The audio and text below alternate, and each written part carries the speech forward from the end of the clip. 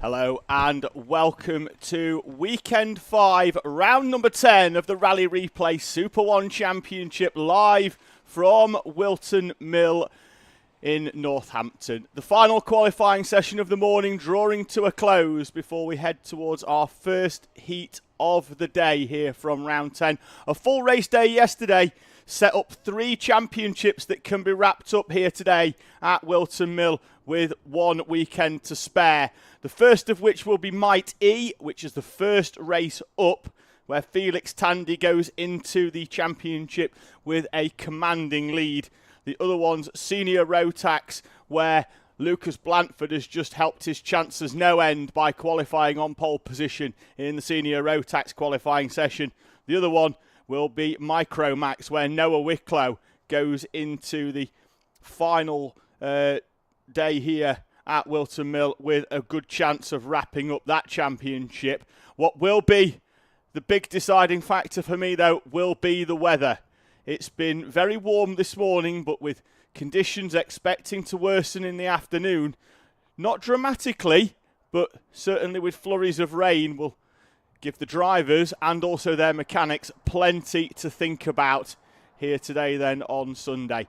I'm David Sullivan. I'll be taking you through all the action today and at Shennington as well for Championship weekend in a month's time as we head to the former airfield circuit for the blast round the round Shennington. There's Lucas Blanford in different colours this weekend. He's made the switch to MJR for this weekend and the remainder of the season.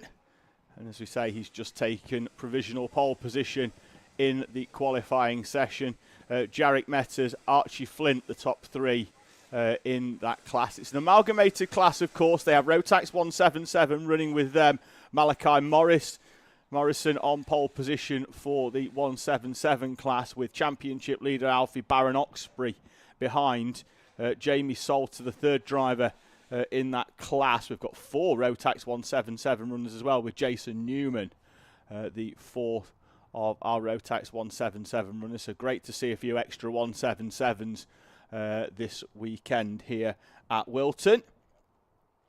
So, as I mentioned, first race of the day, and I'll just run you through the running order. So we'll go Mighty and then Mighty Cadet, who will run an amalgamated class with IAME Waterswift Restricted. Then we go Intermax Coma C50 Junior Rotax, and then an amalgamated set of heats for Micromax and Honda. When it comes to the final, they'll run as a separate heat. So they'll run a separate final for Micro and for Honda. So one extra final for you to watch. IAME M1 is the penultimate class. And then Senior Rotax will round out the day. As I do believe Mighty have made their way out onto the circuit. So the first race of the day here at Whilton Mill. Heat number 1 for Mighty.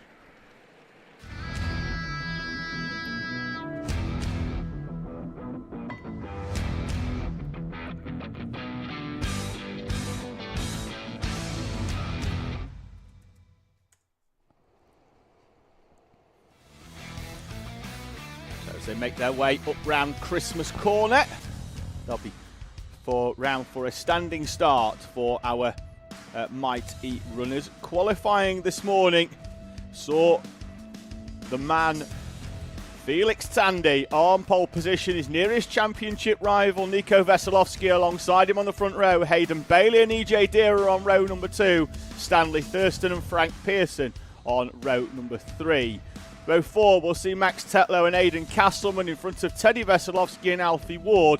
Cooper Galloway and Jayanch Rayaru in front of Harriet Jones, Sadie Cartmel and Briella Stevens, who was on the podium yesterday and our highest female finisher from the previous round, round number 8 at Fullbeck, will go off P15 in the number 20 machine.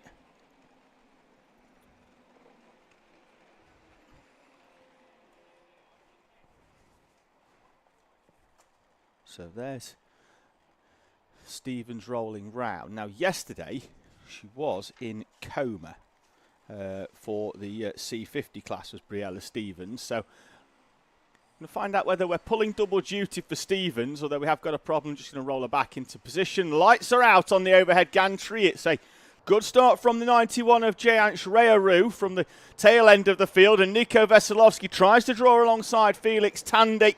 Tandy, though, slots into the lead as they head round Crook and Oblivion, round the fast right-hander of Fine Lady up Manuel's Bank and towards Christmas Corner for the first time, and the leading duo, the top two in the championship, are already making a break of things at the front. 7 minutes and 1 lap on the clock here at Whilton Mill as the two leaders go round Ashby. I do believe we're having one or two camera problems with that. We'll try and work through that in the early part of the day. But as the leaders make their way up, it's Felix Tandy in the black and the green of the Vera Tools colours with the E-plate, being followed by the orange and green liveried Nico Veselovsky. So make their way round Pit Bend over the now infamous ski jump. The new final chicane here at Whilton Mill, introduced a few years ago. Felix Tandy, Nico Veselovsky, the top two. Gap of 2.6 seconds back then to Hayden Bailey from the back of Nico Veselovsky. He's being pursued by E.J. Deera, Frank Pearson, Aidan Castleman, Max Tetlow, Teddy Veselovsky, Cooper Galloway and Jayanch Rearu still in 10th place. Poor start from Stanley Thurston. He's down to 11th, having started in 5th place. Tough opening lap for the 28. Sadie Cartmel moves through from 14th up to 12th, as does Briella Stevens. 2-place gain for her on the opening lap, up to P13. It's Hayden Bailey there in the orange suit, currently running in 3rd place, but being pursued by Deera, Pearson, Castleman and Tetlow. Now, these two yesterday in the final, it was a 10-lap final for Mighty. They both led 5 laps. Not in consecutive order, I must add. They changed places on a number of occasions. Veselovsky led us onto the final lap, but it was Felix Tandy who took the victory, which was his 7th from 9 rounds so far this season. So 6th from 9 rounds. He's had a 3rd place as well for Felix Tandy. And whilst in the lead at the moment, and that will do his chances no end, he really does just need to finish inside the top 8 or so throughout the heats to then just have to finish the final. Such has been Felix Tandy's mighty dominance this season. Up and over the curb on the exit of Osiers, up towards the boot, which is a very different complex of corners now, with them having to cut back towards the right-hand side to try and then get the cart straight to hit that curb. Don't really want to be hitting it whilst you're turning, so up and round the first 2 bends. Hayden Bailey still in 3rd place, E.J. Deera still 4th, Pearson 5th. Tetlow, though, up into 6th place. Gets past Aidan Castleman and moves himself up into the top 6. Veselovsky at the moment seeming content to follow Felix Tandy. There is the 28 on screen of Stanley Thurston, still in 11th place at the moment.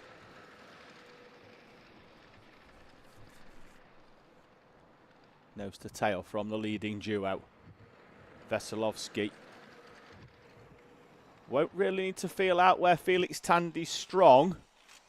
They did that most of the day yesterday. Tandy quite tight there into the complex. Veselovsky not close enough to pop a nose down the inside, and not always the most advised move, particularly for our smaller drivers, with the kart being quite light, very easily rotated. So don't really want to stick your nose down the inside. You will find yourself facing in the wrong direction. 2 minutes and 30 on the clock. We're lapping in the 103s, so comfortably going to get 4 laps in here, because they'll cross the line with about 25 seconds on the clock when the time does elapse to below a minute, and then see the last lap board. So plenty of time for Nico Veselovsky as Tandy takes a huge chunk of curb on the inside, and you could see there what I mentioned a few moments ago about the karts being very, very light and hitting the curb on the inside, which, to be fair, at Ashby isn't even a very aggressive curb. Did lift Felix Tandy's E-plated kart up as he looks over his shoulder to the right-hand side twice in the run down the back straight towards the boot. Once again, Veselovsky taking a slightly tighter line, and Tandy is very, very wide. And I would suggest now that Tandy won't be quite as quick down this start-finish straight, and Veselovsky might have a bit on Felix Tandy at the end of the straight if he can get Crook and Oblivion right, and indeed he is alongside as they head up round the right-hander of Fine Lady. The door closed though by Felix Tandy, and Tandy holds on in the run up towards Christmas Corner. Back down the hill towards Ashby we go, and Tandy once again taking the curb on the inside. This time it's gone much better than it did on the previous lap, where the kart didn't quite give him the grip that he expected, but he's opened up a few kart lengths actually now on Nico Veselovsky. Veselovsky closes them back in, and Veselovsky's alongside, so from 3 kart lengths back going into Ozier's, Nico Veselovsky moves through to take the lead. There'll be 2 laps to go at the end of this one. Out of pit bend, Veselovsky now turns to look back at Felix Tandy.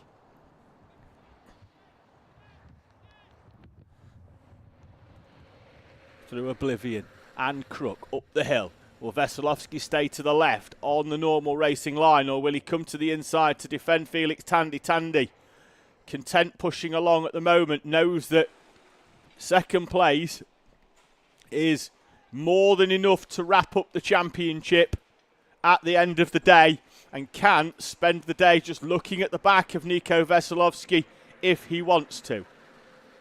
Don't often see that from racing drivers, particularly young ones though. Helmet on, visor down, drive as fast as we can, try and win every corner, win every race, and it certainly is in the genes of Felix Tandy.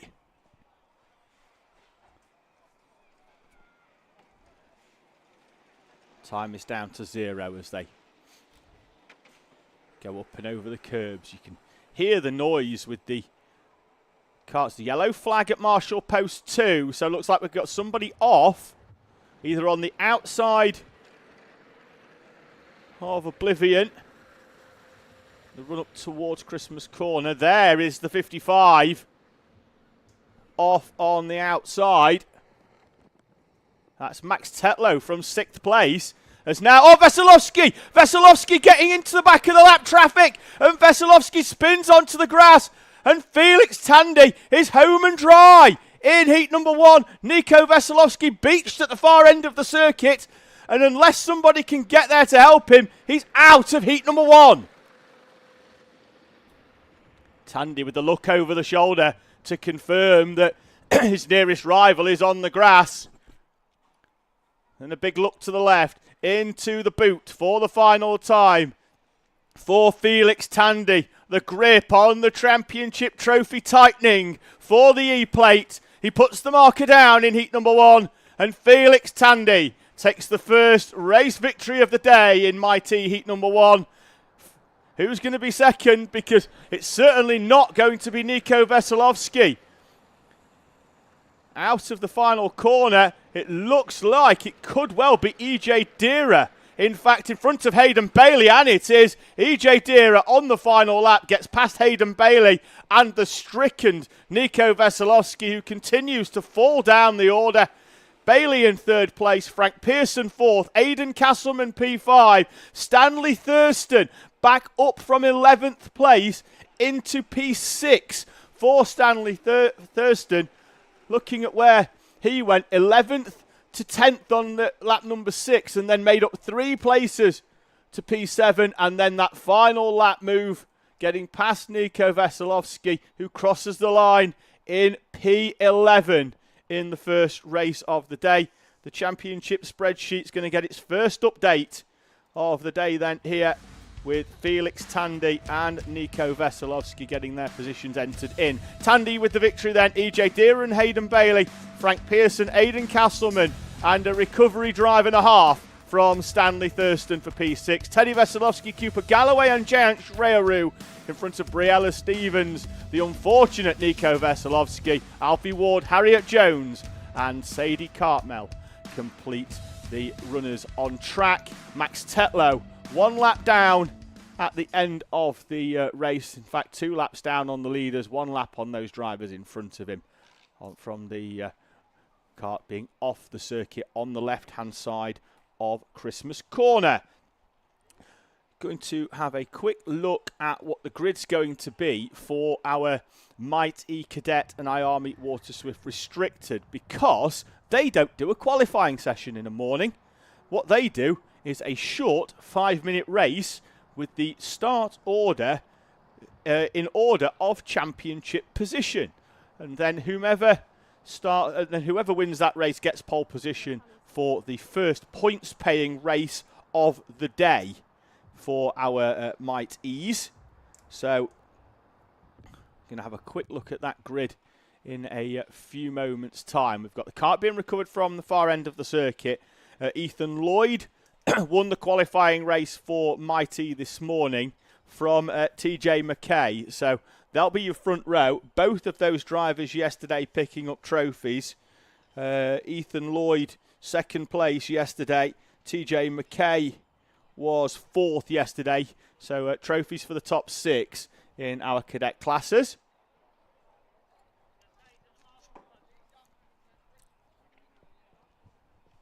So we head then towards looking at a grid then for our amalgamated class. It's Might E Cadet and IAME Waterswift Restricted. So we'll get the grid up on the screen for you. It should well be Ethan Lloyd on pole position, as I've just mentioned. Kart's just on the outside there. It looks like we may well recover those after the next session, just so that when, just because right in the far left corner of your screen is where the trolley bay is, and then to get the trolleys out to those karts. So we're going to have a few of our Mighties are going to see what the bigger karts can do from a prime viewing position at the far end of the circuit. Ethan Lloyd and TJ McKay on the front row, Harry Stinson and Ansel Murray on row number 2, Daniel Stangarian and Archie Loveridge on row number 3. Heath Smith and Jax Wong, row 4, Logan Jackson and Chase Warmington, row 5, in front of Noah Myborough and Jacob Amis, Brandon Hartley and Freddie Turkington, Hadley Jarvis, William Crombie, the championship leader, down in 16th, Zachary Parr 17th, and then our 4, I say 4 because I can only see 3 there, IAME Waterswift Restricted runners are Freddie Baker, Reggie Peters, Riley Aston Wilkins, and Harley Bradbury Stretton. Now, keep an eye out for the Project 1 kart there, the 73 of Archie Loveridge. Had to start the qualifying sessions from the qualifying race from the back of the pack, because this is his first Might E Cadet outing of the season. Normally he races Honda Cadet. Yesterday he started the qualifying session from last and won the final. So keep an eye out there for the 73 of Archie Loveridge. For me, at the cadet level, one of the best drivers in the country. False start this time as the front few were not in the tram lines. So good call early to false start that one. So we'll regrid and go again. That'll also mean that IAME Waterswift Restricted will also be false started. Now, irrespective of how well they've lined up. And we do appear to be missing Reggie Peters, who is in the 198 kart from yesterday. Finished 2nd yesterday, did Reggie Peters, and took home our top rookie trophy as well. So only 3 Waterswift Restricted karts on track. So as the championship stands at the moment in Might E Cadet, William Crombie came into this race weekend as the championship leader. Harry Stinson just behind in 2nd place. The one to watch, though, Ansel Murray. Missed the first 2 rounds, so he's currently showing in 10th place on points, but with being able to drop 2 rounds of points, he has a real opportunity, if he has a perfect run towards the end of the season, to insert him into the championship mix in a month's time when we head to Shennington. Can we get going at the second time of asking? 7 minutes and 1 on the clock again, as down the middle of the circuit goes TJ McKay. The lights are out and we're away and racing. Looked like we were going to have a late false start call there, but in the end we do go racing. It's the field makes their way through. We'll cut back to IAME Water Swift Restricted, who do find the tram lines. Freddie Baker leads us away. Now, historically, we're unlikely to have timing down the left-hand side of the screen. That's because the batteries on these mighty Cadets are very, very powerful and do cause an intermittent issue with the transponder on some of the carts. Therefore, it just goes up and down and we end up having to insert people manually. So we score this as a manual race. But we shall try our best to pick out who is where. Ethan Lloyd leads us through then from TJ McKay. Is that Harry Stinson in third place? Yes, it is. Ansel Murray in the 98 with two different numbers, because I think we must run a different one at different classes. Now, one driver that we don't have today in Mighty Cadet is Mason Becker, who was on for second place yesterday when he had a mechanical failure on the final lap. He is still here, though. He's just decided to bolt a Honda on today, and he will be out in around about 40 minutes' time. So keep an eye out for the 52. Also running the Project 1 livery. Archie Loveridge in fifth place there, now trying to close in on the back of Ansel Murray. Henry Stinson in third place. There's a little gap then as TJ McKay gets some air over the top and Stinson gets a little bit of snap oversteer. William Crombie already up to seventh place there in the unmistakable green suit, green helmet for William Crombie. So charging through the field from his starting berth of P16 is William Crombie, and could well be making a move up towards Christmas Corner down the inside. Not quite close enough to the 22 of Daniel Stangarian, but closing up as well as they come up towards Ashby. Loveridge is now right on the back of Ansel Murray, having reeled them in, and it is difficult to close in these mighty Cadets. You get an immediate burst of power exiting corners, but the parity in power means that it's very difficult to close in, but also very difficult to break away. Makes for some great racing. Thought Loveridge was going to send a dive down the inside of Ansel Murray there, but knowing that he's not in a championship battle and just needs to position himself towards the front for the final again, that he doesn't need to rush these overtakes, Loveridge. If he gives himself half a chance there, he was going to go to the inside. Defending is the 98 of Ansel Murray, and that's really opened the gap up to Stinson in third place. I think TJ McKay is closing in on Ethan Lloyd as well at the front. Gap on the previous lap looked to be around about half a second.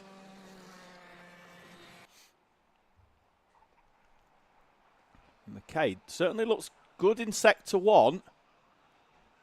Does take a huge chunk of curb here, as does Ethan Lloyd, to be fair.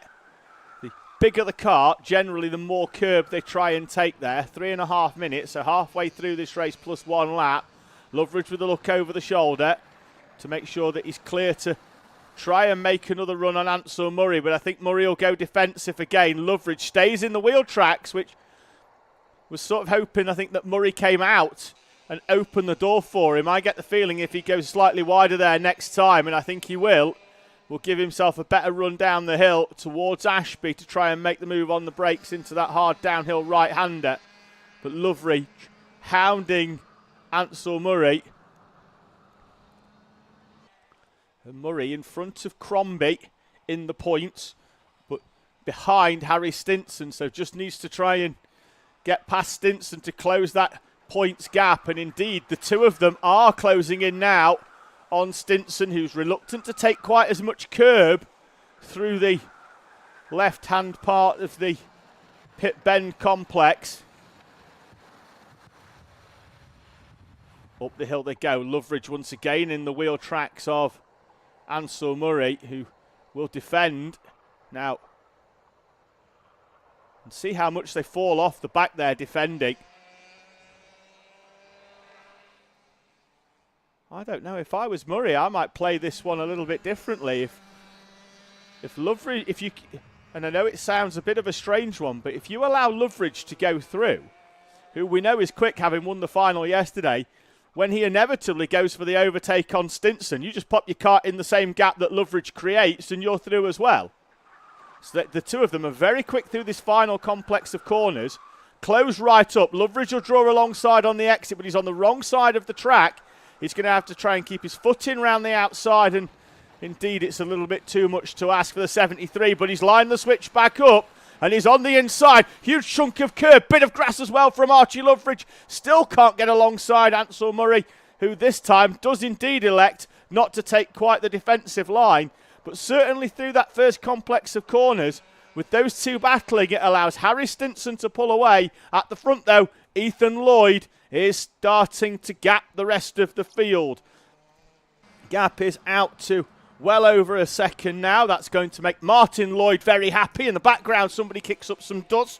He was in a live chat very, very early, saying good luck to Ethan and that they are very proud grandparents. Well, in about 50 seconds' time, and maybe one lap, you're going to be a fraction prouder because Ethan Lloyd is leading the way. The gap around about 1.5 seconds now. Back to TJ McKay. Harry Stinson still in that third place, and you can see they close up round the first corner. They're probably only 2 or 3 kart lengths, and then down the inside goes Loveridge. Can't get on the brakes deep enough into that corner. And we'll need to pull something special out here to find a way past Ansel Murray, who's made that 98 RCE kart as wide as possible. Marshall there appeared to be using the old test to see whether it was raining by putting his arm out of the Marshall post window. I prefer the method of the camera operatives radioing in that it started to rain. So the top 3, 4 and 5 close right up once again as they head over the timing line. Final lap for Ethan Lloyd. The gap out to nearly 2 seconds. Stinson has been reeled in by Murray and Loveridge. Loveridge is going to try and go high round the outside and catch the switchback, but has a bit of chunk of curb and will try and line it up again. I think without that chunk of curb, Loveridge may well have been alongside Ansel Murray. Wide goes Stinson. Murray's alongside. Murray is through on Harry Stinson. Stinson goes wide on the curbs. Murray takes the later entry into the corner, hits the switchback. Stinson now up onto the back of Ansel Murray. Archie Loveridge trying to make some gains from P5 as Stinson tries to move down the inside. Loveridge into the back of Stinson. Stinson goes into the back of Ansel Murray. Out of the final corner though, heat number 1 goes the way of Ethan Lloyd from TJ McKay and Harry Stinson. Then it's going to be Ansel Murray in front of Archie Loveridge and William Crombie, who goes from 15th to 6th place in that final. And IAME Water Swift Restricted, won by Freddie Baker from Harley. Bradbury Stretton there in the red suit, orange helmet in second place. Riley Aston Wilkins will take P3 in the 111 as we see Hadley Jarvis coming through to take the checkered flag in our Might E Cadet class. So, quick look in the live chat before we go to Intermax with a big grid of 32 entries. Jake Adams saying, let's go to Chase Warmington. Martin Lloyd, who I've already mentioned, very pleased with Ethan's first race of the day. Kelly Parsons saying, hope you all have a great weekend. And Gary Keenan saying, let's go TJ McKay. Well, he's just taken second place in Mighty Cadet. Denise Gapper saying, good luck to Riley Bishop from Nan and Grandad. And Dave Jeffries saying, go superstar. If you could let me know who your superstar is, that would be amazing. Had Sarah Kelly as well saying, have a great day to Charlie Gregg. Well, he's out in the next race. It's time for heat number 1 in Intermax.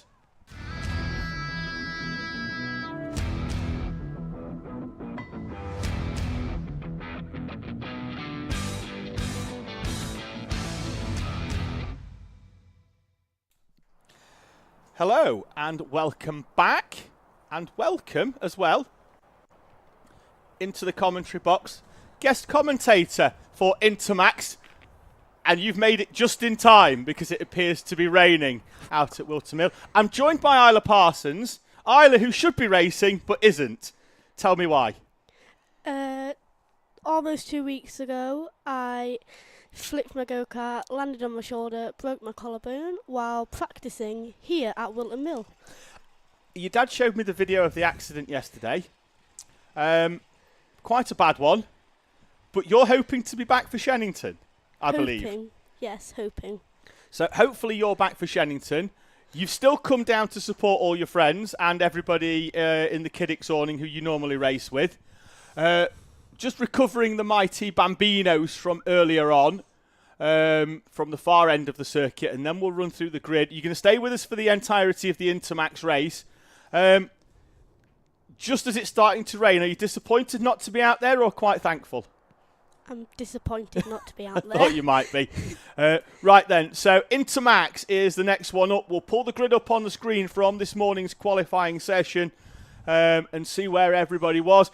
In terms of championship positions, Logan Rolfe comes in with a championship lead into this weekend of 20 points, but we'll be starting heat number 1 today from P5. Oscar Roach, who arrives as the second in championship, will go off the pole position berth. Yesterday's final winner, Jensen Walker, alongside Ruben Jenkins and Jensen Sale, last year's champion, on row number 2, in front of Logan Rolfe and Ben Hunt on row number 3. Lucas Esser and Evan Mellor in front of Larry Price and Amrit Singh Atwal, with Charlie Gregg from the Isle of Man in P11 with Luke Collins P12. Row number 7, we'll see Annika Hurd, the Australian driver, alongside the 28 of JJ Lowe, Layla Bell and Lewis Herbertson, with Cameron Tipping and Teddy Higgs on row number 9. Hakeem Batt and Rodrigo Gogolna on row number 10. Elsie Gannon in the 66 on row 11, alongside Adam Batt with Arthur Roberts, and Jay Birmingham in the number 41. Alexander Adams, Adam Causer, Daniel Hulson, Charlie Heffer, with Dylan Patrick and Teddy Roberts on row 15. The grid completed by Jackson Hilton and Toby Wortley. Now, we need to have a quick look, or I'm actually going to find out whether Isla knows why Jackson Hilton is on the final row of the grid. Unfortunately, in qualifying, his battery died. Well, that explains it a lot.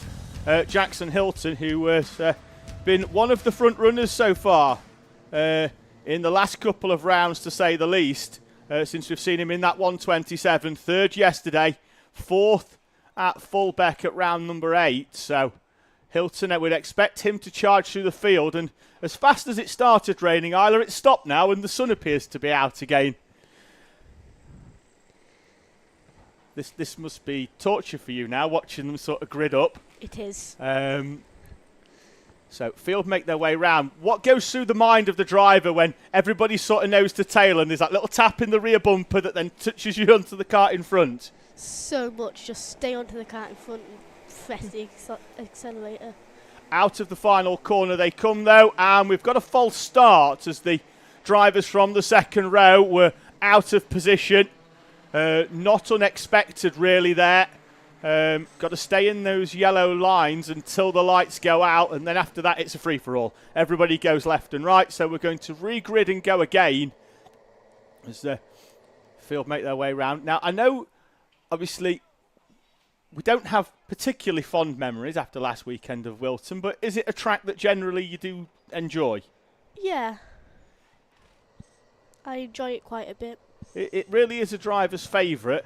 A fraction less now they've put that big curb in, but everywhere else I know everybody generally tends to like it. The one for me to keep an eye out for as well, the 41 of Jay Birmingham, who went incredibly well in the wet weather conditions of Fulbeck, played a blinder in the heats earlier on in the day and then won the final, but starting well down the order today in 24th place.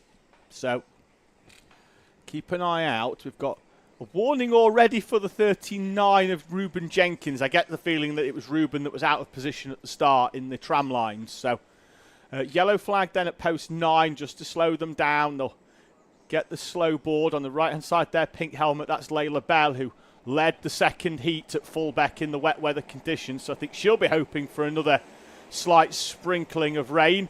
Out of the final corner we go. That one looks a lot cleaner, and we are away and racing for 7 minutes and 1 lap of action.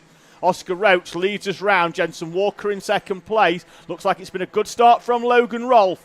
and he could well be up into third. There he is, trying to go all the way around the outside in the O-plate. He's managed to jump past Ruben Jenkins, and Jensen Sale looks to have fallen down as well. He crossed the line, P6, and down the inside early doors goes Logan Rolfe on Jensen Walker, the O-plate and championship leader, wasting no time. Walker's going to come back at him though, up to Osiers, and this just plays into the hands of Oscar Roach, who, well, he's miles away at the front already, Isla. Impressive. So Roach will have a gap of, I think, well over a second as they come over the timing line at the end of lap number 1. Roach leads us through from Jensen Walker, 1.1 seconds the gap, back to Logan Rolfe, Jensen Sale and Larry Price in the 97 on his Super One debut weekend, Ruben Jenkins and Lucas Esser with Charlie Gregg, Ben Hunt and Annika Hurd. A good opening lap for Jackson Hilton. He makes up 7 places to run in 23rd place. So leader now here, just got to get his head down and hope everybody scraps behind, I'm guessing, Isla. Yeah. So Roach will lead us through and up and over the curb. Walker now appears to have a bit more of a gap than what he had early doors to both Logan Rolfe, Jensen Sale. Larry Price is through on Ruben Jenkins. Jenkins sticking with the 97, bit of a gap back, no changes inside the top 10. First change that we have is down now is in P13 for Cameron Tipping, who started 17th after a qualifying session that caught him out. Moved there in the background, trying to find a way through. Looked like that was Ben Hunt on Charlie Gregg, the door firmly closed. Qualifying brought to an early end with a red flag, so I think I caught the tail end of that. Any idea what happened in qualifying, Isla?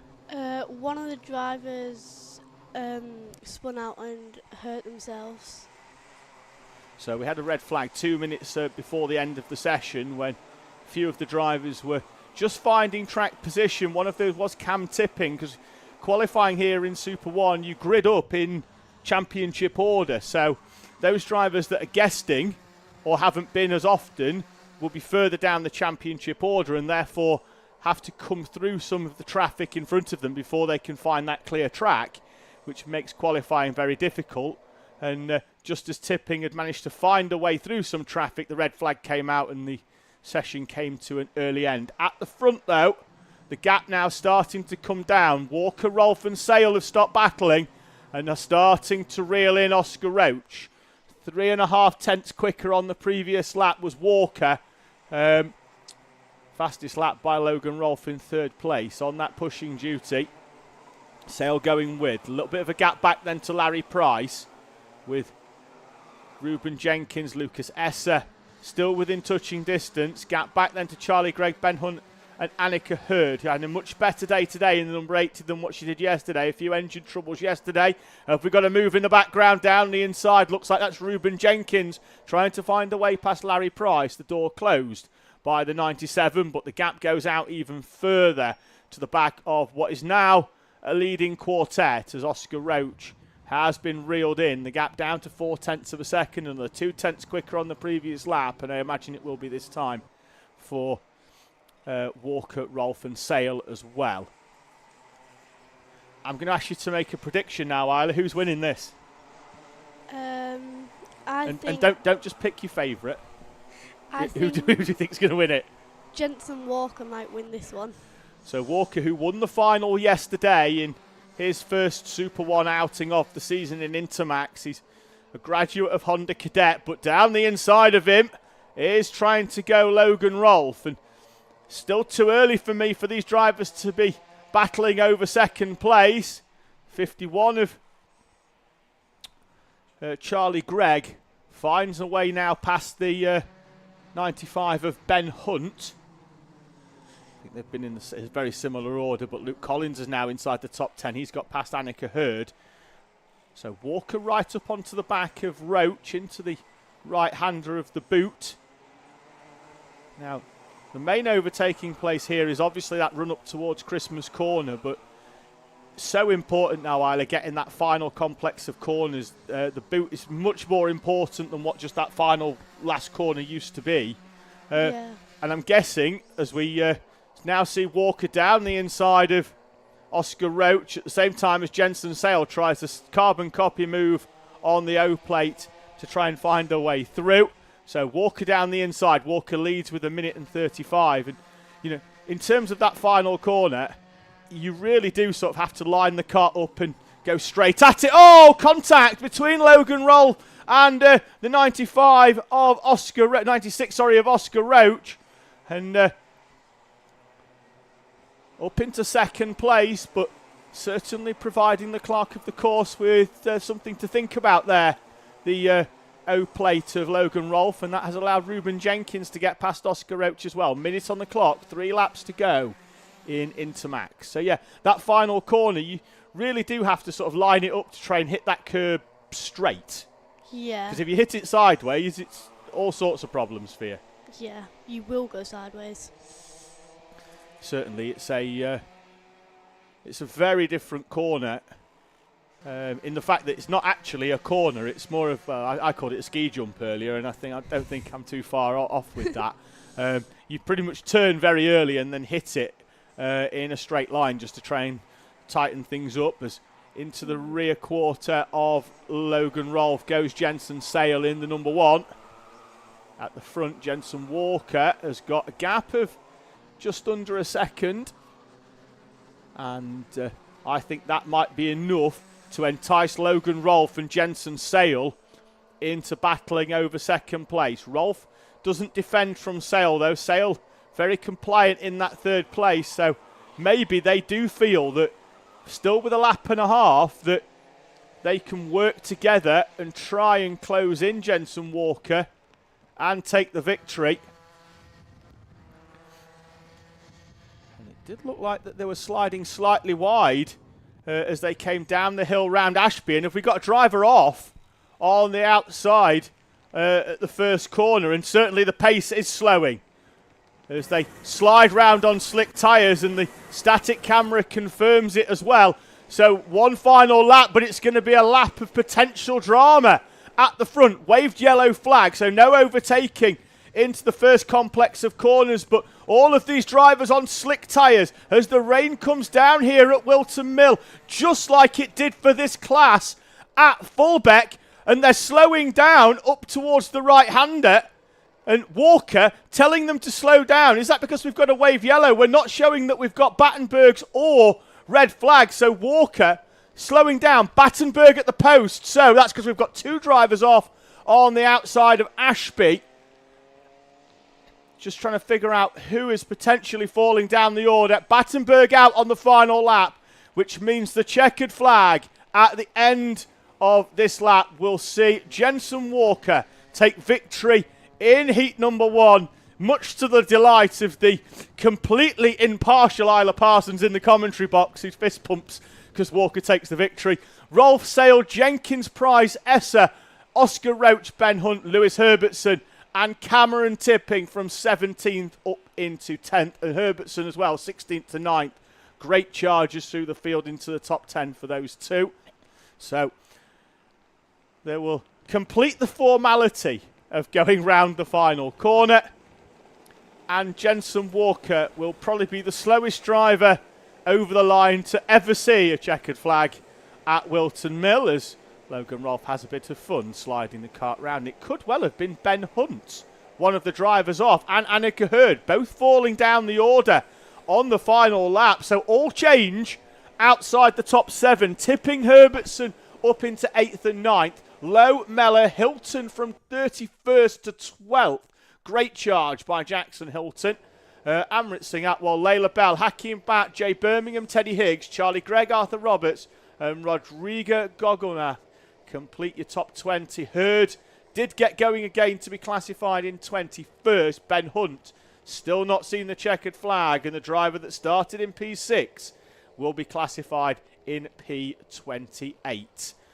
Isla, thank you for joining me. I'm not sure you're going to want to leave because it's raining out there.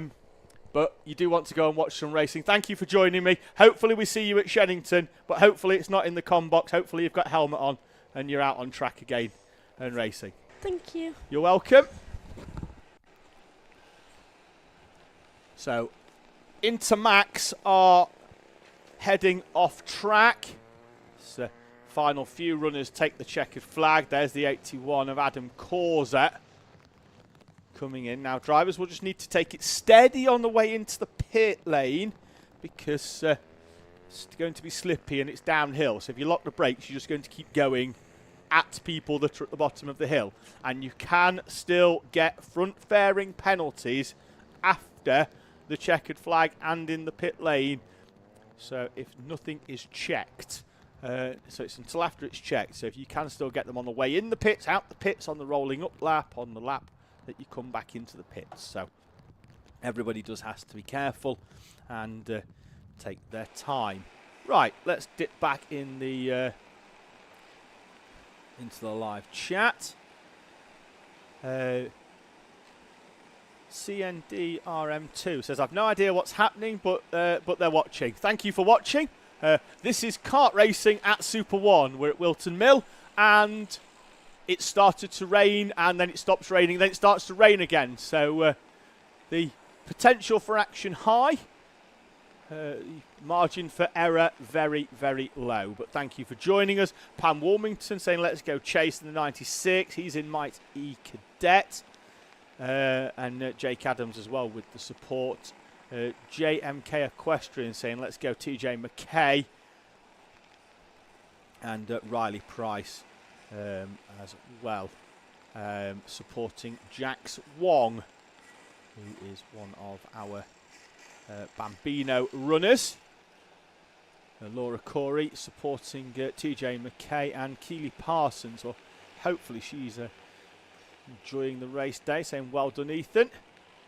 And also supporting Kiddix. Hopefully she's just enjoyed the last 10 minutes of Isla joining me in the commentary box for Intermax. Heading out onto track. They're on all-weather tyres anyway for our Coma C50. It's time for heat number 1 in Coma C50.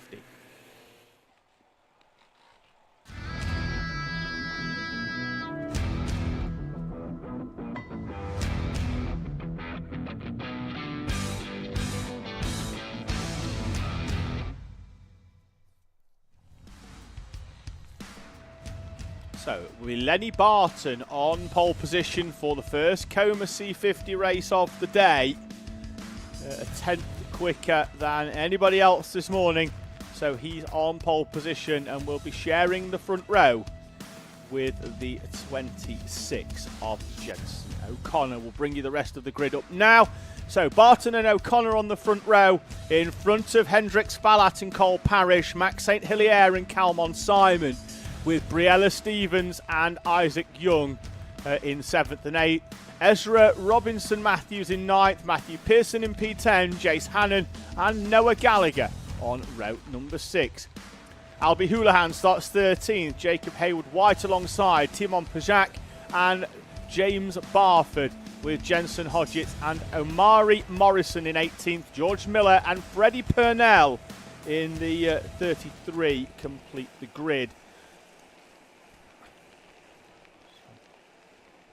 So, drivers rolling round, few spaces spare there on the left-hand side. So, have we had a few spins on the out lap? We've still got a few people patiently waiting, going, where is my driver? There's the 36 rolling in. That's Omari Morrison, who makes their SuperOne debut this weekend. The 34 rolling into position as well is George Miller. Few more gaps being filled now. James Barford rolling into position in the 72 machine. And we could also be missing the 42 of Jacob Hayward-White. Nonetheless, we're away and racing as the lights extinguish on the overhead gantry. And Lenny Barton from pole position leads us up towards the first corner, but it looks like it's going to be Jensen O'Connor in the 26 in the orange colours, sweeping round the outside to then give him the inside for the right-hander. And through he goes at Crook. But as we head up towards the first corner, he's very wide. Barton's back down the inside.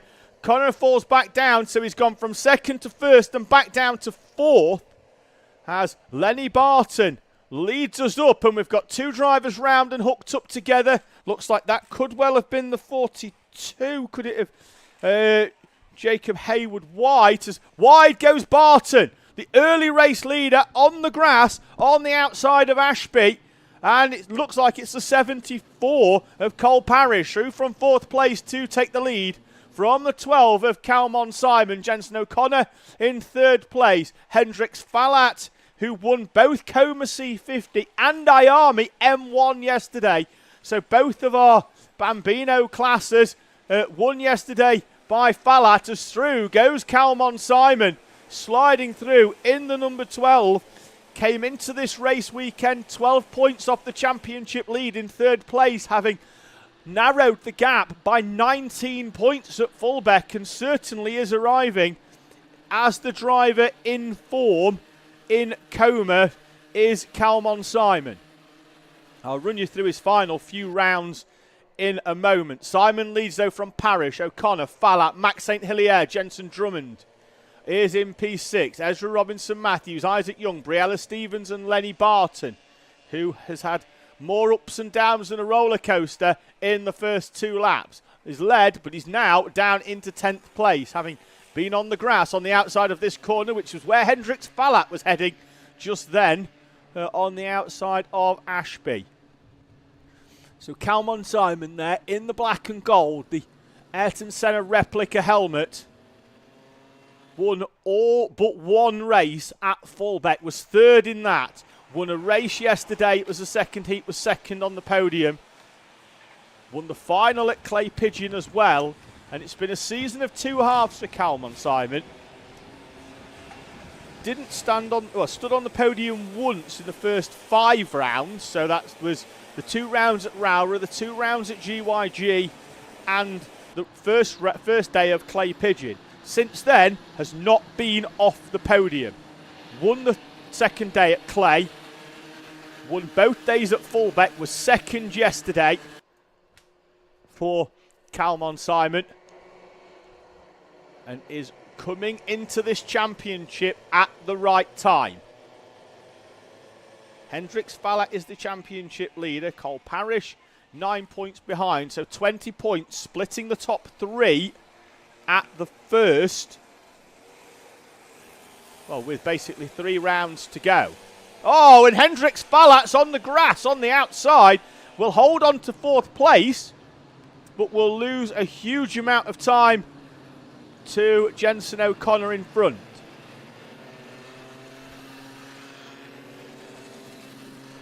Simon leads. The gap was 0.4 of a second. He was the fastest driver on track on the previous lap. 0.3 quicker than Cole Parrish, and Jensen O'Connor behind as he controls the Coma Bambino with supreme skill round the middle of the boot as the kart goes light and there's a little bit of understeer on the kart. 3 minutes to go. Gap is out to just under 0.7 of a second for Calmon Simon. Started this race in 6th place. Did Calmon Simon. Got to the lead on lap number 1.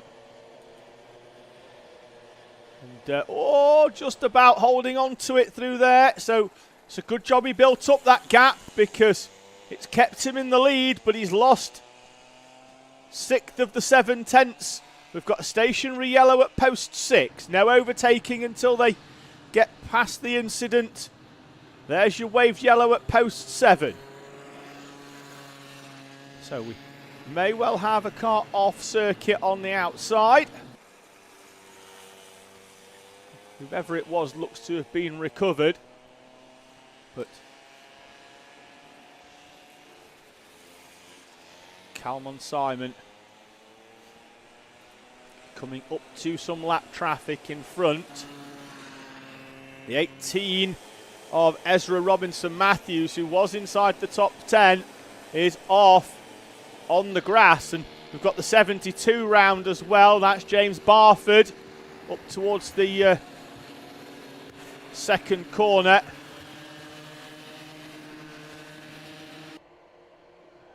Calmon Simon and Cole Parrish now are battling for the lead as Parrish tries to go round the outside, tries to get the switch back. Calmon Simon is looking over his shoulder. There's a spin in the middle of the corner from a member of the lap traffic as they make their way through. And, do manage to navigate that and find their way past without any harm. They've opened up a gap to Jensen O'Connor as we've got another driver off on the grass at the top of the hill. Looks like that could be the 72 of Barford, who was the driver that was spinning in front of the two leaders as they came through, but has got themselves beached up on the grass. And we'll see that a lot from our smaller karts, cadets as well, that if they do go on the grass, they very much does slow them down, such as the height and length of the grass, and particularly as well with it being wet. They slide and then just stop and dig in and can't gain any traction now with the wet grass. Still a stationary yellow at 2 as Barford's kart is recovered from the top of the hill at Christmas Corner. So that's the main overtaking position removed for Cole Parrish.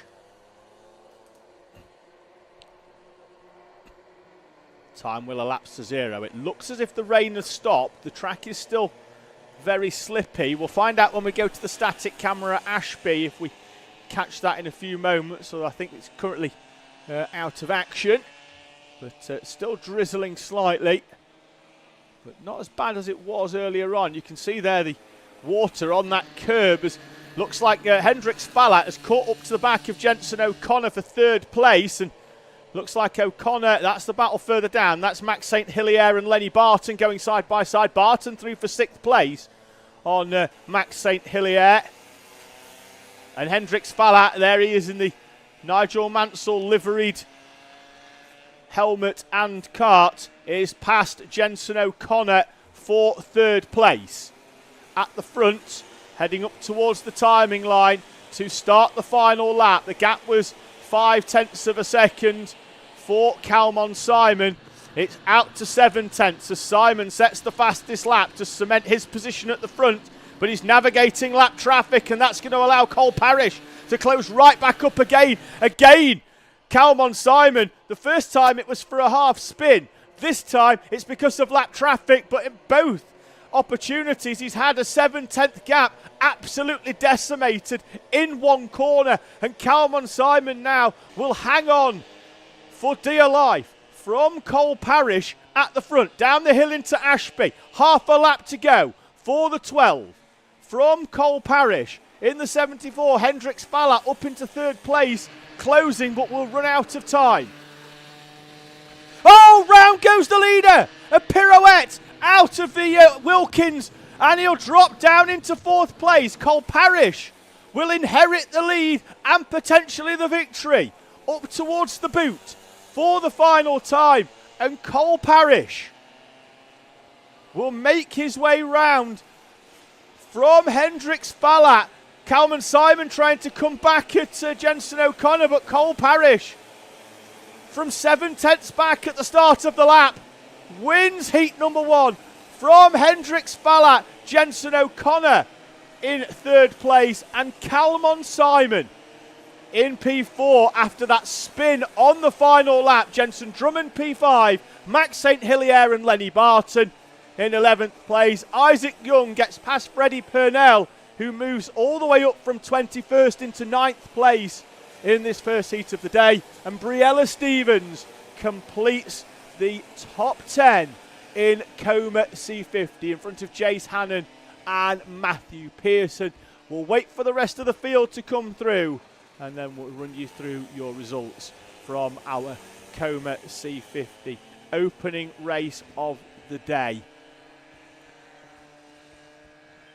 Now, what I wouldn't mind, if possible, is if we could get a camera just down on the dummy grid for our junior Rotax, because the track is damp, but I get the feeling it may well dry up before the end of the race, and I want to know whether anybody's taken a bit of a chance, and potentially, if we can see, has anybody bolted some slicks on?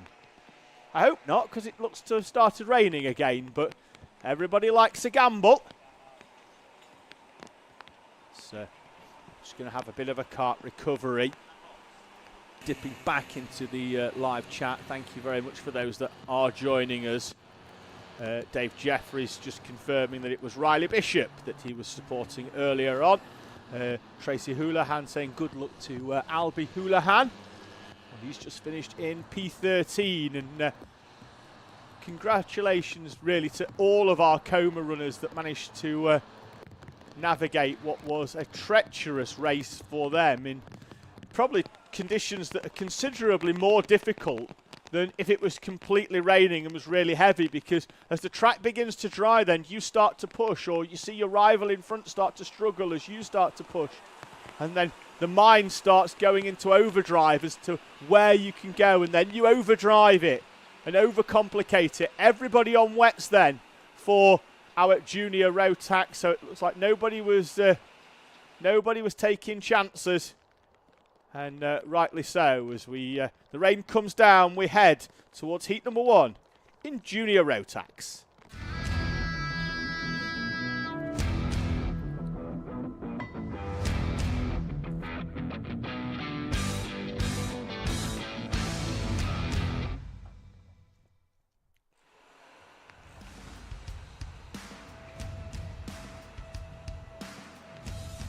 So we'll pull up the grid, and it is a very, very mixed up grid in Junior Max. Ryan Rapini, who took the rookie trophy yesterday, will start on pole position. Wasn't on the podium outright, but was our leading rookie yesterday. He starts on pole. Alex McCullough alongside Hayagriva Gogolnath and Leon Barlow on row 2. Rory Hinkley and Riley Bishop, yesterday's final winner, on row number 3.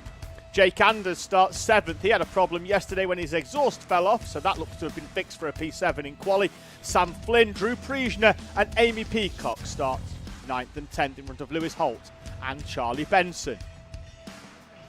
13th, Ralphie Branscombe. Teddy Cooper, who is one of our championship challengers, starts in P14. Jensen Powers, Adam Giordausti and Joseph Murphy, with Max Braskoff in P18.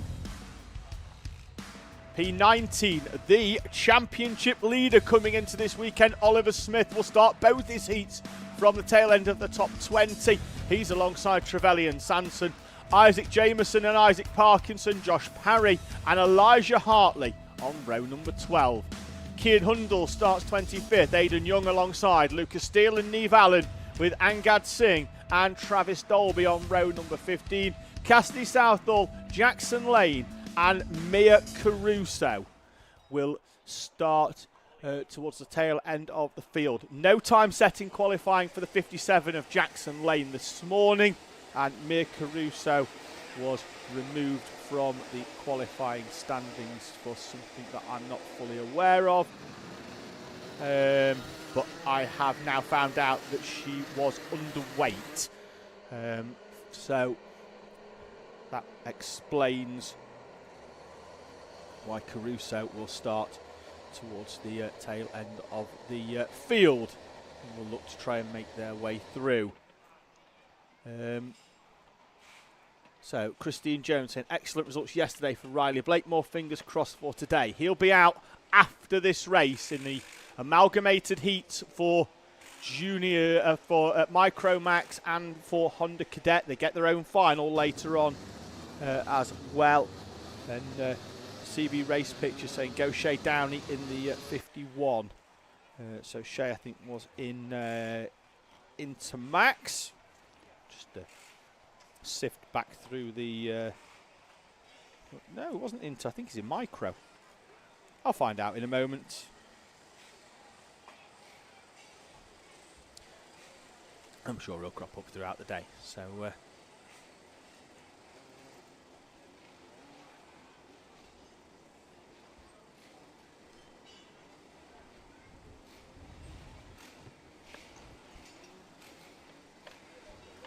So, field making their way round then into the boot, through the old cut through. So, reminisce of times of old. You can hear the power down as they head up towards the timing line, and there's Rapini and McCullough lead them through Can everybody get through? Rapini leads then there in the all-red suit. One driver on the grass on the inside, but remains facing in the right direction. Everybody up towards Christmas Corner as they go on the inside. We've got a driver on the grass and there's lots of contact. Not sure who it was, but somebody's into the back of the 17 of Amy Peacock at the top of the hill into Christmas Corner. One driver on the grass on the inside as they squabble for track position and try and sort themselves out. We're 17 wide up towards Wilkins. They will figure themselves out fairly quickly. At the front, though, the driver taking full advantage of the clear track in front of them is Ryan Rapini. In the 58, has pulled a gap on the rest of the field on lap number 1. Often the case in wet weather conditions. The O-plate is charging through already. Oliver Smith on the opening lap looks to be up into 6th place by the look of things. Could well be higher as they cross the timing line. Cart wide on the outside of the final corner. Rapini from Gogglnath, Barlow, Flynn, Bishop, Smith from 19th to 6th on the opening lap for the O-plate. And it looks like there could be further gains as well. It's Leon Barlow down the inside of Hyagriga Gogglnath into the right-hander at the top of the hill. 3 wide and round the outside goes the O-plate of Oliver Smith. Runs them down the hill. It's the championship leader making the gains so far in what could well be, by the time we get to Shennington, a champion's drive from the O-plate. Drew Priesner down the inside of Riley Bishop. We've got a driver backwards at the right-hander, or on the left-hander, and then the right-hand exit of Ozier's. Looks like it could have been the 16 of Jensen Powers, who was in P9. Contact warning for Oliver Smith as he continues his ascension through the field. Rapini then from Barlow, Gogglnath, Smith now up into 4th place, Bishop in 5th, Priesner, Flynn, Teddy Cooper also making moves up from 14th into 8th place. Riley Bishop making his way past Hyagriga Gogglnath, as does the O-plate of Oliver Smith. Those two appear to be working together at the moment. Bishop in a bit of a tough position, having missed the opening weekend, so doesn't have any drop round provision. And an issue at fullback took him out of championship contention, but is still there or thereabout for end of season honours inside the top 5 in this championship.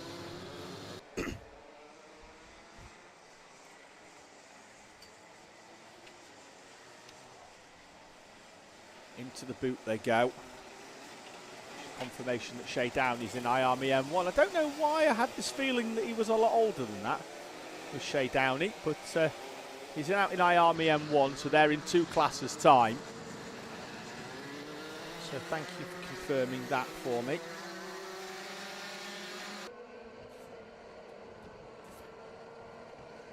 Up towards the right-hander. Ryan Rapini's lead is being decimated by the 21 of Leon Barlow. Mechanical flag for the 94 of Joseph Murphy, and decimated is an understatement. Leon Barlow slides down the inside of Ryan Rapini, having taken 1.3 seconds out of his lead on the previous lap, and now he's going to go down the inside again. Rapini, who was very quick at the start, has been reeled in by Leon Barlow. Suggestion there then potentially that the tyre pressures were higher for Ryan Rapini, as his teammate Oliver Smith tries to go so far down the inside he trims the Whilton Mill turf on the exit into the boot. 2 minutes and 50 on the clock.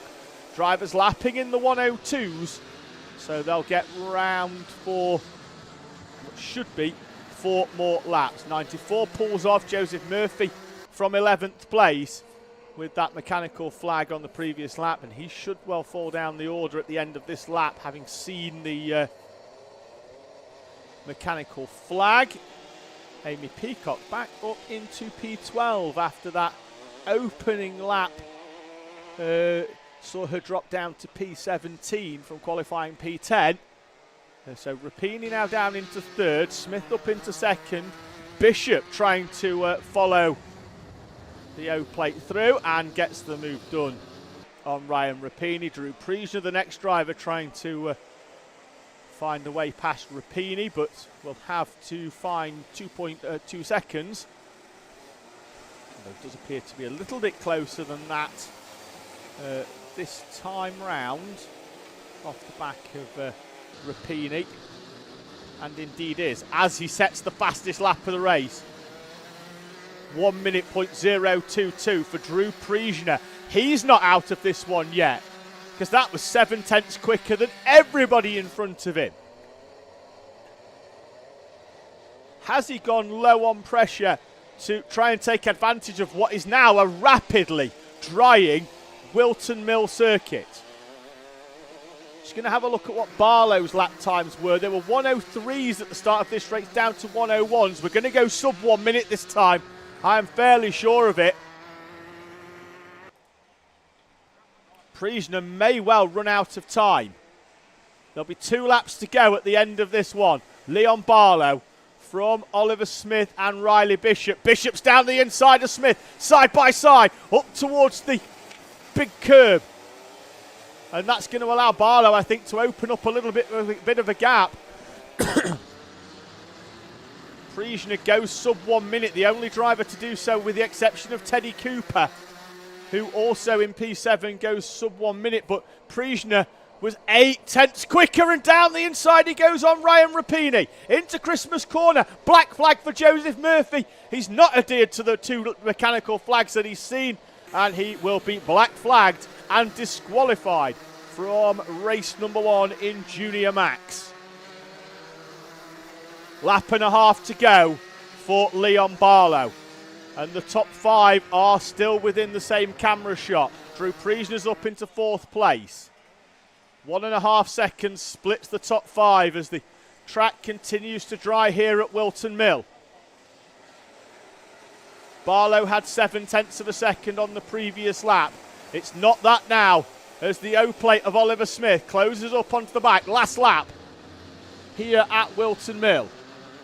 1,100 metres for Barlow to try and hold on, as Priesner has dragged Rapini through as well. And there goes the Oliver Smith down the inside on Leon Barlow. Barlow's going to try and drive all the way around the outside. Smith gets his elbows out sharp and pointy, and through goes Oliver Smith to take the lead from Leon Barlow, as Drew Priesner goes down the inside of Barlow as well. Barlow's gone from 1st to 4th because Bishop went through the same gap that Oliver Smith created. Priesner's through as well, and we've still got a few corners for this race to sort itself out. Smith leading from Bishop. All eyes on the leading duo. 2 of these in the championship battle. Smith slows them down, almost gets it to a stop. That is superb by Oliver Smith to stop Riley Bishop getting the run, and Oliver Smith will come through to win heat number 1 from P19 to P1 for Smith. Riley Bishop, Drew Priesner and Leon Barlow.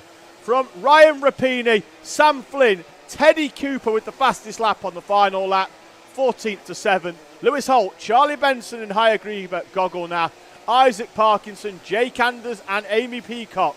In front of Rory Hinckley, Jensen Powers, Maximilian Braskoff, with Isaac Jameson, Lucas Steele, Josh Parry and Elijah Hartley completing your top 20. The rest of the field: Aidan Young, Cassidy Southall, Trevelyan Sanson, Adam Giardoustis, with Travis Dolby, Angad Singh, Mia Caruso, Alex McCullough and Neve Allen.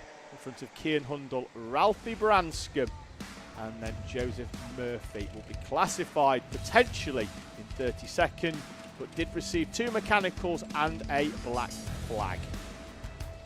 So there's your order in what was a hectic, chaotic, but superb Junior Max Heat number 1. Oliver Smith from Riley Bishop and Drew Priesner are your top 3. Barlow and Rapini complete your top 5.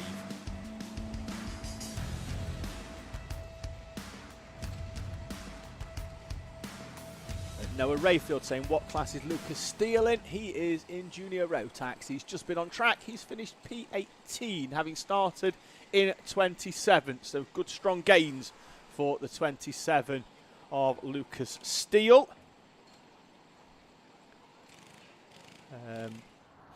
Alyssa Chambers. Now I'm trying to figure out whether that's whether I think that's some playful flirting with Aidan Young, because she said Aidan Young smells, and that's not very nice. But that's exactly something you'd say on a playground about someone that you potentially fancy. So I'm calling it now, unless you're a family member, in which case you definitely don't, and we're going down a complete wormhole that I'm not willing to go down. So we're going to move on very, very swiftly, king of the segue there, to our next two races, which will be Micromax and Honda Cadet. There they are on the screen. As we see, the track drying now. Don't know if anybody's going to chance it on slicks. I think it might be a tad early. What I would say, though, you need to knock all the tyre pressure out of those wet tyres, particularly the Vegas, which is what the Hondas are running, because they chew up very, very quickly. Noah Wicklow, the champion-elect, on pole position. Theo Jepson, yesterday's final winner, alongside Freddie Baker and Oscar Church's row 2, Ray Owen and Charlie Cale on row number 3. Will Hatton starts 7th, Benjamin Shivar in 8th, Louis Granell and Isaac Garth on row number 5, Arda Bilionov and Ellis Holt on row number 6. Finley Thompson starts 13th, Teddy Shepherd, Lani Eden and Mason Muncher on row number 8, before we go to our Honda Cadet runners. Riley Blakemore on the pole position, yesterday's final winner, alongside the 23 of Shaylan Tricanton. 3rd, Archie Cannon in the 42, Henry Colborne alongside on row number 2 for Honda, Mason Becker and Joshua Bailey, the championship leader, with Jayan Prakash and Harry Search in front of Mason Cooper and Jack White. Archie Edgar, Ethan Pearson, Oliver Vickers and Sri Hung Javan Ip on what is overall row number 15. Joshua Knayston Wade, Kaya Sori, Krish Doshi and Henry Soraya, who finished in P6 yesterday, and it looks like we've already got a car off. Now, are they going to wait for the cut through, or are they out already? It looks like it's one of our Honda runners from down the order. We'll pick up who it is. It could well be Krish Doshi, the driver of the number 11. I'll confirm it in a few moments, because we've got drivers picking up on the intermediate timing system, but it is Krish Doshi in the 11, and we're going to false start it whilst that car is in an unsafe position, which is 100% the right call, particularly on a wet surface. And already the Honda's being told that it's going to be a roll round.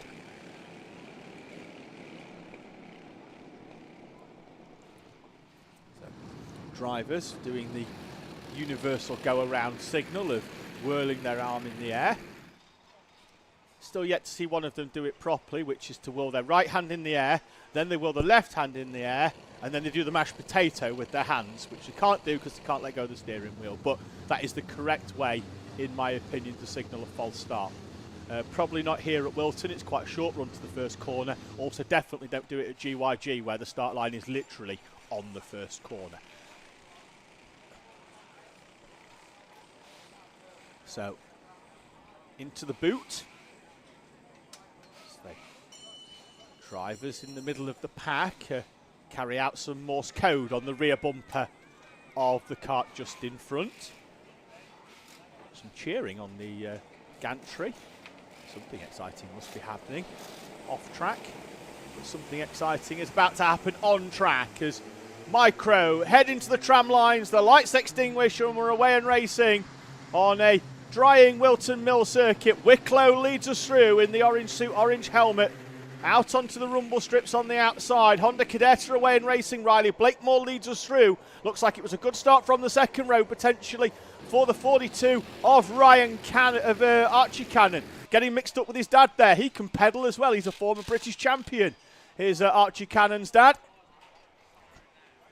But it looks like, in fact, I've just caught in the background as the 12 of Freddie Baker goes out onto, Charlie Cale goes out onto the grass. Very similar colour scheme to the 92 of Freddie Baker. And Honda in the background appear to be really going at it. We'll cut to them briefly in a few moments. For the lead, we're going to have a change. I'm pleased we didn't cut away Oscar Churches. He's through from 4th place at the start, down the inside of Noah Wicklow into the final complex of corners as the 16 of Theo Jepson takes it to the 43 as well. But Oscar Churches driving through, and onto the grass goes Wicklow. That's not going to help the championship chances, and he's going to come out in P6. Honda at the moment currently being led by the 52 of Mason Becker, who comes through from the 3rd row in that class. Shaylan Srikantan, Riley Blakemore, Henry Colborne and Archie Cannon, who I'm sure was leading down the hill into Ashby and then actually came out in 5th place. So all eyes in terms of the championship battle are on Noah Wicklow, Benjamin Shivar in the 78 and Wraith Owen in the 21. They're the 3 that can tie up or are still in the mix. But Wicklow there in the orange is the one that can get it done today. Currently sits in 6th place after that trip across the grass earlier. Churches, Owen, Garth, Jepson, Baker, Wicklow. At the front, Oscar Churches has disappeared. 3/10 quicker than anybody else on the previous lap as he set the fastest lap. Fastest through sector 1 though on the previous lap was Isaac Garth. So Churches finding all the gains in sector 2. In the second half of the circuit, as wide again was that Wicklow going off again on the outside of Ashby. I think it was. Just going to confirm on camera, it was Noah Wicklow going wide onto the grass for what was the 2nd time for Wicklow in 6th place. Churches had a gap of 1.2. Wraith Owen has been overtaken by Isaac Garth, who now sets the fastest lap and was 0.6 of a second quicker than Oscar Churches. So Churches going well early, but now being reeled in by the 87 of Isaac Garth. Garth, who was 4th yesterday, but in terms of finals has not been inside the top 3 all season, could be on for a victory in the opening heat of the day as he closes in the 18 of Oscar Churches, but he's still dragging Wraith Owen with him. Honda now sees Riley Blakemore at the head of the field. Mason Becker has fallen down as they're starting to get into some of the Micromax lap traffic. Blakemore, Henry Colborne coming through from the 2nd row to run 2nd place, and Archie Cannon, they're pretty much running nose to tail in our Honda class. As we see them there coming through, as they are making their way through some of the traffic. And at the front it's Blakemore and Colborne. Colborne always strong in the wet. Doesn't matter which track you're at, he's strong in the wet. And he's going to try and go down the inside of Riley Blakemore. Wasn't quite alongside enough, but we'll try again down to Ashby. And at the 2nd time of asking, Henry Colborne moves through to take the lead in Honda Cadet from Riley Blakemore. And then it's Archie Cannon still in that 3rd place there in the red and white Apollo car with the green helmet. Behind them, Jehan Prakash in 4th. Oh, there's contact. That's Archie Edgar. Here's the driver on the outside, and it looks like it could have been, was it Shaylan Srikantan in front in the 23? I think it was. Both of them two off on the grass. Just behind them was Joshua Kynaston Wade, so we'll keep an eye out as to who it was, but it was definitely Archie Edgar. And it was Joshua Kynaston Wade in the 45. So those were the 2 that were there going off on the outside in the run-up towards Osiers. At the front of Micro, it's closed right up. We expected it to a few laps ago, but Isaac Garth now 0.3 quicker on the previous lap is up onto the back of the 18 of Oscar Churches.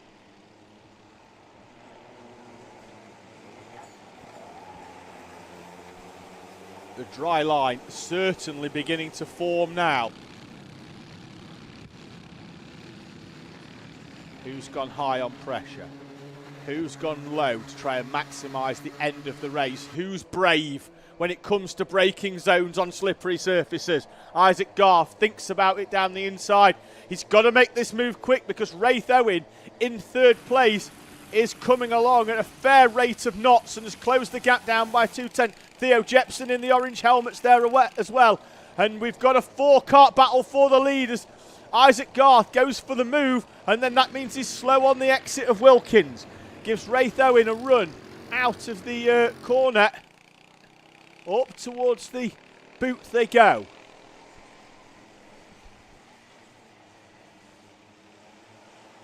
They'll get round for 2 more laps here. The pace has been good for Micro on a wet track, and they'll cross the timing gantry with 8 seconds on the clock. 2 laps for Oscar Churches to hold on from Isaac Garth, Raith Owen and Theo Jepson. Freddie Baker was 2/10 quicker in the background, and that is Benjamin Shivar in 6th place, who sets the fastest lap on the previous lap. We could go 6 deep for the lead here as we head up towards the final lap if the leaders start to battle as Oscar Churches takes a slightly defensive line from Isaac Garth. Raith Owen in the 3rd place will be taking some points out of the championship leader Noah Wicklow, who is there in 10th place, could well be 11th, as he's under pressure from Arda Bilionov at the far end of the circuit. Leaders through. Freddie Baker's up onto the back now. Yesterday, he won IAME Water Swift Restricted, but toiled in Micro. This morning appears to have some strong pace on this drying Whilton Mill circuit. In fact, I'm going to say dry now. Whilton Mill circuit as they run up towards Christmas for the final time, and round the outside goes Isaac Garth. I did not see that one coming, and neither did Oscar Churches, who defended to the inside. And Isaac Garth, all the way round the outside at Christmas corner, has got half a lap to hold on. Hopefully we get to see a repeat of that after the race, but that was a move and a half from Isaac Garth. Run up towards the boot. Oh, Churches is coming back at him. Door closed by Isaac Garth. Get it stopped. Don't allow the cutback. Isaac Garth hard on the brakes. Hit the ski jump. Round the final corner. Drag race to the line. If Churches pulls out. Garth celebrating already. Is it too soon? No, it's not. Less than 1/10 of a second. But Isaac Garth wins heat number 1 in Micromax from Oscar Churches, Raith Owen and Theo Jepson. Freddie Baker, Benjamin Shivar, Louis Granell, Will Hatton and Ellis Holt. The championship leader, Noah Wicklow, crosses the line in P10. Honda Cadet then, won there by Henry Colborne from Riley Blakemore and Jayan Prakash, finding a way past Archie Cannon on the what appears to be the final lap for Jayan Prakash. Archie Cannon then and Joshua Bailey completing your top 5 in Honda in front of Kayasori. And here is the move that took Isaac Garth to the head of the field, all the way round the outside, supremely confident, turning in across the bows of Oscar Churches, and a superb move that takes a superb victory for Isaac Garth.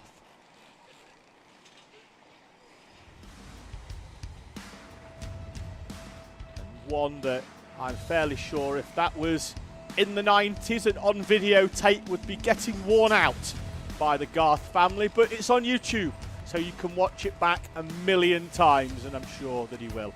Isaac Garth then from Oscar Churches, Raith Owen and Theo Jepson, Freddie Baker and Benjamin Shivar, with Louis Granell, Will Hatton, Ellis Holt and Noah Wicklow, your top 10 in Micro.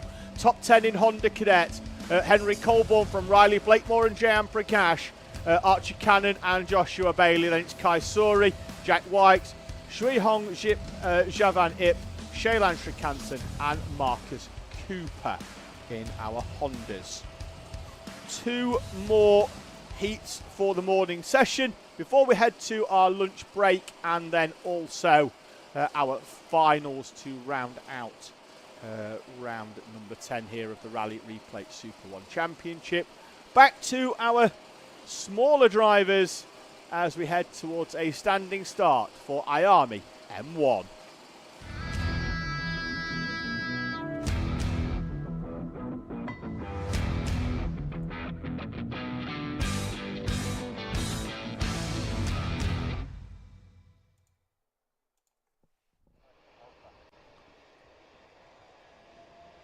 Field then making their way round on what is an absolutely massive IAME M1 grid. Logan Edwards, one of the 3 drivers in the championship battle, arrived this weekend 17 points off the lead. Starts on pole position. He's got Arthur Bowers, who arrived 3 points off the championship lead in second place alongside Hendrik Spallat, who won all the races yesterday in P3. Presley Knight, the championship leader, goes off P number 4. Arthur Rhodes and Oakley Rudman, with JJ Williams and Hugh Riley, Ethan Hume and Freddie Dye, Shay Downey and Nicholas Anser, with Tommy Lovejoy and Sebastian Talbot, Jacques Minot, Harley Bebb, Noah Brad and Teddy Smith on row number 9.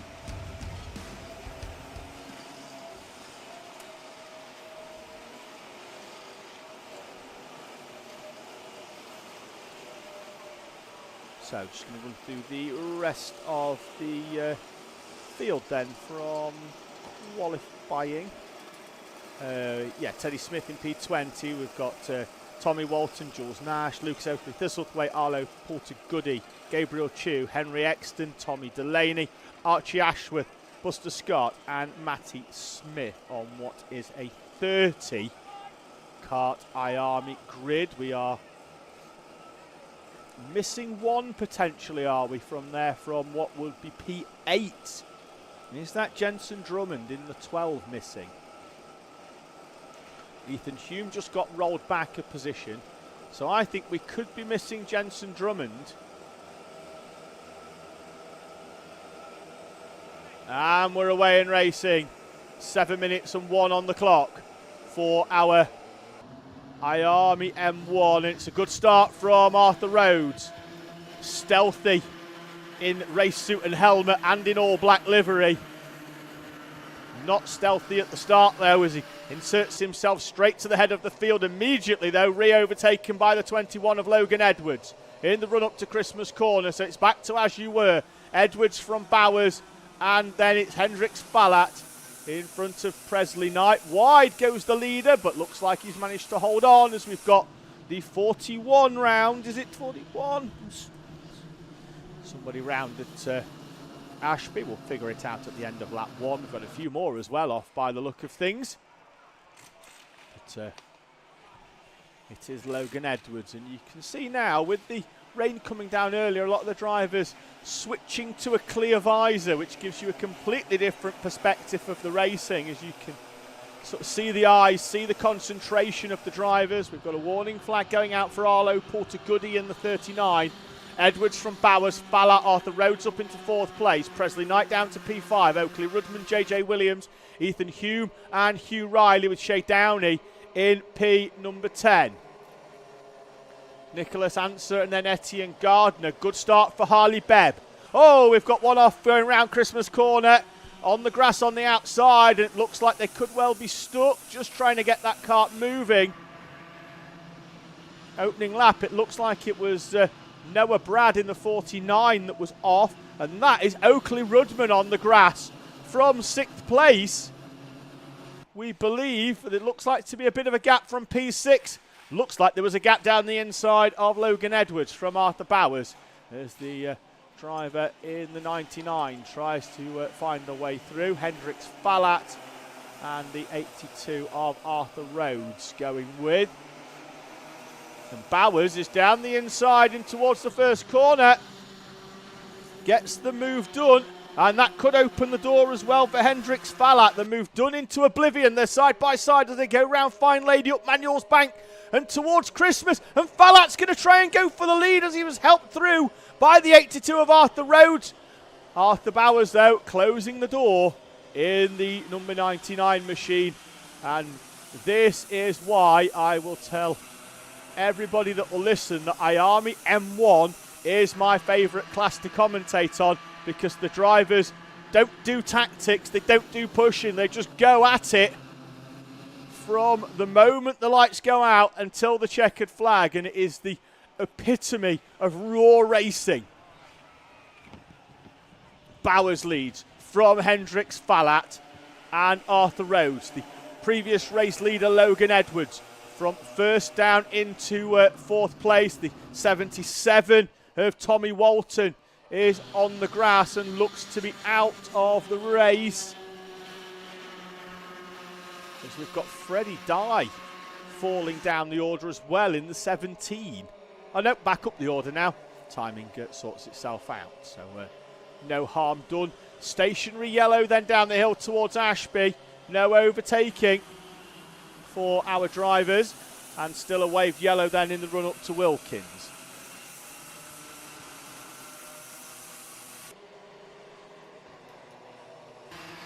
They are all still in the same order, so great driving from our IAME M1, complying with the flag signals.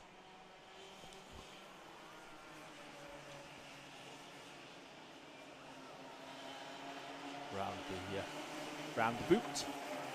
Big curb from Arthur Rhodes in third place, but it's given him a great drive out of the final corner onto the back of Hendricks Fallat, and I would not be surprised to see these two potentially work together up the hill to find a way through.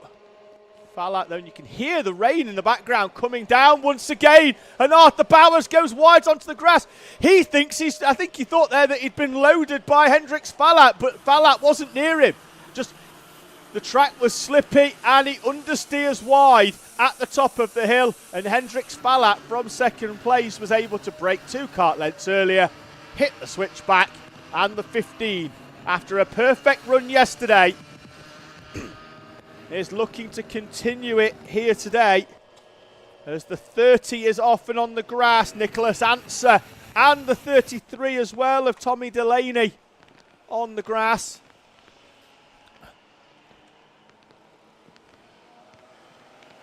So you can see that rain, and what this may well mean is that senior Rotax, who are already likely to have their tyres on and be on the ground in the holding area, are going to have to race on slicks in the wet weather. As wide goes Bowers as he's retaken the lead from Hendricks Fallat.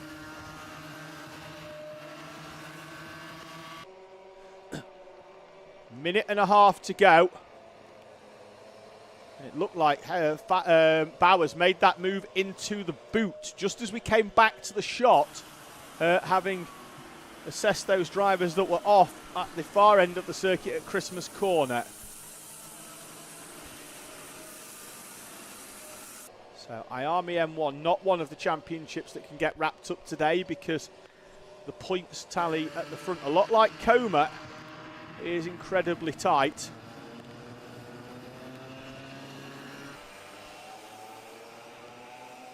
Bowers back to the head of the field. 2 laps to go for Arthur Bowers. He's wide and off track, and that's going to allow Hendricks Fallat to come through. Bowers reasonably lucky there, actually, because the outside of the boot has a little bit of a it's not concrete, it's almost like a bit of a brick upstand, but it's not good if you get on there in the dry, but in the wet does tend to help you a little bit in just helping to rotate the car. Look over the shoulder from Hendricks Fallat, but the big one's going to be finding their way through now. Lap traffic is going to be the tough one. Looks like Nicholas Answer has been the fastest driver overall, but he had that spin earlier on, which drops them down to P26 at the moment, and not sure they're still circulating. We'll confirm if they are in a few moments, as laps will keep adding to their total. But Fallat leads 0.4 of a second on the previous lap from Arthur Bowers. They've got lap traffic in front to contend with, and this was the corner where Fallat moved through into the lead, and That is Nicholas Answer in front in the 30, so he is back running, and now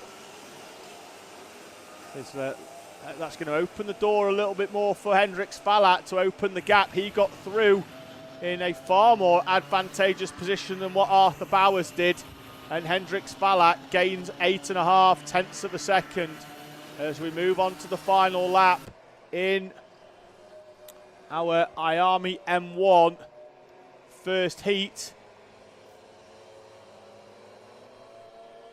The drizzle continues. It's been on off all morning. Yeah. Challenging start to the day, to say the least, for our drivers. So the battle for third place looks like we've got Rhodes, Knight and Edwards a lot closer than what we had on the previous lap because of potentially some traffic in front of them. At the front though, home almost, certainly not dry though because of the conditions, is Hendrik Spallat. Round the boot, get the kart straightened up, attack the curb, round the final corner, and continues the perfect run of race victories so far this weekend. Hendrik Spallat from Arthur Bowers. And then we await, who's it going to be? It's Presley Knight from 4th place coming through in front of Logan Edwards. Arthur Rhodes, fist shaking. Now whether that's at somebody else or whether he's made a mistake on the final lap for Arthur Rhodes, but 5 seconds slower than the other two in front of him on that lap. JJ Williams in P6, Ethan Hume, Etienne Gardner, Sebastian Talbot and Jack Minot, with Hugh Riley and Shay Downey in front of Tommy Lovejoy, Teddy Smith, Jules Nash and Buster Scott. Scott making some big moves up the order from P29 to P17 for Buster Scott. That looks like it's Matty Smith out of the final corner. He moves up from P30 to P20 in the number 81. As the rest of the field come through.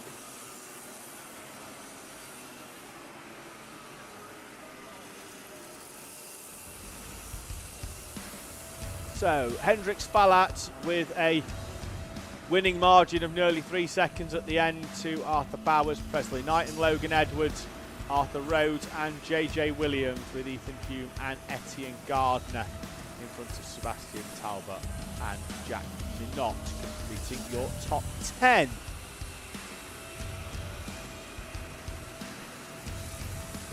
Rory Exton in the live chat saying good luck to Henry Exton from Mummy and Baby Brother Sullivan. Great first name, same as my surname, watching at home.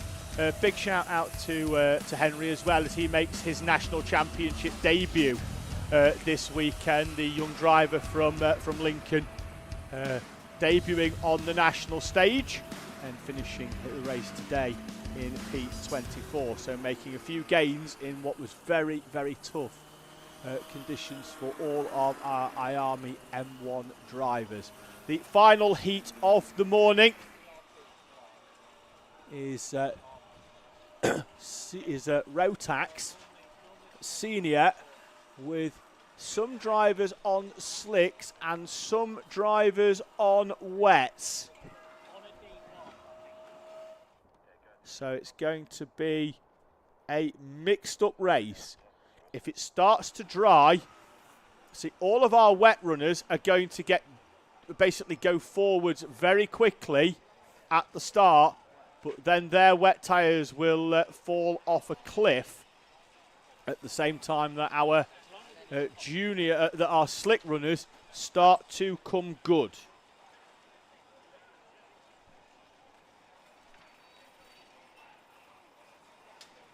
So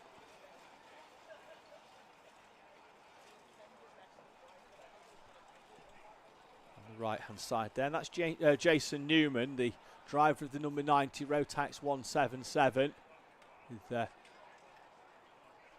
Jamaican flag on his helmet, although on the entry list was down as being from the UK, so I do like it when we've got drivers that represent dual nationality.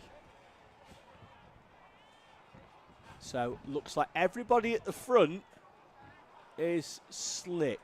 Let's see if we can go down far enough to have a look at the pole man, because he is your champion-elect. And there he is, Lucas Blanford, with a new helmet compared to yesterday. I knew it was coming, but he's elected to wear a different helmet both days. Now, he's got the new one on now. I do wonder if for the final he goes back to the white and gold one. Gold, very fitting for a driver that could potentially win the Rally Replay SuperOne Senior Rotax Championship here today at Whilton Mill.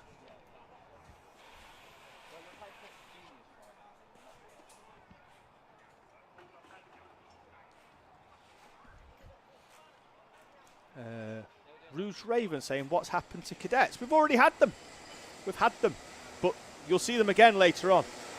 Micro and Honda, they went out between Junior Max and IAME M1. So you can go back on the stream. But I probably wouldn't advise it for the next 10 minutes or so, because this one's going to be a superb mixed opening heat for Senior Rotax, heat number 1.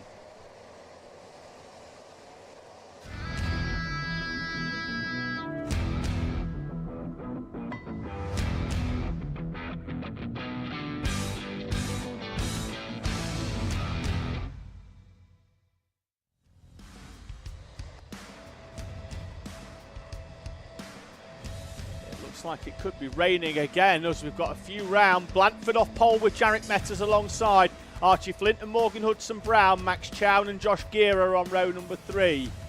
Row 4, Max Davis and Melissa Adrian, Jasmine Taylor and Ethan Bentley with Kieran Denyer and Kyle Dunford on row number 6. Billy Edgecombe and Braden Donoghue, Salvador Newman, Henry Swanson, Jay Pearson and Max Lautner-Bennock off row number 9. Tom Nottingham, George Daniels, Daniel Beards and Jaden Robinson, Sam Halley-Hicksman. And then we've got Izzy Lawton, Sky Frazier, Zhenjong Lim with Benjamin Gordon, Kian Eastick, and we're away in racing in Senior Rotax. Didn't even get time to get through a 177 runners as we head up towards the first corner. And your wet runners now are going to be carving through the slick runners, at least on the opening few laps. And this one could throw the championship wide open, depending on the tyre strategy of Jarek Metters in the 53, who arrives in second place but needs a big points haul on Lucas Blanford. Up towards the boot they go for the first time, and it looks like it could be Max Chown at the front. I'm not convinced it is. We'll confirm as they come up and over the timing line. Archie Flint's up there in the 22. It's Sam Halley-Hicksman from 23rd on the grid, is that?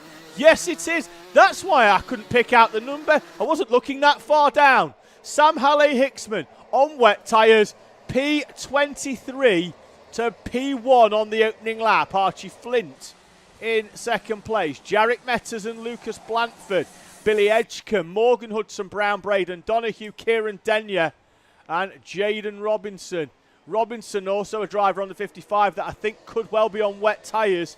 Indeed they are. You can sort of see on the kart, basically there's a strip down the middle where the tread pattern is in two halves. Wouldn't be surprised if Edgecombe as well, who started 13th and is now up into third place.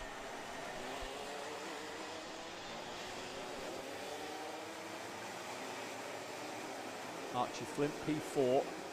Jarek Metters in that second place. There he is in the Tom Day Racing colours. He's on wet tyres. He's also on the grass on the outside, trying to fend off the number 2 of Billy Edgecombe. Edgecombe all the way around the outside. That's the 57, Kieran Denyer hooking the inside curb as we've got a mechanical flag for the 66 of Sky Fraser. Morgan Hudson-Brown with the slidey switch back on the 22 of Archie Flint and is through. And on slick tyres, he's just got to try and hang on, keep somewhere in distance and hope the track dries very quickly and tyres fall off for those in front. Fastest through the second sector. Here's Morgan Hudson-Brown. Change for second place. Billy Edgecombe on Jarek Metters.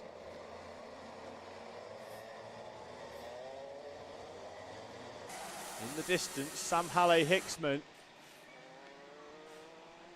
is clear, fastest on the previous lap, 0.6 quicker than anybody, as Morgan Hudson-Brown now is starting to cut through and gets two drivers in two corners, Archie Flint and Billy Edgecombe.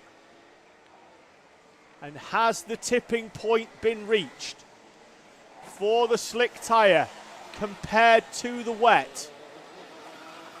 Sam Halley-Hicksman with a blinding opening lap, and now it has, because on the previous lap Morgan Hudson-Brown 1.9 seconds quicker than Sam Halley-Hicksman, and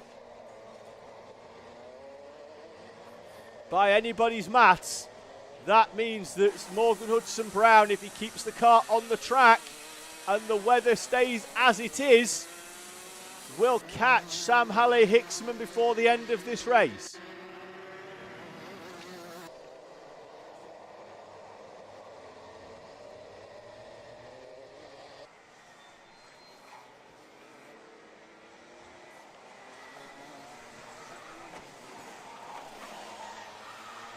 Moved by Lucas Blanford on Billy Edgecombe into the right-hander. And he is up into third place. Archie Flint, the next driver, trying to take advantage of the driver on wet tyres. I thought we had a waved yellow, but that's because the Mill circuit's in use in the background as well. We've got moves coming here up to Christmas Corner. Who's that in the Pantano chassis down the inside? That's the 84 of Jasmine Taylor, making the move up on the run into Christmas Corner. And through she goes. Her up inside the top 10, was running in P11. Sam Halley-Hicksman, the gap down on the previous lap to half a second, and we've had a change for the lead as Morgan Hudson-Brown goes to the top of the timing stack here. And Eastick also with a mechanical flag, minute and 20 on the clock. Focused on some overtakes at the top of the hill. Morgan Hudson-Brown is through, and on the previous lap was 3 seconds quicker than Sam Halley-Hicksman. Lucas Blanford as well, fastest driver on track, 0.6 quicker than Hudson-Brown, nearly 4 seconds quicker than Sam Halley-Hicksman, and the inevitable is likely to happen and probably already has, I'd imagine. And there is the confirmation on screen as Blanford moves through. Sam Halley-Hicksman, who looked to have played a blinder at the start,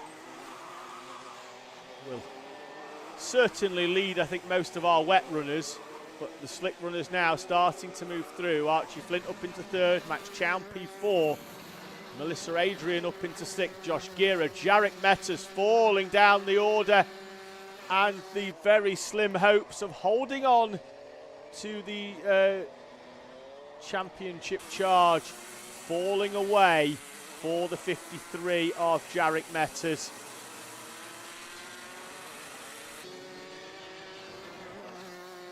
Time is down to 0 for the race leader, Morgan Hudson-Brown, into the boot for the penultimate time.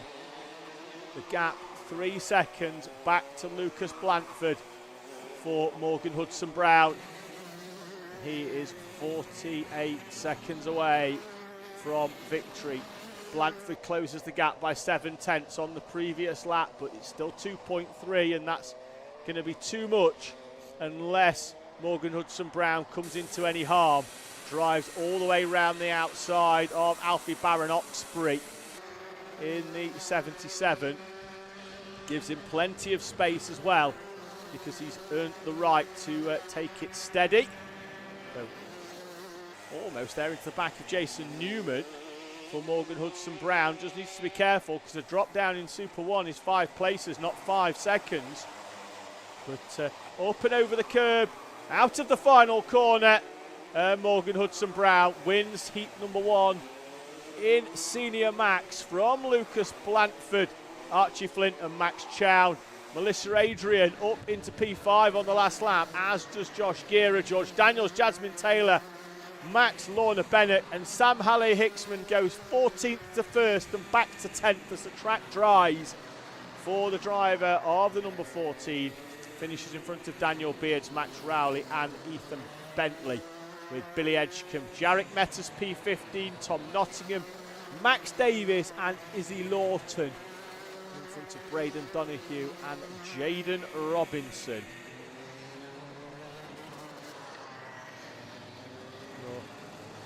Leader in Rotax 177, the 59 of Malachi Morrison, finishes 25th overall, but leads Rotax 177 with a gap of 2 or 3 positions back to Jamie Salter in 28th, Jason Newman and Alfie Barron-Oxbury, the final Rotax 177 runner in P30. You'll notice on the left-hand side of the screen we've got no carts in the holding area, but plenty of drivers, because it's the lunch break and we are going to our driver parade and to some of our interviews with yesterday's final winners.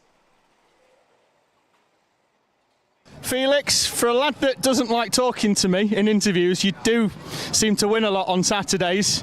Another victory, this one with an overtake on the last lap. Talk me through it. So it was a good race between me and Nico. So he tried to do me at the second corner on the first lap, but I squeezed him off. And then on the second to last lap, he got by me. And then on the last couple of the corners of the final lap, I got by him, and then we were side by side across the line, and I won. And you won, so that's the most important thing.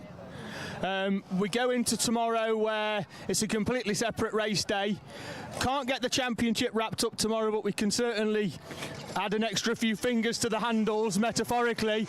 Are we confident going to Shenington that we can wrap up the Super One Championship in Mighty? Yeah, hopefully, because I've got a big lead, so maybe I can win it tomorrow, but you never know, racing's forgiving.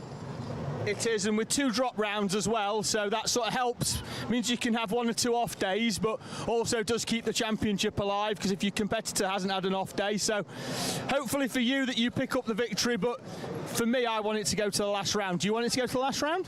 Not really, I want to play it safe. Play it safe. That's it. So just follow Nico around tomorrow? Yeah, I'm going to push him until the final lap. Well, we said whoever got pole, they would push the person that got pole, the second place. I thought you were going to tell him what you were going to do then. I think I'm going to follow him to the last lap, then I'm going to do him into Christmas Corner. Are we doing him into Christmas Corner tomorrow? Hopefully. I'm going to take him out. No. But hopefully he's not watching the interview, so he doesn't know that you're going to do him up to Christmas. Oh, no. Oh, well, OK. Right, so Felix is going to win tomorrow with a last lap overtake at Christmas Corner. Prediction or spoiler? We'll find out. So, Freddie Baker, IAME Water Swift Restricted. How do you find the class? I've not seen you in that much this year. Pretty easy. Oh. Like that, pretty easy. Got a few more in it this time. We had 4, so you were out there as well with some of the Mighty cadets. Were you making your way through the field? Yeah. Good. How do we find it then, obviously, when you're at the front of a class, you're trying to make your way through, you've obviously got your race going on, but we've also got to pick up getting through some traffic as well, so must be extra fun doing more overstakes? Yeah. Good. Double duty for yourself this weekend. We're in IAME Water Swift as well. What else are we racing? Micromax. Micro. How are we finding Micro compared to the Water Swift? Slower. Slower. I was expecting you to tell me what you told me at the start when I've just gone, how did we do in that race? And you just went, yeah, rubbish. We're not feeling it. Do you think we can do better in Micro tomorrow? Yeah. Good. Think more silverware? Yeah. Yeah, good. Do you reckon I could be able to tease a smile out of you before the end of the interview? Yeah. Yeah, there we go. Come on. There it is. Special one. Thready, thank you very much. Congratulations on the victory in IAME Water Swift Restricted. Winner of Mighty Cadet Archie Loveridge. Archie, it's been a while since we've done electric power. How are you finding being back on it? Yes, okay. Good. I know we've been traditionally Honda for the last couple of years. We did start in electric and then moved Honda. This weekend, what brings you to SuperOne and what brings you to Mighty Cadet? Just testing chassis and stuff like that. So we're on the Project One, of course. We're in Team Ware. Yourself at that one, there was two of you breaking away at the front. Talk me through your race. At the start, got a good start, and he stayed behind, and yeah. So it was yourself and Mason. He's got a smile on his face over there. He did retire, unfortunately, just behind you. How much did you know that he'd gone, or did you just keep your head down and go forwards? I knew he cut out. Yeah. Yeah. Yeah. So, but by then it was the final lap anyway. We were at the front. I came and watched the last 4 or 5 minutes, and it was a race of attrition towards the end. Back at it tomorrow, hoping for more of the same, I'm guessing. Yeah. And obviously here testing the chassis. How old are you now, actually? Is this your last year in Cadet? Don't know yet. I'm 11. So you've got another year at this, and we're already running comfortably at the front. Not sure on the plans for next year, but I'm assuming we're staying with Project One. I'm not with Project One. You're not? Well, kind of, ish. Yeah. Who are we running with this weekend then? Project One this weekend. Yeah. Cool. And then you run with Ambition, don't you, normally? Yeah, that's it. There we go. On the Project One. Good stuff. Right, well, hopefully tomorrow's as good as today, although you will have to find some additional space for all these trophies we're taking home. They are quite big, aren't they? Yeah. Yeah. Good stuff, Archie. All the very best, and hopefully tomorrow's as successful as today.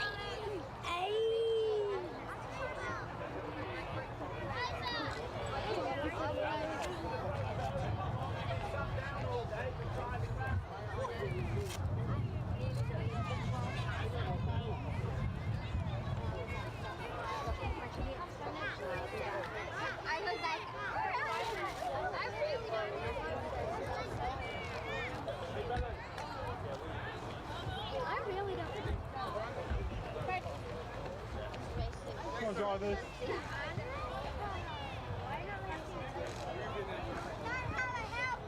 Doesn't matter, hurry up.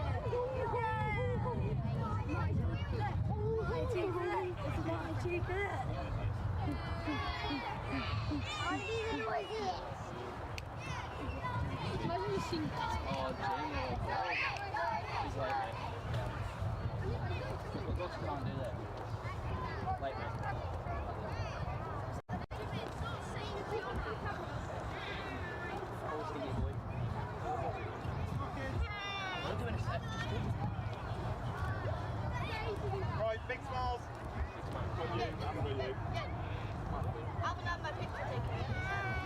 You weren't here on time.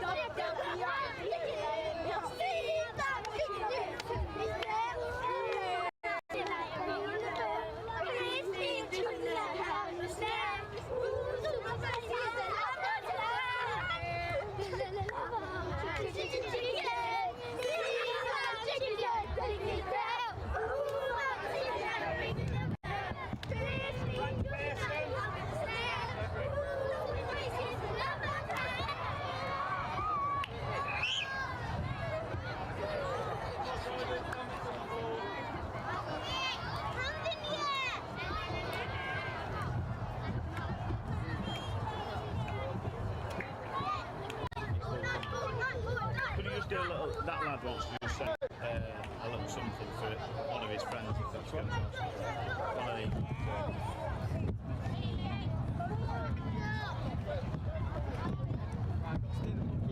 Who wants to say something?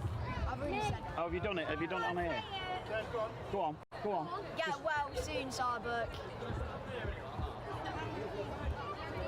That's all.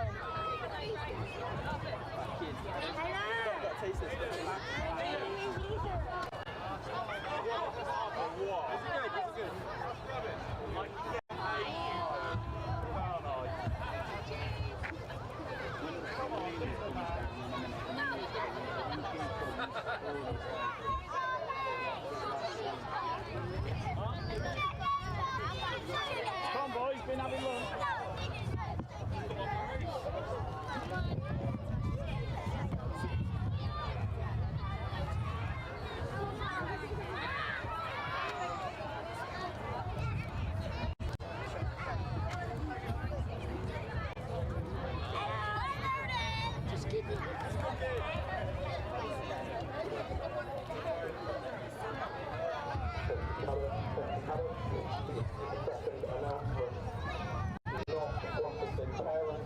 On the fences while the racing is on. Please do not stand on any of the perimeter fences while the racing is on. It's not going to make your child go any quicker, you're just going to break the fences and then we'll have a delay to do that. So keep on the fences. Thank you.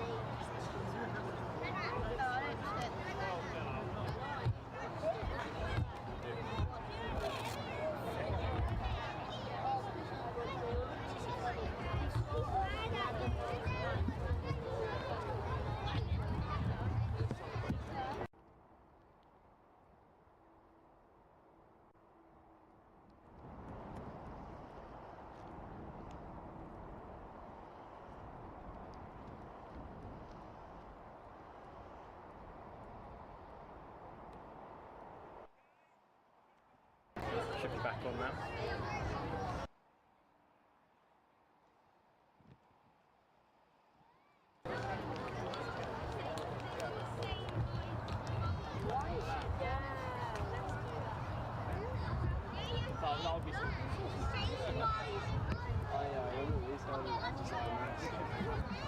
Starting to rain, guys.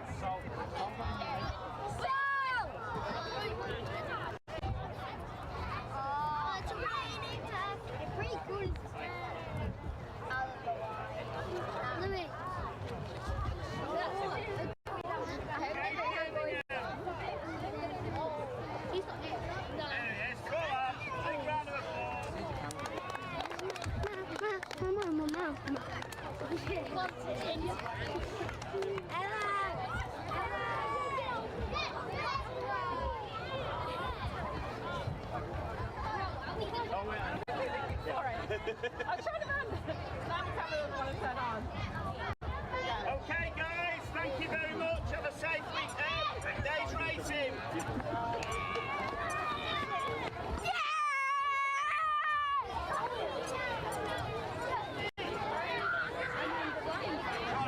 Hendrix Fallat, winner in our Coma Bambino class. Good race? Yeah. It looked quite tight. The top three of you split by 0.2 of a second. Talk me through your final. So the final, we was leading, but and then we got overtaken, and then we just dropped off of the front two, but and then the back markers got in the way, so we just went straight down the inside of both of them and did a double move. Double move and taking advantage of some lap traffic as well. So you must be pleased with your work. Yeah. Good. Go on, give a smile to the camera. There we go. That's how pleased he is. A nice smile to the camera. We go into tomorrow, a completely new race day, leading the championship, I believe. So must be happy. Yeah. Bit pressured. Bit of pressure now. Really? If there's a bit of pressure now, there'll be a lot of pressure when we go to Shennington. Looking forward to it, though. Yeah. Good. Well, he's looking forward to it. I might have to give him his trophy back, but it's quite big, so I might keep it and take it home with me. Do you want your trophy back? You do. There you go then. There's your trophy. And we'll wrap it up. We're doubling up and making noise with trophies for Hendrix Fallat, who's taken his first IAME M1 final victory here at SuperOne. Hendrix, we've won in Como, we've won in M1. We're mopping up in Bambino today. Happy? Yeah. Yeah. That's a happy face for Hendrix. He's a man of many words, aren't you, mate? Yeah. Yeah, there he is, a nice little smile as well. First top step in IAME M1. It's been a while coming. We've been at the front for a while, but nice to finally stand on the top step, and we've won every race today, so happy? Yeah. Talk me through how is M1 different to the Coma? So it's just like it has more power, different tyres, and it's increased by it's like a lot different, and also you have to keep on revving that engine to get it unblocked, and then you can just get a really good start and go. So it's a big grid as well, isn't it? We've got over 30 IAME M1s, so must be nice to be at the head of that pack. Yeah. Good. Well, Hendrix has got 2 trophies. They're rapidly running out of space at home for trophies, but Hendrix wants to keep winning some more, so we'll see if he can add 2 more to the pile tomorrow. At SuperOne, we make our drivers wear their suits and bring their helmets to the trophy presentation. You're taking the biscuit though, because you've still got your gloves on. Talk me through that before we start to your race. I just thought putting my gloves on would make it look cooler for the pictures when I'm holding my trophies up. Good. Easier to grab them as well, of course, because we've got the top rookie trophy as well. Yeah. Yeah. Right. Honda Cadet, always really tight. Talk me through your final. At the start, it was close going across the line. When it got to first lap was tense. It was like, should I defend or should I not? That halfway through the race, it was Battenberg. As we went round, it was 2 laps, and when they held the green flag out, I went and there was a gap, and then on the final lap, I thought round to the end where Archie Cannon was behind me. So, a victory today. Yep. A track you like, Whilton Mill? Oh yeah, it's good. It didn't used to, but I've got better and now I like it. You're probably the only person that has said they like it more now at the end. Probably, is it since that chicane's been put in? Do we like it more now?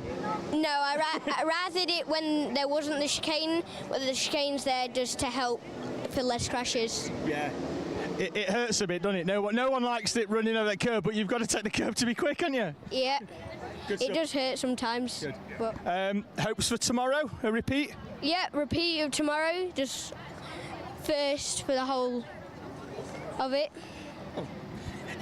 It's the plan. Yeah. We'll see whether it works. Yep. Theo Jepson has just won his first SuperOne Final. He's had a pep talk pre-interview that he needs to remember to thank loads and loads of people. So I'm going to ask him first who he needs to thank, because if I wait till the end, he will forget. Who do we need to thank? Force, JG Motorsport, my parents, my grandparents, and all of my friends and my sponsors, and everyone who's helped me. Good. Back to the start of the interview now. How was your final? It was crazy. Right. Talk me through the start, then I'll ask you about the middle, and you can tell me about the end. Let's break it down. Start of the final, how was it? Not good. I dropped back to 5th from 2nd, and then on the last few laps there was just carnage, and everyone was smashing into each other, and I ended up just driving through somehow. So, and did we lead on to the final lap? No, it was on the last lap. I was going to say, were you nervous going on to that final lap, knowing you were in the mix for the win? No. No time to get nervous when it's all going off round you. We go to obviously another race day tomorrow. Fancy another one of them big trophies? Yeah, I reckon I can get another. Good. Well, it's good to see as well that we've got a bit of a fan club. Let's see the fan club. Theo Jepson fan club. Yes. Well, Theo, congratulations on your first SuperOne Final victory, and hopefully it's the first of many. Yeah, thank you. Jensen Walker, first SuperOne outing of the season, and we take the big trophy home. Must be pleased. Yeah, very pleased. It's Intermax. We know historically in SuperOne it's a very competitive field at the front. Talk me through your final. Yeah, it was really good starting first and just hoped to win it. Kept it first all the time.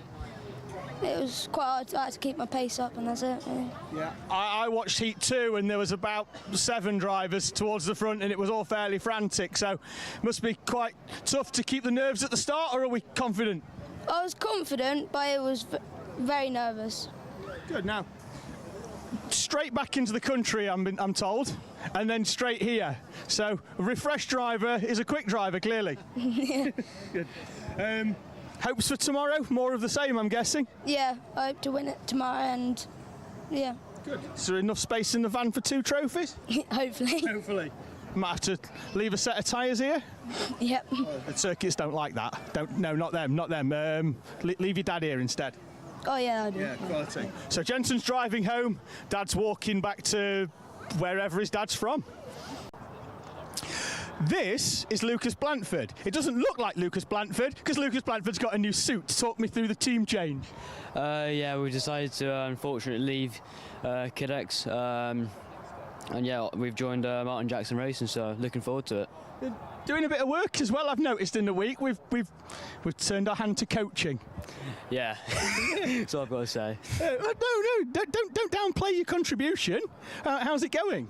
Yeah, it's going well. You know, obviously just trying to give back to the team. You know, they've put their faith in me, so I'm trying to give my best back to them. Of course, they've enticed you in at the right time, haven't they? Because we're leading the championship and we've got a decent grip on the championship trophy, so they've brought you in at the right time to take full credit.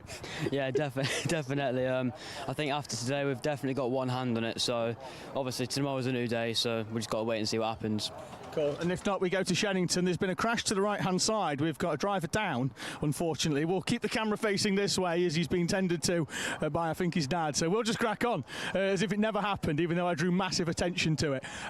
Hopes for tomorrow. I think we can mathematically wrap the championship up, but I think it's going to need other drivers to fall away. But at least we go to Shennington with a good chance. Yeah, 100%. You know, Shennington, track I really know well. Been going to since I started, so it's a really good way to end the season, and definitely a strong track for me.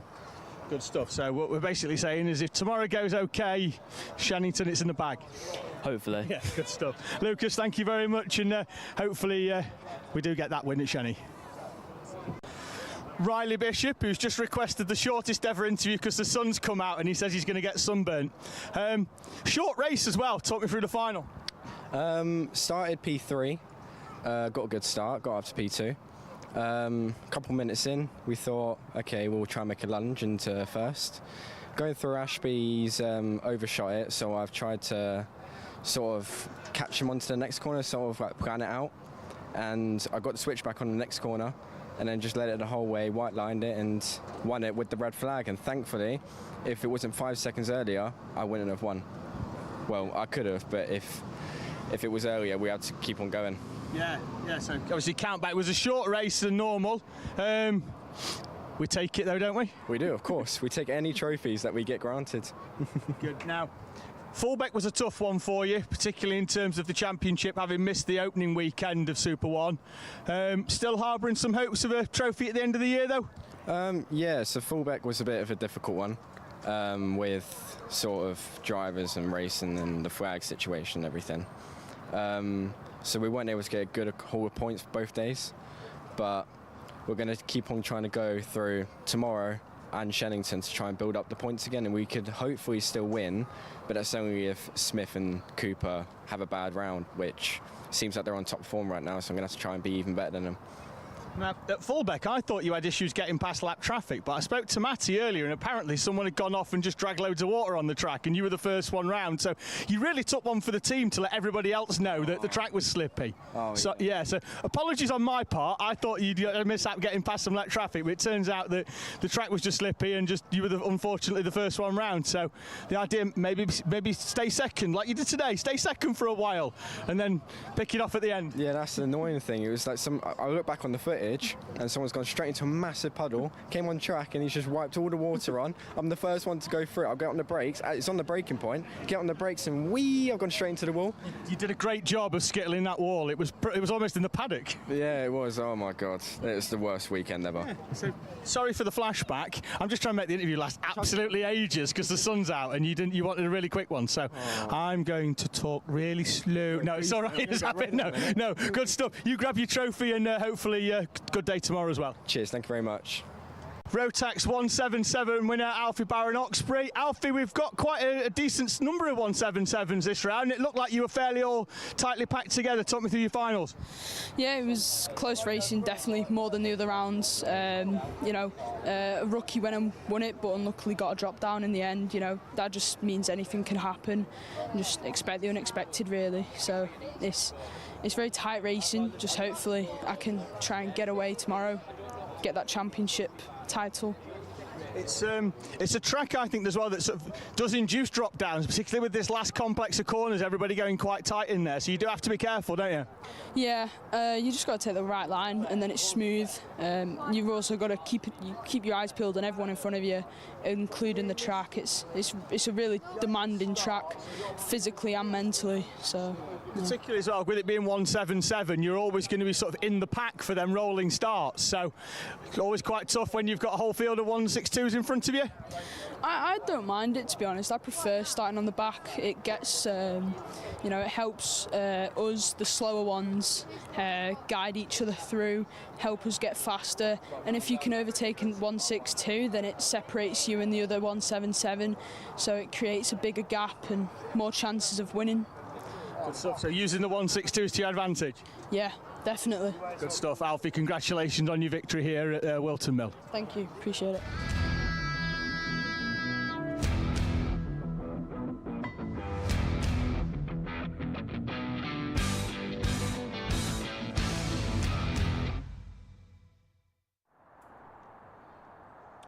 And it looks like we are straight back into the action as the green flag at the marshal's post is waved, and a slightly shorter than usual lunch break due to the weather conditions.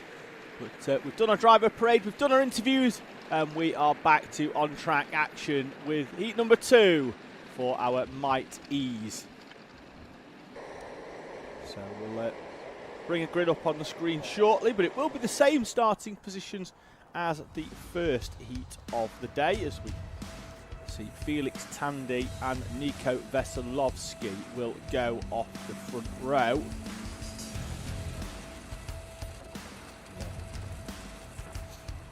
And then it's going to be Hayden Bailey and EJ Deera, Stanley Thurston and Frank Pearson on row number 3, with Max Tetlow and Aidan Castleman, Teddy Veselovsky, and Alfie Ward with Cooper Galloway and Jayanch Rayaru in front of Harriet Jones, Sadie Cartmill and Briella Stevens.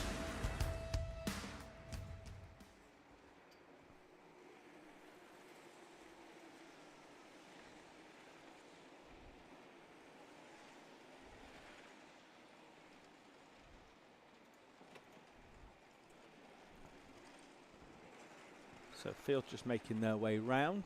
The 74 of Alfie Ward, making sure there's plenty of heat in his tyres.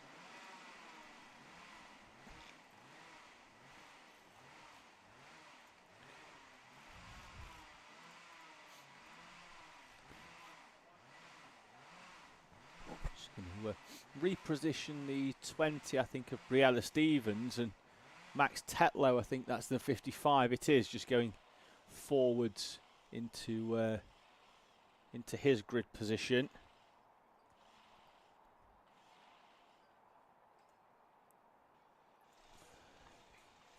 And we are away and racing in the second heat for our Mighties, and it's Felix Tandy who makes the jump on Nico Veselovsky. So they make the run up and round Oblivion, and Max Tetlow is on the grass, facing the wrong way, and doesn't look like he's going any further in this second heat. As the field runs down the hill towards Ashby. Tandy, chunk of curb on the inside again. launching the E-plate. He's got a big gap though already to Nico Veselovsky. These two ran nose to tail throughout the first heat until Veselovsky ended up on the grass with a lap to go at the top of the hill at Christmas Corner. But even off the start line last time round, they were a lot closer than this. Tandy from Veselovsky, that's still Hayden Bailey, I think, in third place as they come up towards the timing line. Correct that, it's EJ Deera. Bailey in fourth, Pearson, Stanley Thurston, Teddy Veselovsky and Aidan Castleman, with Cooper Galloway up from 11th into P9 on the opening lap. Jayanch Rayaru and Alfie Ward, Briella Stevens up to P12 and 15th. Good to see some new names in Mighty this weekend in Sadie Cartmill and Harriet Jones.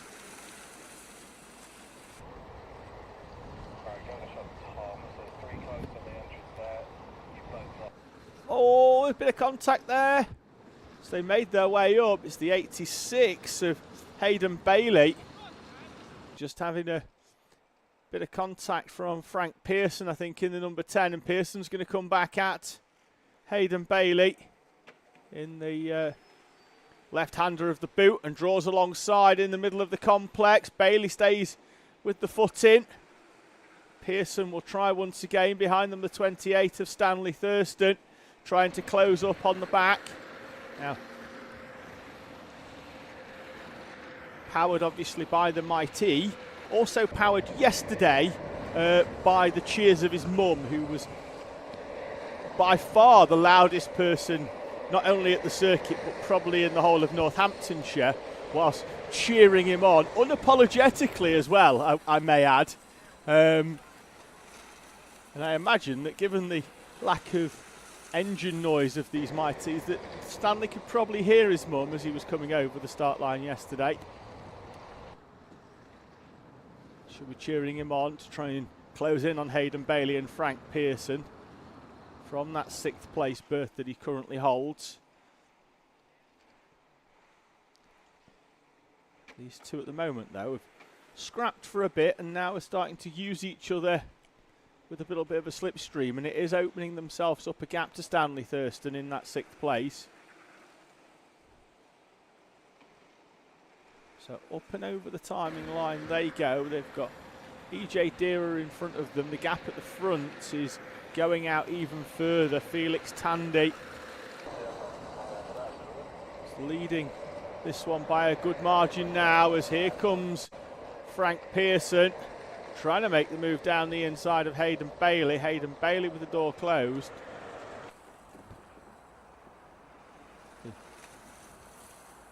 It's given him a cart length or two.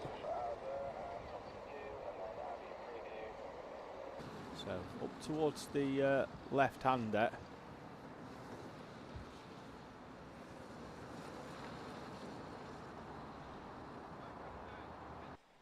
We're 2 minutes and 48 on the clock. Up towards the boot. Tandy still with that gap at the front of 1.5. EJ Deera in a comfortable third. The action currently in 4th place, with Hayden Bailey and Frank Pearson battling for position. Pearson tried to straight line it there. Thurston is still in touching distance in that 6th place, but we'll need these two to start scrapping, I think, to close in slightly. As once again, Pearson considering a move on Hayden Bailey, and it looks like this time the job's done. Bailey's going to try and stick it out round the outside. Bailey keeps the foot in up and over the curb and holds on to 4th place. And that is exactly what Stanley Thurston will want. Those two scrapping in front. Behind there's another 3-cart train with Teddy Veselovsky, Aidan Castleman and Cooper Galloway all nose to tail. Which you can see there, coming up towards round Wilkins and Oziers. Galloway in the 32 with the white and green suit. Off the back of that, it's the field look like they're making their way through some lap traffic. That could be the 55 of Max Tetlow. Indeed it is, who's was off on the opening lap. Leading this trio here is Teddy Veselovsky in the number 25, Aidan Castleman in the 46 in the middle of the trio. And then Cooper Galloway, Briella Stevens just a little bit further back in the number 20, having come through from the back of the field. In both of the heats. 1 minute on the clock, lapping in the 104s, but the leader Tandy over the line around about 20 seconds ago. The gap still 1.5 seconds, has been very consistent between himself and Nico Veselovsky.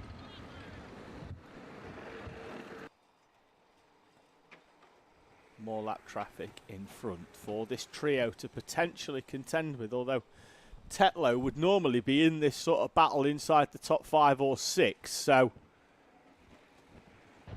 certainly pace-wise could potentially have enough to stay in front of that trio.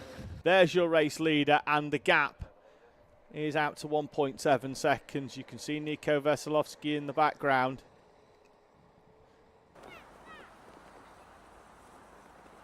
Down the hill, Felix Tandy holding that gap.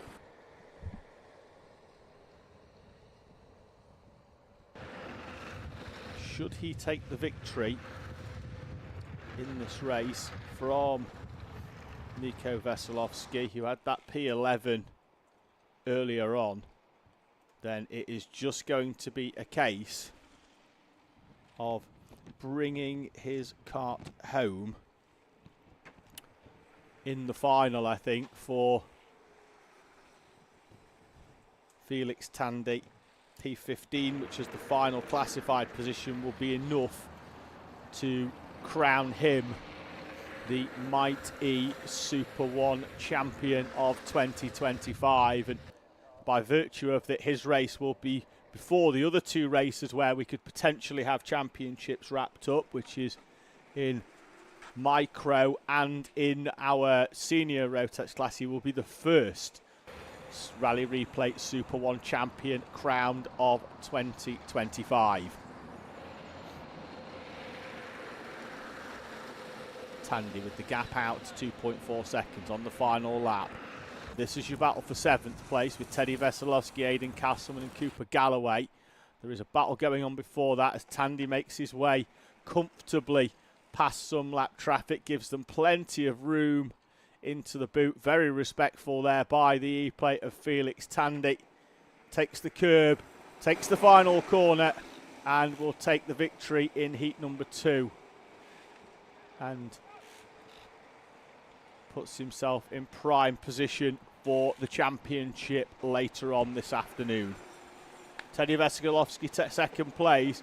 EJ Deera should be in 3rd, but we've still got a battle going on for that 4th place between Bailey and Pearson and Thurston. And it's going to be Bailey just in front of Pearson. A very happy Stanley Thurston with P6. Teddy Veselovsky is celebrating, but goes wide over the timing line, and it's tight, but not close enough from Aidan Castleman.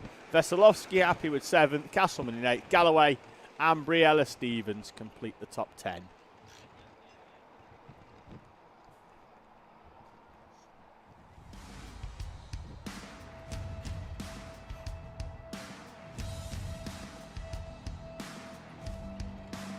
So Felix Tandy then takes the victory from Nico Veselovsky. EJ Deera and Hayden Bailey, Frank Pearson and Stanley Thurston with Teddy Veselovsky and Aidan Castleman, with Cooper Galloway, Briella Stevens, Jayanch Rayaru, Alfie Ward, Harriet Jones and Sadie Cartmill in front of Max Tetlow in P15.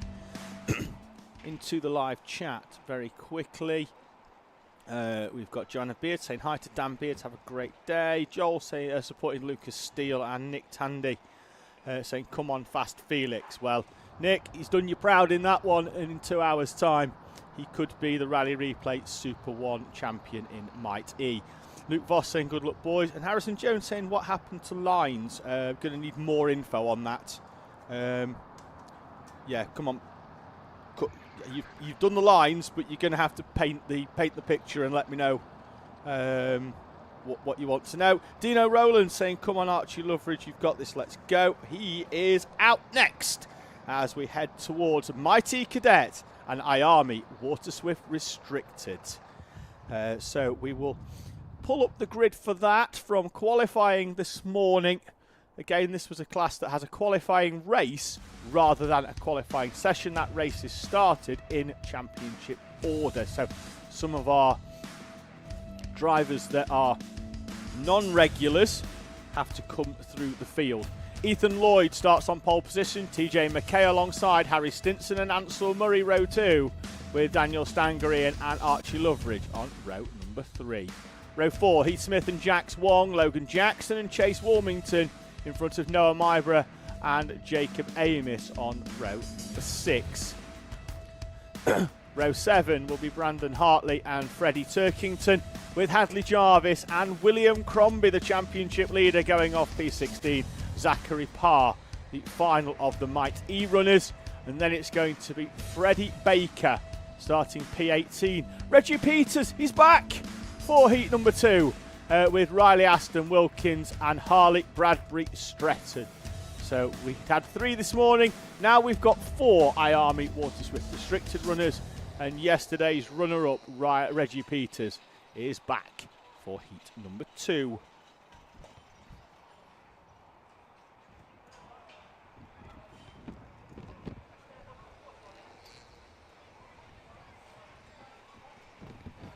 Field making their way then into the boot. They'll miss out the new section of track. There's Ethan Lloyd in the number 66, the colours of RCE.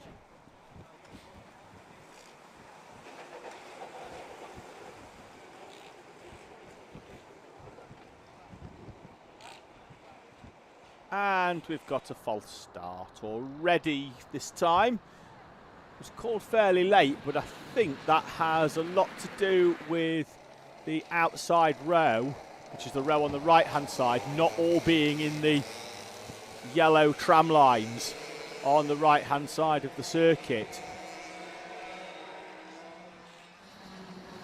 So we're going to roll round, have a second bite of the cherry.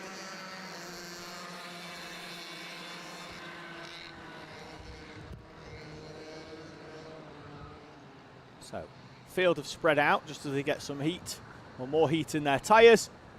Ethan Lloyd will slow them back down here on the back straight as they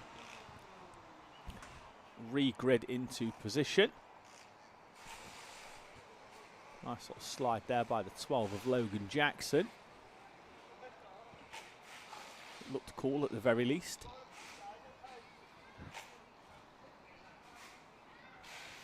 So field back through there. Bit of bumping into the rear of Hadley Jarvis.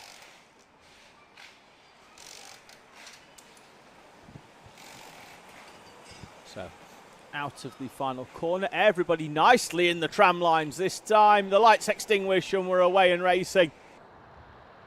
Good start from the inside row of the poleman, the 66 of, oh, we've got one off. That's the 12 of Logan Jackson on the outside and gets going with a cloud of dust behind him. There's IAME Waterswift Restricted. We'll head round the final corner. The poleman on the left gets the power down. Freddie Baker, good start from Riley Aston Wilkins as he comes across to try and take the fight to the 192 as they slide up and around the first corner and run up the hill towards Christmas. And we're going to be 3 wide and Riley Aston Wilkins is slow round there. Didn't get the power down. Looks like he's got a slight problem. And away, either side of him, go Reggie Peters and Harley Bradbury Stretton. At the front of Mighty, Ethan Lloyd leads. Goes over the timing line from the 70 of TJ McKay.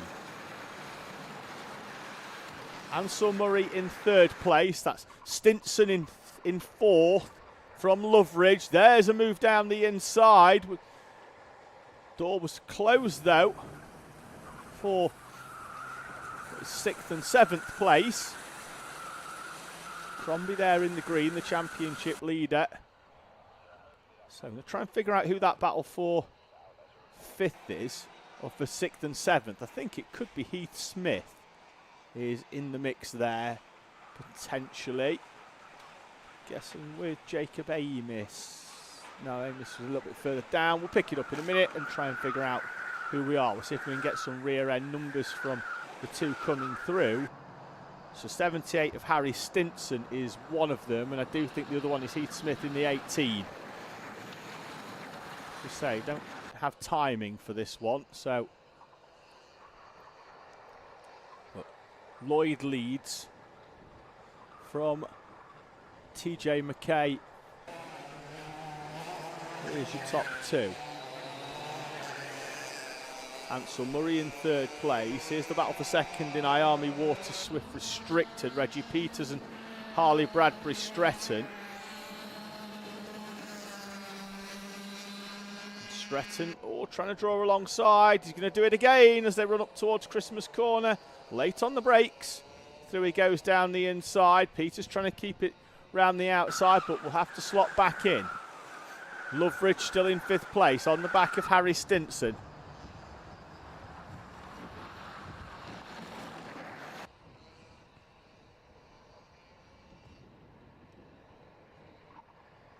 I think it's Jax Wong then in 6th, potentially.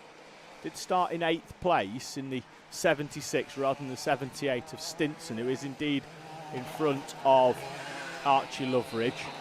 Back to this battle for 2nd place in IAME, with Bradbury Stretton looking over the shoulder back at Reggie Peters.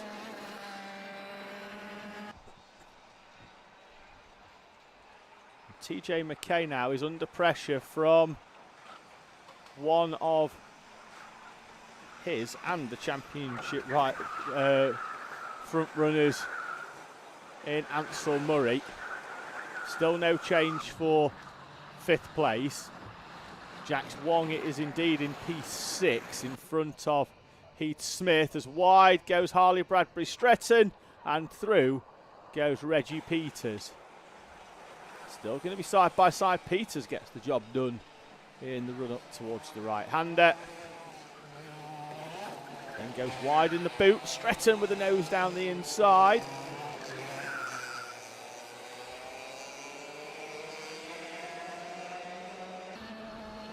.250 on the clock.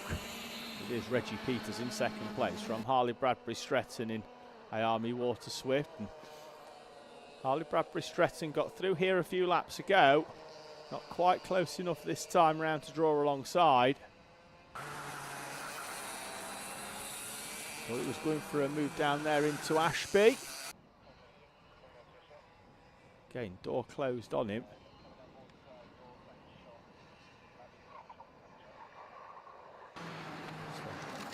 Run up and round the right-hander, and they'll looks to his left, look right, because he was coming around the outside there, was Harley Bradbury Stretton on Reggie Peters.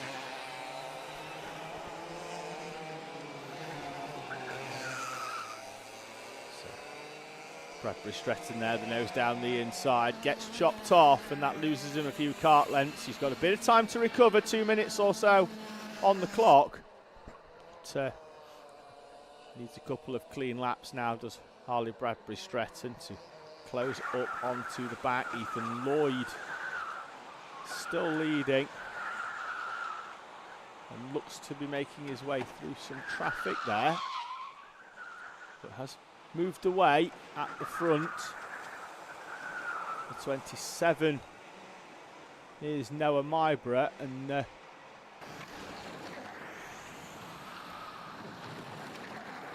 24 and the 14. So the 24 is Freddie Turkington, the 14 is Zachary Parr. So Parr makes the move up the hill towards Christmas Corner. Finds his way past and gains a place. So 50 seconds. We'll try and pick up the 66, who is your race leader. There he is with Ansel Murray now closing right in on TJ McKay. Archie Loveridge has moved through into 4th place. at the expense of Harry Stinson.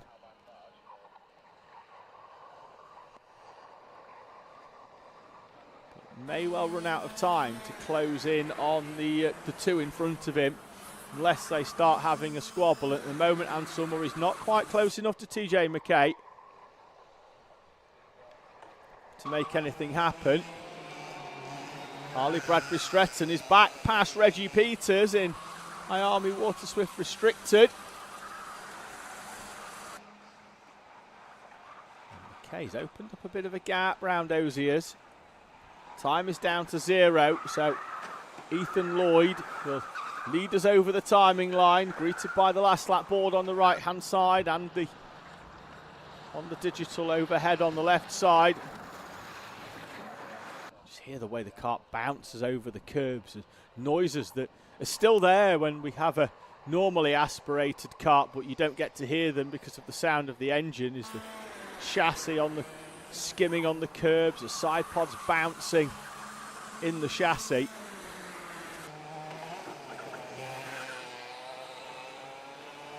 So Peters and Harley Bradbury Stretton still squabbling. They'll see the last lap board as well in second and third respectively, but right on cue, we're back to Ethan Lloyd in the 66 as he rounds the boot,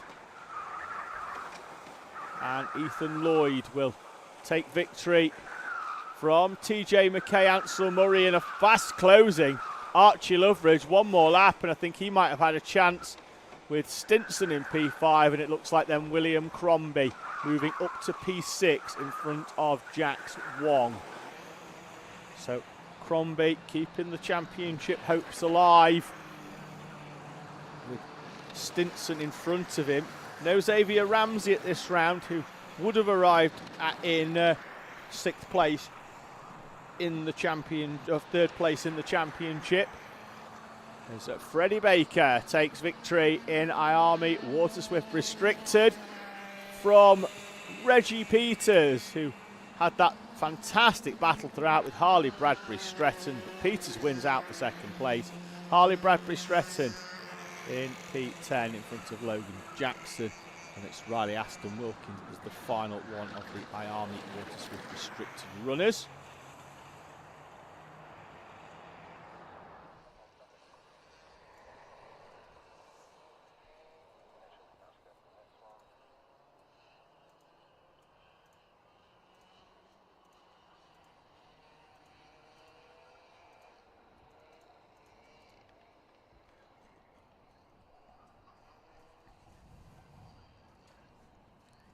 So as they make their way off, we stay on the same size chassis, but we go up a notch in terms of slight pace. We go to Rotax.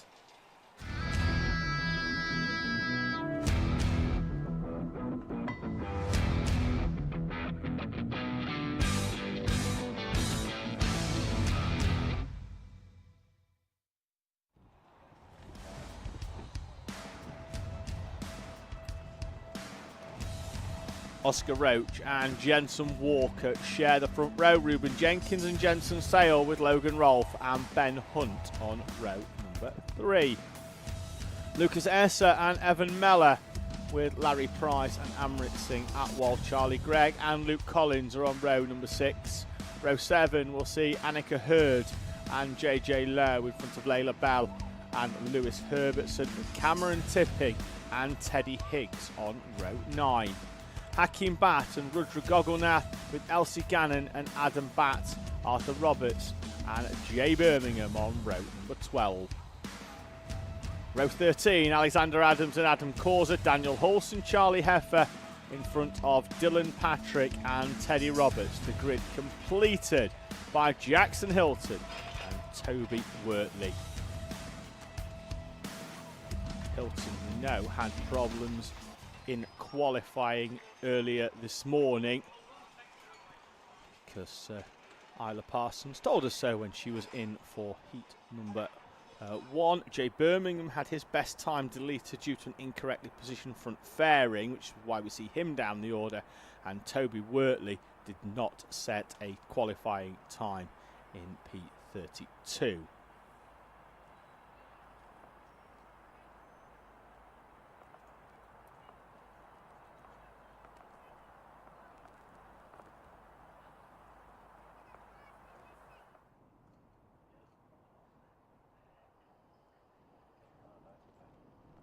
So we await their arrival on circuit, and right on cue come our into Rotax.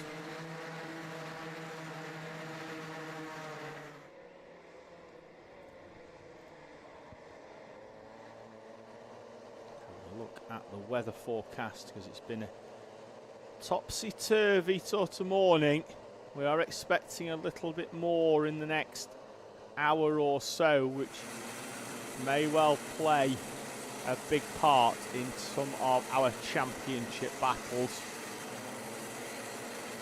Certainly did earlier on in senior Rotax, as some drivers opted for wets and drove off into the distance early doors, only to be caught at a rapid rate of knots by the slick runners with a few laps to go.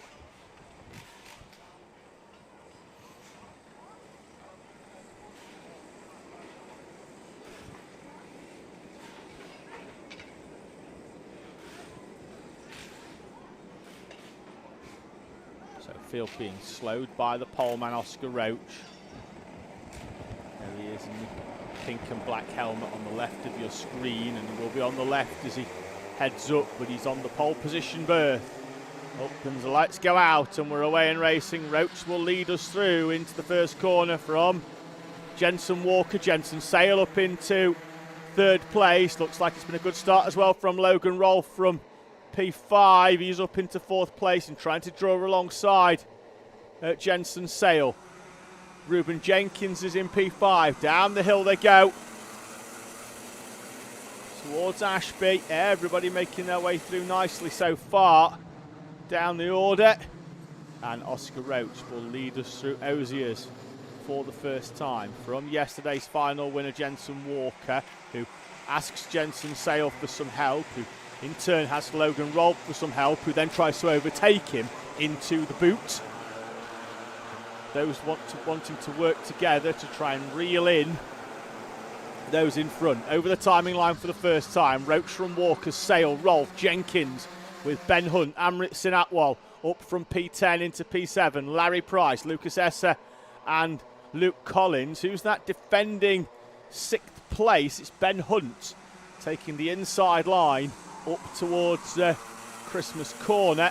Moves further down the inside, trying to pick out a number there. Could well be the 20 of Cam Tipping, who started P17, already up into P13 on the previous lap. So strong opening lap for Tipping. Disappointing qualifying for him this morning, and by working together, those from second to fifth have reeled in Oscar Roach, who had a decent sized gap, and Ruben Jenkins from P6 sets the fastest lap of the race. Amrit Sinatwal past Ben Hunt for sixth place. In fact, I think the driver making the move on the previous lap was Layla Bell on Evan Meller. It was a white kart, which she generally tends to run that livery on a Sunday, which is the same livery that Logan Rolfe runs, the Synergy livery, and it looks like Rolfe could be down the inside of Jensen Sale. Indeed he is, into the left-hander of Osiers, and Logan Rolfe through. Now it's his turn to tap some helmet and request some assistance from Jensen Sale in trying to close in on Oscar Roach and Jensen Walker.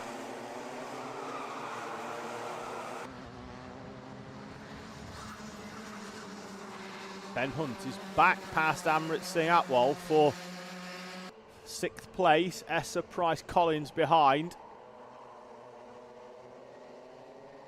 We've got a good, I think there's a train of karts from sixth back to about 16th at the moment, with Ben Hunt leading that train of karts, I think, in the number 95 machine, unless Amrit Singh Atwal's found a way past in the middle part of this lap.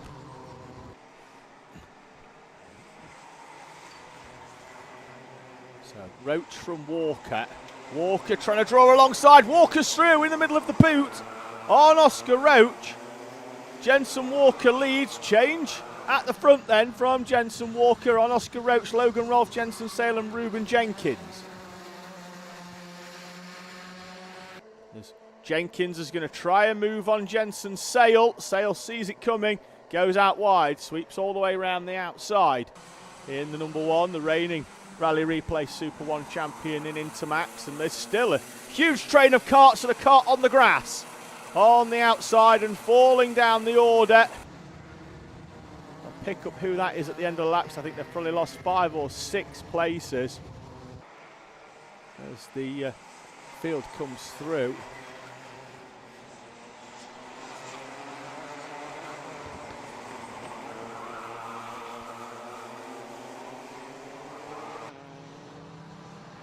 Walker with a gap of a quarter of a second. Does seem to have settled a little bit for the top 5.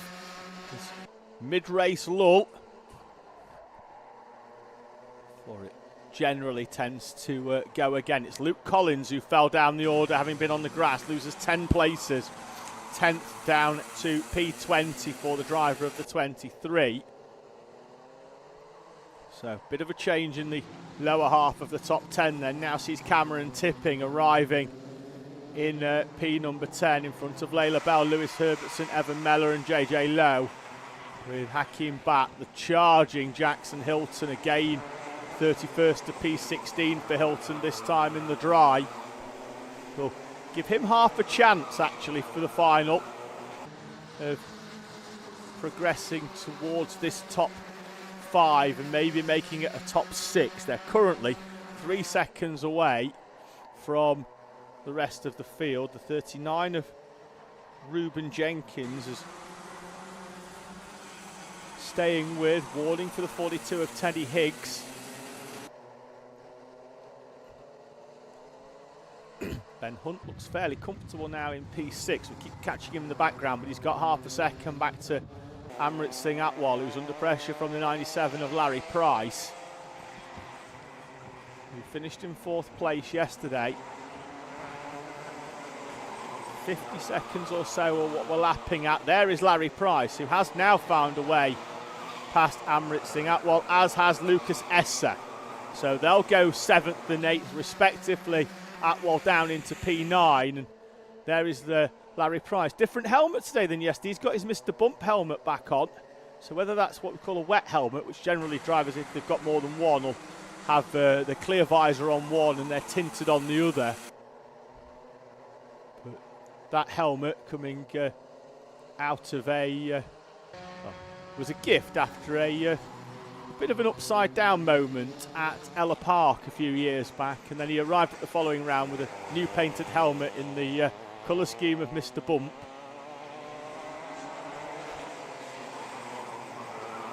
Jenson Walker, 2 laps to go in Intermax, leads us over the line. It's been a consistent last couple of laps in the top 5. But now as they head up the hill towards Christmas Corner, it's going to be all change, because down the inside goes Logan Rolfe. Into the right-hander, Jensen Sale, the next one trying to take advantage as Oscar Roach tries to come straight back at Logan Rolfe and then asks Jensen Sale to be compliant for the next couple of corners as he tries to get back that 2nd place that Rolfe's just taken away from him. Look over the shoulder from Jensen Walker as they head up towards the boot for the penultimate time. Who's that peeling off into the pit lane? It could be the 66 of Elsie Gannon. I'll confirm in a few moments' time. But over the line they go. Seeing the last lap board, and Walker has a gap of a quarter of a second. They run up the hill towards Christmas Corner, and he doesn't need to defend. He's got enough.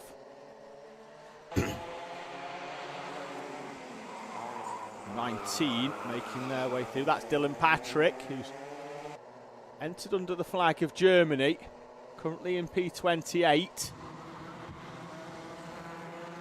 The leaders up and round Oziers for the final time. Walker's got enough of a gap. Sales trying a move down the inside of Oscar Roach for 3rd place, and he's got it done. Jensen Walker, though, will come out of the final corner to win heat number 2 from Logan Rolfe and Jensen Sale with that last lap move on Oscar Roach. Ruben Jenkins completes your top 5.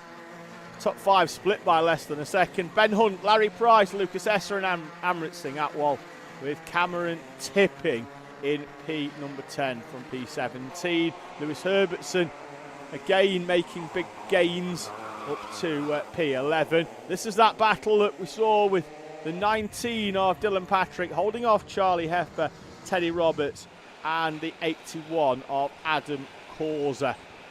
The final runners on track, with Elsie Gannon having retired to the pit lane. So Walker, Rolfe, Sale, Roach and Jenkins are your top 5 in front of Ben Hunt, Larry Price, Lucas Esser, Amrit Singh Atwal and Cameron Tipping. Herbertson, Jackson, Mellor and Lowe are 11th to 14th. Layla Bell, Jay Birmingham moving through to 16th from 24th. Adam Batts just behind. Annika Hurd, Luke Collins, who was on the grass having run inside the top 10. Hakeem Batt and Arthur Roberts, Charlie Gregg and Teddy Higgs, with Rudra Gogolnath, Toby Wortley, Daniel Hulse and Alexander Adams in front of Dylan Patrick, Charlie Heffer, Teddy Roberts and Adam Causa, with Elsie Gannon the only retiree. Norfolk Tech saying go Jensen Sale from your number 1 sponsor. Well, he certainly went on the final lap, moved up into 3rd place with a good move on Oscar Roach. Next one up, it's back to our Bambinos as we go racing in Coma C50 Heat 2.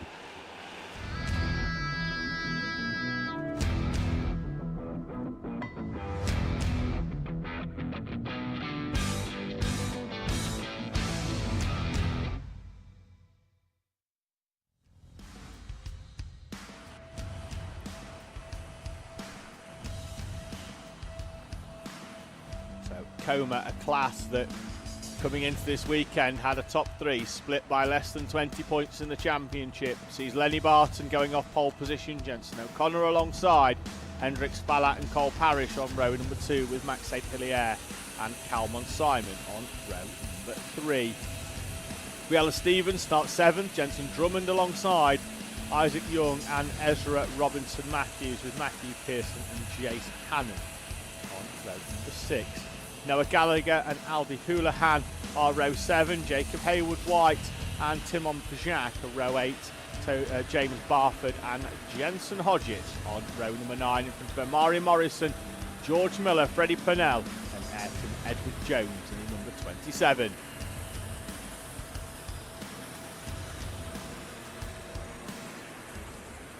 So the field will make their way round and grid up. Barton on the left on pole position, Jensen O'Connor on the right hand side, who made that good start to take the lead at the start of the first heat. Can he do it again? At the start of the first race I said that he was in orange. Jensen then duly dispatched his mum to come and tell me it's not just orange, it's a McLaren replica livery, and I need to refer to it as a McLaren replica livery. So the only thing Jensen needs to do now is just come and tell me himself. But no, he's in a McLaren replica livery rather than just orange. So let's see whether the McLaren replica livery can lead us into the first corner. Oh, a fast start there by the 72. In fact, a very fast start by the 72 of James Barford. But at the front, Lenny Barton and the McLaren replica livery of Jensen O'Connor will lead us round the first few corners and up the hill towards the right-hander of Christmas Corner as the freight train Noah's Ark style 2x2 up the hill. And it's still O'Connor holding on. Here we go. Downhill towards the off-camber corner of Ashby.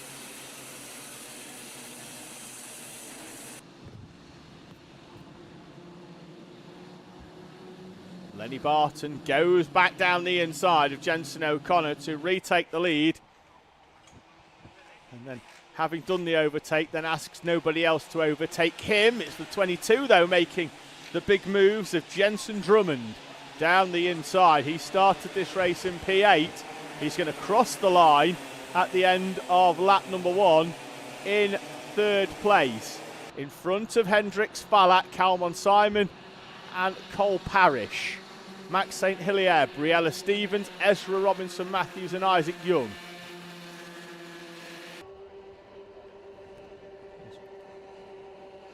Out of the slipstream came Kalman Simon, but at the same time Hendrix Ballat did the same, which meant that Kalman Simon had to back out of there.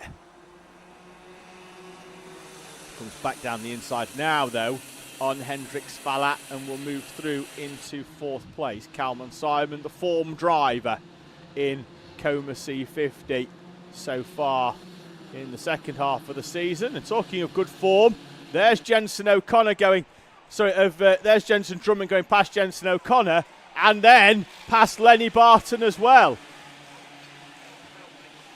Jensen Drummond on a charge from 8th place. Someone's fed him some Haribo in the lunch break, and definitely the sugary one. 8th place to 1st in 2 laps for Jensen Drummond. Lenny Barton in 2nd, Kalman Simon, Jensen O'Connor in 4th place, in front of Hendrix Ballat and Cole Parrish. Max St Hilaire just a little further off the back, with Briella Stevens as well. As your top 6 nose to tail. St Hilaire will want these to overtake a little bit more than just work together at the moment. They have been fairly compliant for the last lap or so since Drummond got to the front. And if they work together as a train of 6, then it's very difficult for the driver on their own to close back up. So what it will also mean is if the 11 of Barton gets down the inside of Jensen Drummond, you may well see him fall down the order, but he was so close to the back that it's ruined his run in the middle part of the corner. And Kalman Simon now is up into 2nd place. And if one driver makes the move down the inside, expect the others to try and find a way through as well. Will Kalman Simon, though, decide that he doesn't fancy a 6 or 7 kart battle at the front?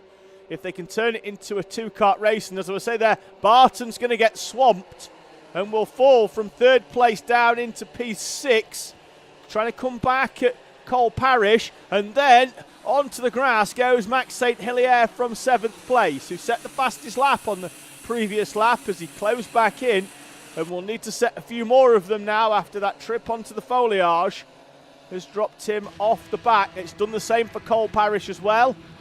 For Lenny Barton, and we're down to a train of 5 for the time being. And here comes Kalman Simon down the inside, one side, and O'Connor, I thought he was going to have one overtake down the inside and one round the outside of Jensen Drummond, but he slots back into position, and Jensen O'Connor in 3rd place.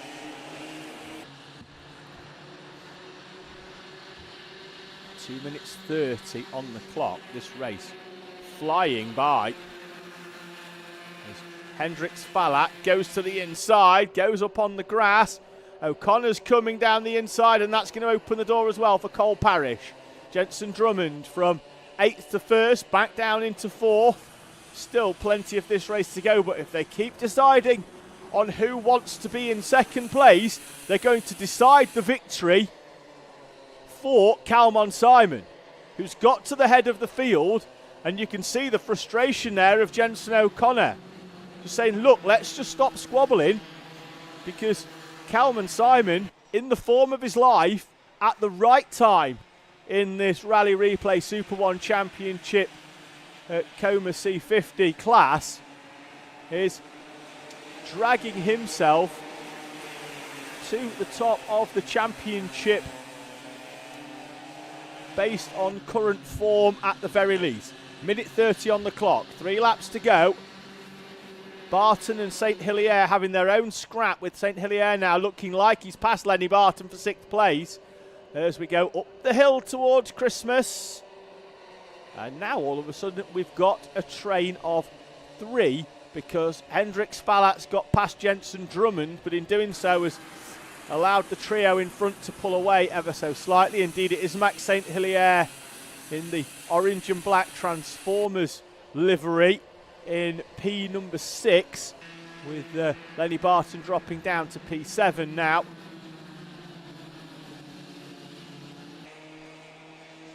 So can Hendrix Ballat and Jensen Drummond close in on this trio, and they'll be helped by the fact there that there was a little bit of contact in the rear, and it has indeed closed up slightly, but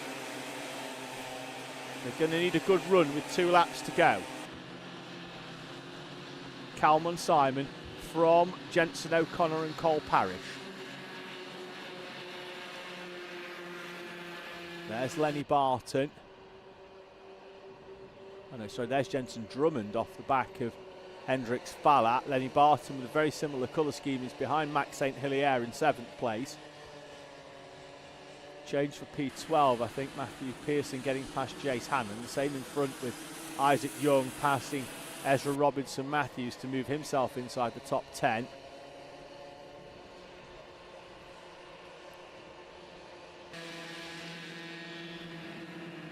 Round Osiers as they head down the back straight.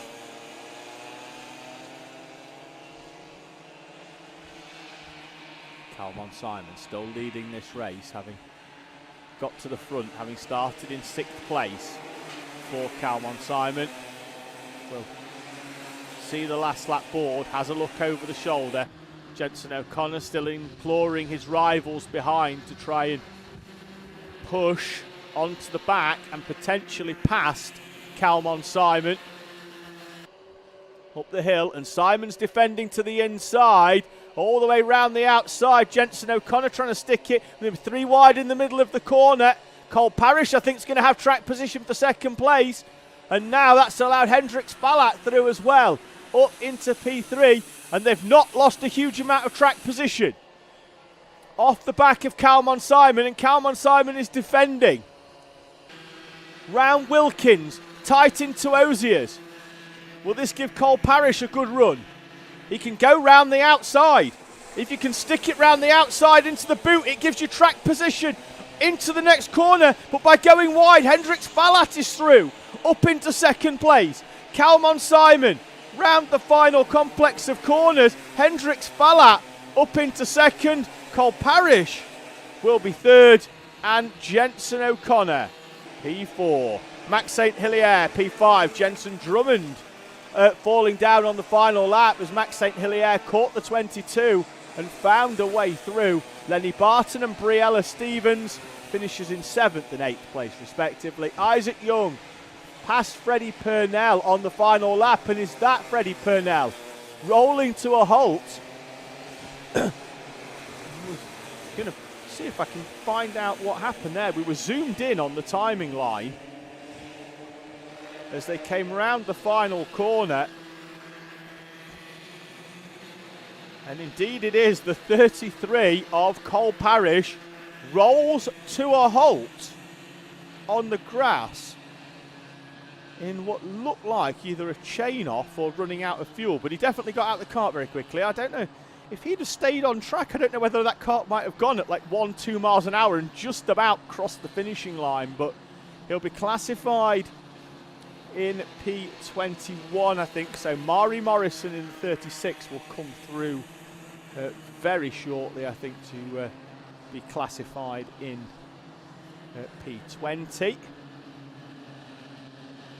Wait the arrival of the 36.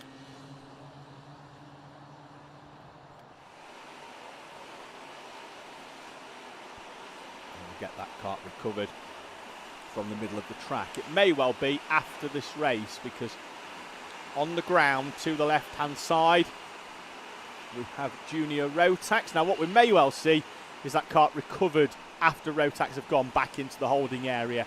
But next up, it's a bumper grid of Junior Rotax.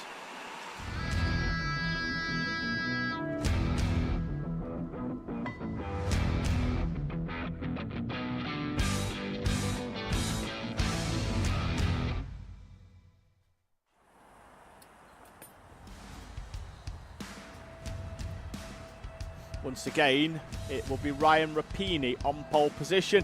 Alex McCullough alongside in the 41 with Hayagriva Gogonath and Leon Barlow on row number 2. Rory Hinkley and Riley Bishop on row 3. Jake Anders starts 7th with Sam Flynn alongside. Drew Priesner and Amy Peacock complete the top 10.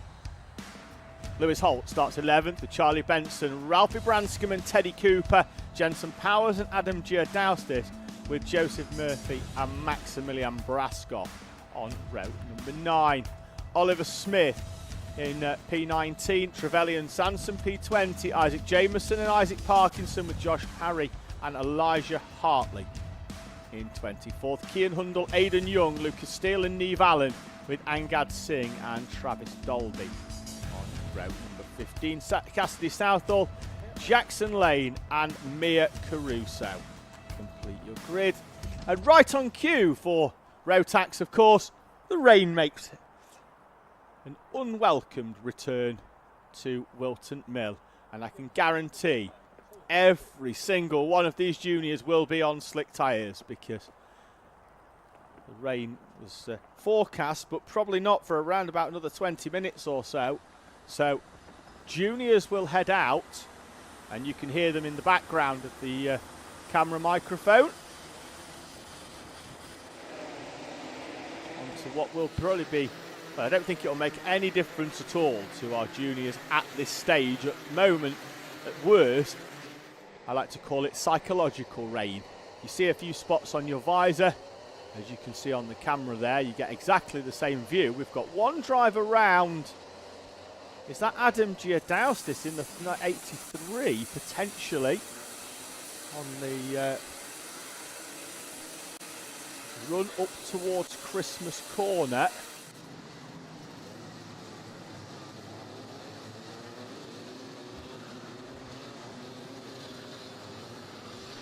I've got a warning already for the 81 of Elijah Hartley before we started, so things can only get better, that's for sure. Oh, contact in the back corner there. Looks like one of the drivers stalled and was trying to get the kart going and then took another kart in the rear, so that's not going to particularly help their chances if they've got a drop down, or if the driver in front's engine hasn't started either, for that matter. Back to the front though, and we'll see whether we can get this one going at the first time of asking.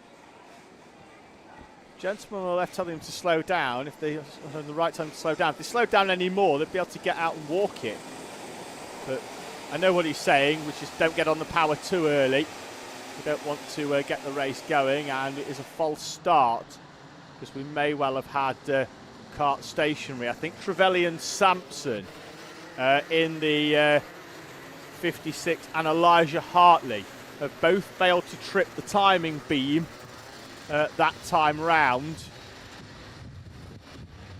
I don't know where either of them karts were, but given their track position, it wouldn't surprise me if they were the two drivers involved earlier on with kart issue. You can see the rear bumper there of one of them up on the 81 of Hartley, the 56 of Trevelyan Sampson. So in order to allow the marshals to work safely, the correct call was a false start, and we will roll them round. Karts will just be moved all the way to the side. Drivers will probably have enough time actually to make their way off track, but there they are in the marshals post. So what was 32 is down to 30 for our junior Rotax runners, and we will have attempt number 2 at the rolling start, as we basically go down to stop-start at the front. Now, the poleman has the right to dictate the pace. I don't know what the curfew is here at Whilton, but if he does slow it down any further, we might end up having to scrap some races later on. Need to keep the pace up. Come on, let's go racing in junior Rotax. Round the final corner, lights are out, and we are away and racing as Ryan Rapini in the red suit takes us round. Hayagriva Gogonath with a good start, moves up into second place as the field runs up towards Christmas Corner. Alex McCullough still in third. Oh, we've got a 47, is that, on the grass on the outside. Pick out the number shortly. That's Gogonath under pressure from the 70. Oh, we've got some ferocious helmet tapping there from the What number's that on there? Is that 12? It was 92. We'll pick it out in a minute, but we've got some good moves going on through the boot up towards the first corner. Ryan Rapini will lead us over the line. It's Rory Hinckley with the furious helmet taps in the number 12 up into second place. That at one point I did think was a 92, but it's definitely a 12. Move for fourth place is going to see Drew Priesner going down the inside of Hyagriga Gogolnath. And then that's Jake Anders going all the way round the outside. Good start for Anders as he moves up into fifth place, but then gets levered wide by Hyagriva Gogolnath, and that's going to allow the 42 and the 25 to come through. 25 Charlie Benson, Sam Flynn in the 42. And then we've got, oh, everybody's on the grass. That's the 42 again. So Sam Flynn, and then the 21 of Leon Barlow was the second driver across the grass in what has been a very scrappy opening 2 laps for Junior Rotax Heat number 2. So Rapini leads, Bishop then up into second place now, having got past Rory Hinckley. Drew Priesner, then that's Amy Peacock in a battle with Oliver Smith. Oliver Smith, the O-plate, starting P19, moves up inside the top 10 at the expense of Amy Peacock. Next up for Smith will be Joseph Murphy, who picked up that black flag in heat number 1, having gone past 2 mechanical flags and then was removed from the race. 20 is Lewis Holt, currently running in 8th place. Then it's Murphy, there's Smith in the O-plate, Amy Peacock in front of the 76 now of Teddy Cooper, who makes up 2 places on that previous lap. And Drew Priesner's going to make a place up as well as he goes down the inside of Rory Hinckley on the run up towards Christmas Corner. Good run so far for Charlie Benson in 6th place. Fastest lap on the previous. He started 12th. We've got, down the inside and out onto the grass. Smith with the move, which allows both him and Amy Peacock to go through. I think Joseph Murphy was the driver that was forced out onto the grass, and he showed his displeasure with that. And Oliver Smith, the championship leader, does not need to does not need to draw attention to himself as Ralphie Branscombe and the 39 of Isaac Parkinson to do just that at the final corner.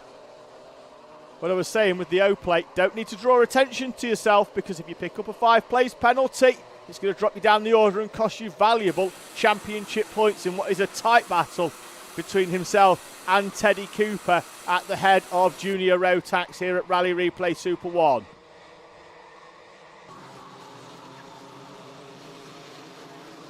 Move on, Leon Barlow by the 77 of Maximilian Braskoff, moves him up to P16. Barlow, who started this P4, was in the mix early on, but then dropped down the order from what was a fairly frantic lap. And wide goes Peacock onto the grass. And the grass is that long, it's going to slow her down. We've got another driver off as well. And Isaac Jameson, and the 83 is Adam Giardaustis. And I don't know whether there was contact there. See if we can get a bit of a replay on that. But I don't know whether Peacock just understeered wide. And could that be the reason why? Because the rain has started to fall again. So if we can get a replay of that in the first corner, I'd be intrigued to see whether Peacock was sort of arriving just as the rain came down. Didn't look like there was any contact when we came back to the camera shot, but now the pace will slow dramatically. Rapini has a gap of 1.9 seconds, but see they're sliding as a helpful spectator on the outside is trying to tell them all to slow down because it's very, very slippy. Round crook and oblivion as the rain falls here at Whilton Mill with 2 minutes to go. Ryan Rapini with a gap of 1.9 seconds, having qualified on pole position. That looked like it was Isaac Parkinson again on the outside. And then we've got somebody in the wall on the outside, and we've got somebody stopped. That's the 67 of Neve Allen trying to get the cart through the tyres. And we've got somebody off on the racing line on the outside. I saw that before, and they still haven't been able to get going. thankfully everybody has missed them and seen that waved yellow flag as we had a driver on the outside on the racing line coming round Inkermans. Drew Priesner in the 91, finding a way past Charlie Benson, or at least finding a way back past Charlie Benson. Gap at the front is down by 2/10 with what is likely to be 2 laps to go. Leaders crossing the line with 55 on the clock. The pace dropping to the 104s from the 47s, so nearly 30 or 17 seconds slower than what it was early on in the race. Riley Bishop with a lap and a half to try and close in on Ryan Rapini.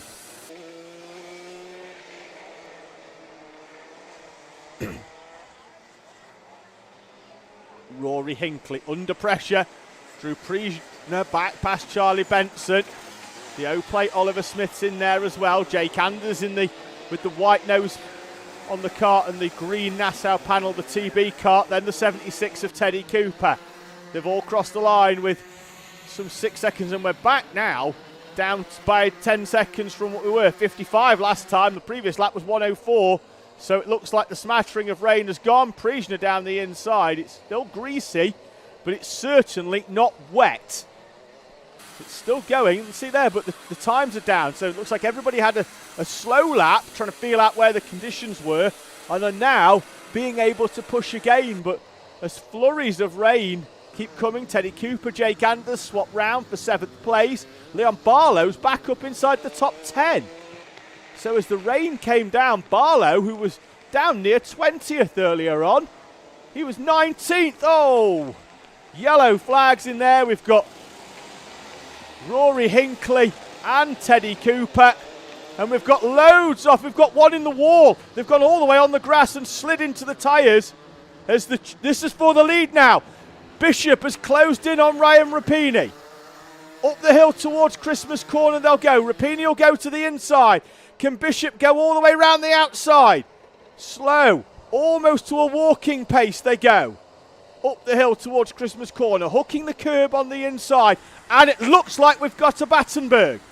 We have on the final lap, and the Battenberg flag is out, and Ryan Rapini will win heat number 2 from Riley Bishop. Bishop's chances ruined by the Battenberg flag, and I think that will have a lot to do with the kart in the wall at this corner, on the next corner after this one, on the entry to the boot on the previous lap. We had a kart in the wall there. Not quite sure now what the cause of that Battenberg was. Haven't been able to pick it out, but certainly had a few off. There's nobody off the track from what I can see. So we've got a checkered flag. Wonder what, I mean, look, I can only see the camera positions, but that for me is fairly bizarre circumstances, unless the car off and didn't look like it was going to be able to be recovered, and then they just drove away. So, but nonetheless, Ryan Rapini from Riley Bishop, Drew Priesner and Oliver Smith with Charlie Benson and Teddy Cooper. And it's Rory Hinckley, Jensen Powers, Leon Barlow with a, I'll say a very different race for Leon. Started 4th, fell down to 19th, but then as the rain came, he had it absolutely mastered and made up 10 places in 7 laps to finish in P number 9 for Leon Barlow.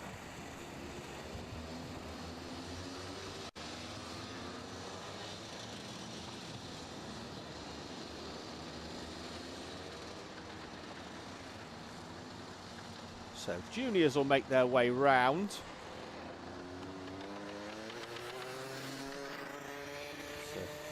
they'll have a bit of a kart recovery of junior Rotaxes. IAME M1 will likely be all on their groove tyres. So they make their way out onto circuit shortly, but we'll have a brief interlude as the karts of those drivers earlier on. Still a very, very disappointed number 56 on track over at Trevelyan Sampson. In fact, I'd gone a little bit too far. I thought it was going to be IAME M1 next because I turned my notes a little too quickly, but it's not. It's an amalgamated grid next up of Micros. What we're seeing here is drivers just having their photograph taken for if anybody has a front fairing penalty. Now, turns out that looks like everybody's got one. Ralphie Branscombe doesn't, as neither does the 84 making their way down. That's Josh Parry. 74 is Aidan Young. 41 of Alex McCullough. But the 94 of Joseph Murphy does have one. So you'll get a 5-second penalty if your nose is pushed in. There's Amy Peacock, who crossed the line in 21st place. And there's one after her trip on the grass, and one for Adam Giardoustis as well. So plenty of work for the team here at Rally Replay SuperOne. Rain starting to come down a little bit harder once again. Next up, it's Micromax and Honda Cadet. And I wonder if any of those have opted for the slick tyre. Micros will go off the front for heat number 2, then it's Honda, and then for the final in around about an hour and a half's time, they'll get their own grids. So everybody on slicks, you see. So everybody on slicks. The jumper there to the left-hand side being used as a makeshift umbrella. And to be fair, the track, whilst wet, we saw earlier just how much having the wet tyre goes off. Now, if I was down towards the tail end of the Honda field, I think I'd have just bolted wets on. What's the worst that can happen? You could be an absolute hero. Nonetheless, Micro are making their way out, so it's time to have a look for some grids. Noah Wicklow, who had a Heat 1 to forget, will try and erase that from his memory in Heat number 2 and start from pole position alongside Theo Jepson. Freddie Baker starts in 3rd, Oscar Churches P4, Raith Owen and Charlie Cale on row number 3. Will Hatton and Benjamin Shivar, Louis Granell and Isaac Garth, Arda Billianoff and Lewis Holt on row number 6. Row 7, Finley Thompson and Teddy Shepherd, Lani Eden and Mason Muncher on row number 8. Then it's into Hondas. Riley Blakemore from Shaylan Stricanton on the front row. Row number 2, Archie Cannon and Henry Colborne, Mason Becker and Joshua Bailey on row 3, Jayan Prakash and Harry Search on row number 4. Marcus Cooper starts 9th in Honda, 10th is Jack White, Archie Edgar and Ethan Pearson, Oliver Vickers and Sui Hong Javan Ip in front of Joshua Knayston Wade, Kai Sori, Krish Doshi and Henry Suraya.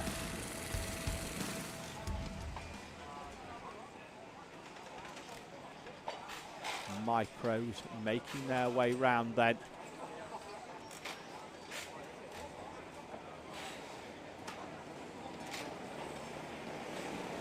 Power down early out of the final corner. Will we go racing at the first time of asking? No, and it's probably for the best because Noah Wicklow was a few kart lengths in front. So we'll have a false start for our Micros.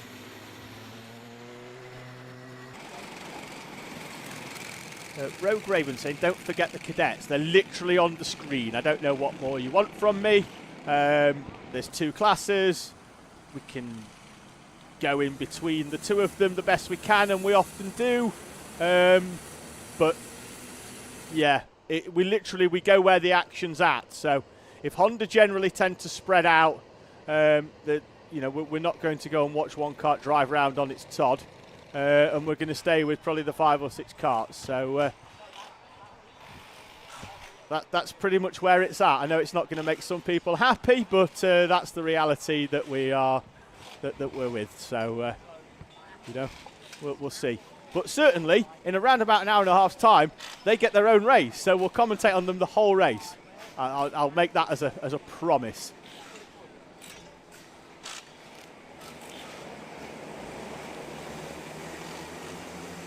Into the tram lines we go. And we are away and racing as Noah Wicklow leads them through. Good start by Freddie Baker. Looked like he was going to be alongside, but it's Theo Jepson in second place. Oscar Churches in the 18 will move through, I think, into P3 as they run up the hill towards Christmas Corner. In fact, it's Freddie Baker holding on. So Wicklow leads us down the hill. We go picture in picture.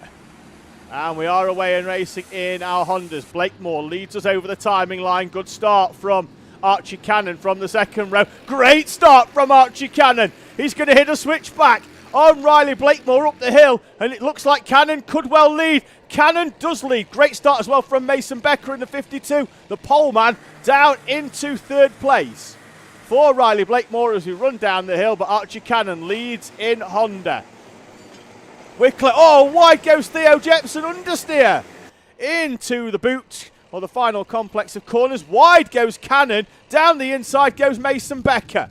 Becker from row number 3 in Honda Cadet will lead us up and over the timing line by the look of things. So under pressure from Blakemore. Archie Cannon, then it's the 23 of Shaylan Srikantan. Heat 1 winner Henry Colborne. Joshua Bailey, who arrived as championship leader in P6, and they're side by side up and over the timing line as round the outside tries to go Riley Blakemore. Can't get that job done, but it's a Project 112 at the moment as Blakemore is going to try and go down the inside, and it's a freight train on Mason Becker, and he's going to go from P1 to P5. Blakemore then through with Archie Cannon behind. That's Shaylan Srikantan in the 23, up into third place. Henry Colborne P4. They're not dropping anybody here. Bailey in P6. J.M. Prakash in the 44 behind them, with Jack Wykes and Marcus Cooper as well. At the front though, Noah Wicklow opening up the gap. 0.6 of a second. Had a bit of a reset after a troublesome heat number 1 where I think he just overdrove the number 53 in fairly challenging conditions, but just needed to be smooth. It looks to have done a hard reset. There is his nearest championship rival, Benjamin Shivar, down in 7th place. Moved down the inside of Jack Wykes. Was that J.M. Prakash making the move? Back to the front of Micro. There's Freddie Baker in the 92 in third place. Theo Jepson in second. At the front though, Oscar Churches has taken chunks out of Noah Wicklow. As Wicklow goes slightly wide. Colborne is past Shaylan Srikantan. Joshua Bailey's past Mason Becker as well. So did Becker go high on tyre pressures, expecting it to be raining? He's falling down to P6 now. At the front in Honda, it's Blakemore from Cannon. Colborne's going to try and go round the outside. It's going to be a long way round there on Archie Cannon, but then he's going to try and switch back for second place. Through goes Henry Colborne on Archie Cannon, and it has given Riley Blakemore a bit of a respite at the front for a lap or so. We're now 4 deep in Micro as Churches has been caught by Jepson and Baker at the same time that he's caught Noah Wicklow as well. Freddie Baker, the fastest driver on track on the previous lap, was 0.6 quicker than the race leader as he towed up onto the back of the top 4. This is Honda from first down into 8th place, I think, in that class. Yes, it is. Harry Search in the number 40 there in the yellow and purple. Freddie Baker, despite being fastest on the previous lap, has fallen away this time round. 0.4 off the back. Jepson set the personal best and the best time of the trio. Now, Wicklow, with 2 minutes to go, does not need to be getting into an unnecessary scrap, that's for sure. Colborne's taken the lead in Honda from Riley Blakemore. So, Honda Cadet seeing Colborne lead on the BRK chassis. Project One in second place. We've got the new Apollo Cadet chassis in third place. So, really proving at the front that it doesn't really matter what you're on. If you're quick, as the drizzle starts to come once again, and nobody sets a personal best in the top 3 in micro. Gap is still a tenth, and a visor wipe there, so clearly noticeable on the visor of your Honda Cadet race leader Henry Colborne. Wicklow has been disposed of the lead by Oscar Churches.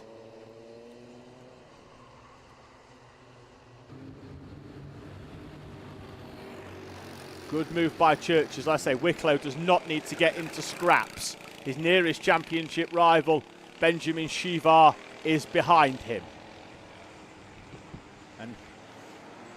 And so effectively he'll make up roughly the same amount of points as he lost in the first race. Down the inside goes Riley Blakemore, and then Riley Blakemore runs out of tarmac, runs out of curb, and will run out of the top 3 in Honda Cadet as well. Back down the inside goes Wicklow for the lead. 2 laps to go in micro. Wicklow from Churches, Jepson, and Freddie Baker. Oh, Colborne's out! Colborne is in the wall! And we've got Becker off as well, and all of the leaders in micro are off. Wicklow's still in it. Jepson is the driver that's gone missing and is on the grass on the outside. And is still trying to return to the track. As they slide off, and off goes the 87 as well of Isaac Garr. We've got drivers going off left, right and centre, and we've got a Battenberg again. So the race neutralised again. Once again, and it will be the end of this race. And out of the final corner, up towards the timing line. And it's Noah Wicklow taking the victory from Oscar Churches and Freddie Baker, with Benjamin Shivar in 4th place and Rafe Owen. Now, look, I know why we've gone Battenberg, because we had a lot of carts off. I'm going to caveat that with a phrase that a fellow commentator of mine used a few weeks back, that the throttle pedal works both ways. So you can slow down and stay on the track as well. So Honda, though, out of the final corner, and it's going to be Archie Cannon in the 42 with a little wave round. So Cannon takes the victory in Honda from Shailan Srikantan and Riley Blakemore, Harry Search and J.M. Prakash, with Marcus Cooper, Mason Becker and Archie Edgar in front of Ethan Pearson. So it's Wicklow, Churches and Baker in Micromax. In Honda Cadet it was Cannon, Srikantan and Blakemore. And in the live chat, I believe Rogue Revan is slightly happier than what he was 2 hours ago. So all-rounder success as we move on to IAME M1. Oh, we're still finishing. Oh, I thought we checkered flagged this. Not that it makes any difference. Nobody's changing order. And now Wicklow does win it again after I said that he'd won it previously. So I got really excited and well ahead of myself. Under pressure, of course, from Rogue Revan in the live chat. Normally I work well under pressure. It says so on my CV, because nobody ever lies on them. Right, time to update some championship positions then for Noah Wicklow and Benjamin Shivar in our Honda Cadet, in our Micros, because that is a one that we could get wrapped up today. 13th for Theo Jepson in that one.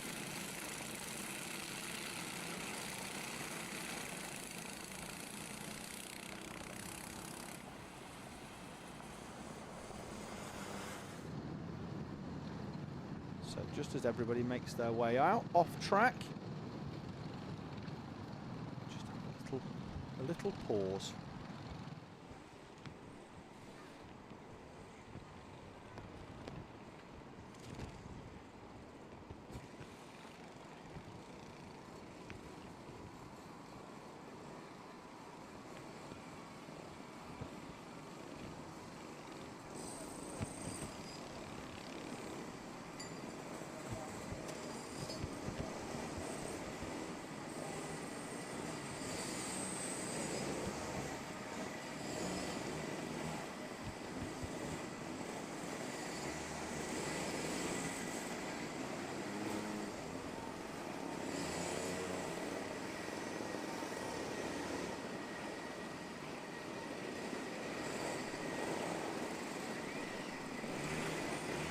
So, top 3 in Honda just being directed into the scrutineering bay. Everybody else will be sent straight down the hill.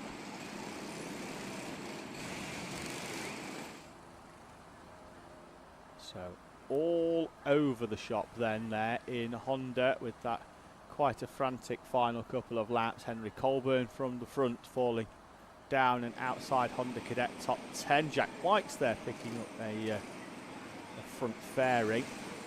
Penalty with the nose being pushed in. Colburn had rear end impact, so the front is safe. The rest of the field make their way down. In that Honda Cadet Championship, Riley Blakemore making some good gains and adding to yesterday's victory, but has missed around a double header, so will need to have a faultless run at Shennington. But in that one, the championship leader Joshua Bailey was outside the Honda Cadet top 10. So Blakemore trying to make some gains there. We move on to the penultimate heat before we head to senior Rotax and the finals. It's time for IAME M1.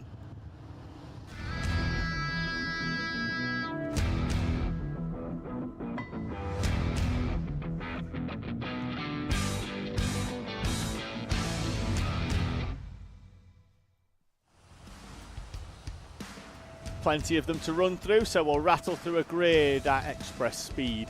Logan Edwards and Arthur Bowers on the front row, Hendrix Fallett and Presley Knight on row number 2 in front of Arthur Rhodes and Oakley Rudman.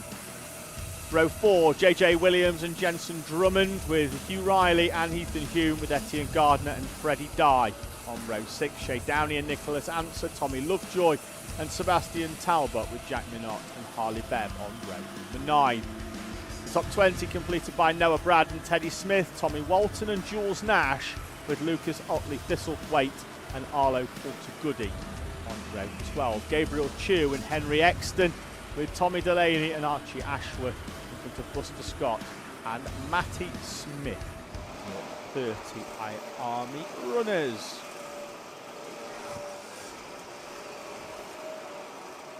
So 5 minutes ago it was raining. And that looks like a lot of sunshine.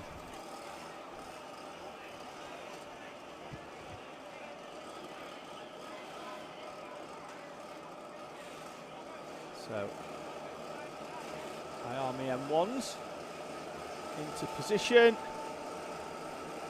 Helpers vacating the grid. We've got a problem there towards the front, have we? No, we're clear. Not sure who that was towards the front. We are away in racing. Could well have been the 11. Sorry, it could have been Presley Knight, I think, in the 16. He was having some problems, but we are away and heading up towards Christmas Corner. Oh, 3 wide in the middle of the pack, and we've got a spin. Oh, and some contact between the 33 as Tommy Delaney goes in hard. waved yellow flag, and I think at least one driver out of the race after the contact there up at Christmas Corner. Arthur Bowers leads from Logan Edwards, so a change at the front from Edwards on the pole position. Arthur Bowers in that second place in what is a very tight championship coming into this race weekend. Presley Knight leads us into it, and he's currently in third place. He was 3 points in front of Arthur Bowers, 17 points in front of Logan Edwards. So Bowers, Edwards and Hendricks Ballat, your top three. Presley Knight in fourth place, waved yellows still with the 33 of Tommy Delaney in the kart at the far end of the circuit. Now, wonder if they're going to try and get him back on track with him still being in the kart.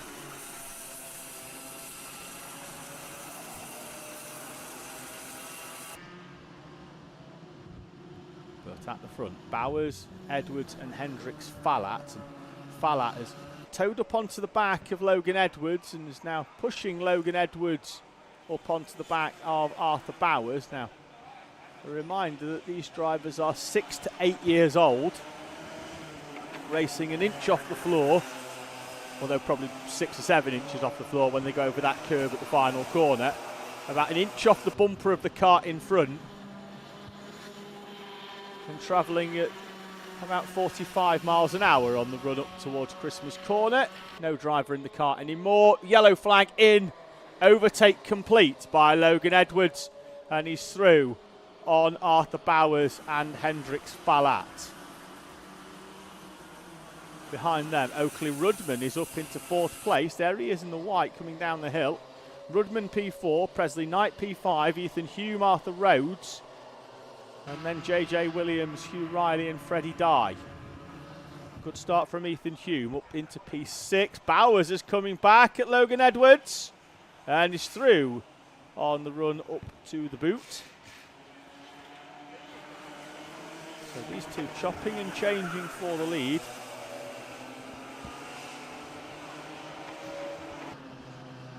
Ballat there does not look particularly happy, and is he falling away? Has he got a problem? Falling off the back of Logan Edwards and looking at his engine on the right hand side, and Hendricks Ballat, who had great pace early doors, appears to be slowing in the number 15. Down the hill they go, and noticeably falling away off the back of the leading duo is Hendricks Ballat. And that 15 is just slowly winding its way, unfortunately, towards retirement. And he stops on the inside of the circuit, well off the racing line. So well done to Hendricks for keeping that car out of the way. Will potentially mean a yellow flag in the middle part of the circuit as that car is recovered. But like I say, well off the racing line there by Hendricks, who parked it well. Bowers and Edwards run up the hill they go.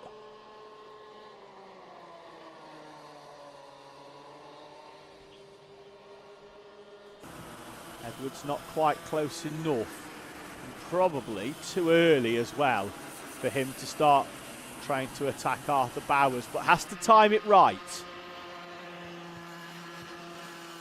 Go too early, you give Bowers too many opportunities to come back at you. 82 Arthur Rhodes there in the yellow helmet leads us down the hill from 6th place. JJ Williams, Freddie Dye and Hugh Riley on the back, and then it's Shay Downey in P10, you can just see there in the background.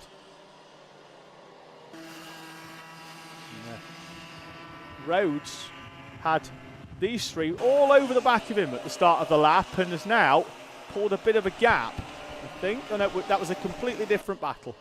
Got preoccupied. As now Arthur Rhodes is going to switch into defensive mode on Logan Edwards. 78 and the 77 of Tommy Walton and Tommy Lovejoy. So 78 in front in what I think will be 16th place now. No, Matty Smith's up into P16, having started 30th for Matty Smith. Arthur Bowers into the right-hander. Minute and 12 on the clock, so they're going to get 3 laps, and they're going to encounter lap traffic as well in front of them. Presley Knight and the 11 of Ethan Hume having a battle as Bowers goes down the inside and could have opened up enough of a gap there in what was a bit of a dive bomb, but got the move done and could have given him enough space back to Logan Edwards. They really are coming through this traffic now, and it's going to play a big part as Bowers is carving through.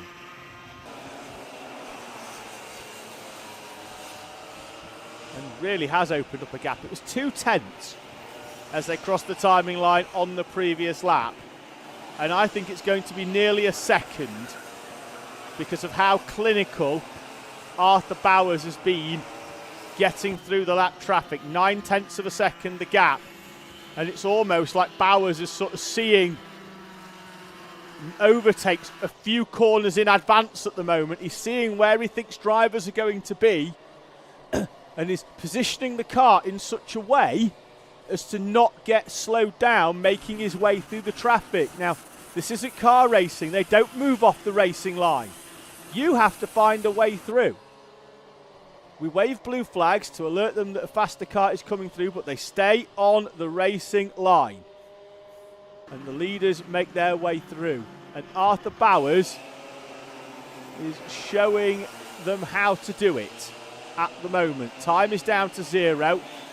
Takes a wider line there, you see, into the cutback, saw it coming, didn't lose much time. Arthur Bowers comes out of the final corner, sees the last lap board on the right-hand side, extends his gap by another 4/10 of a second, but has more lap traffic to contend with. So this isn't over and done with yet for Arthur Bowers, but it's good practice for the final because he gets an extra 2 minutes, which means more lap traffic to find a way through in the final.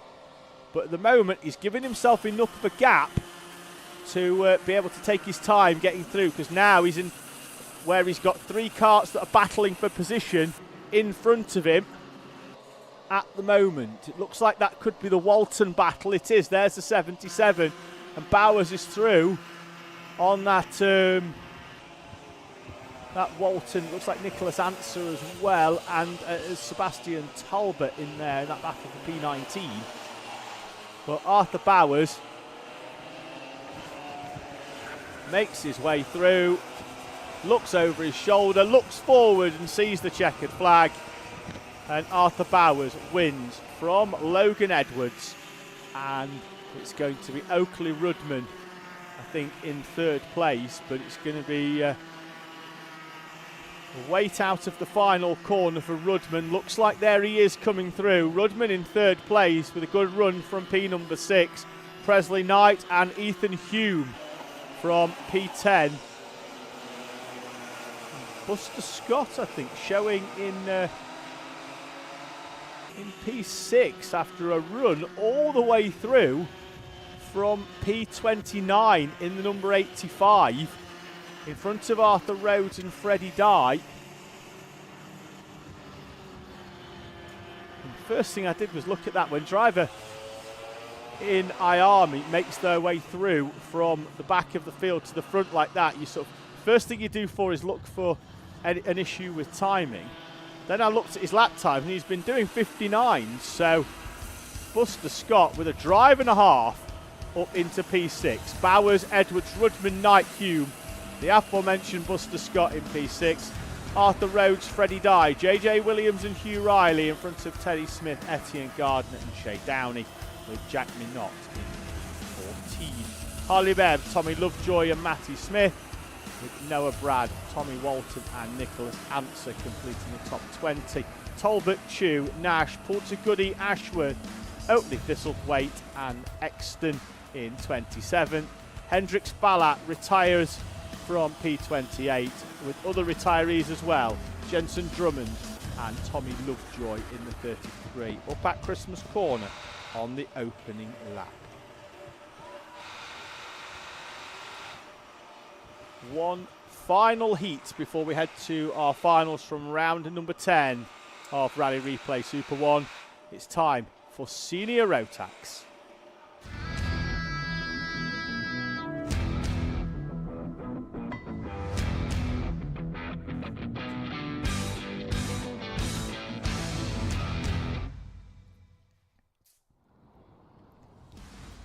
So, karts being recovered from the far end of the circuit. We'll run you through a grid then for Senior Rotax.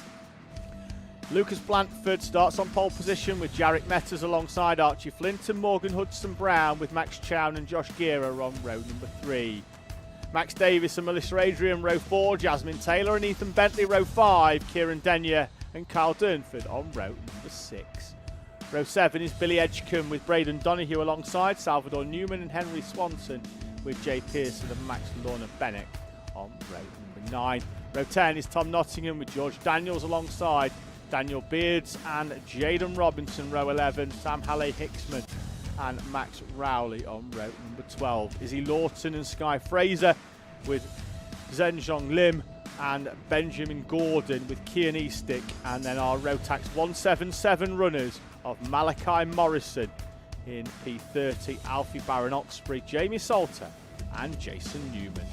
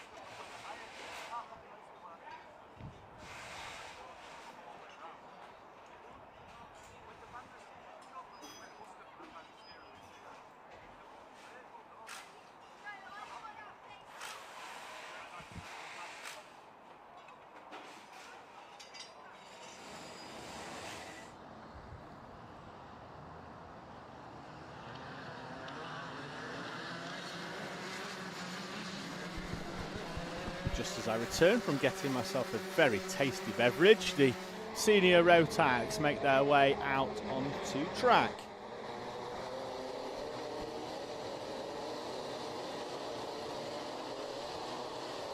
So the final heat will give us a very, very clear indication of what the championship picture will look like in Senior Rotax at the end of this race.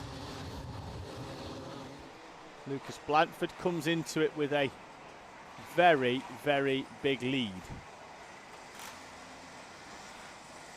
But retirements are not what he may want, so got to keep the nose clean, as the saying goes.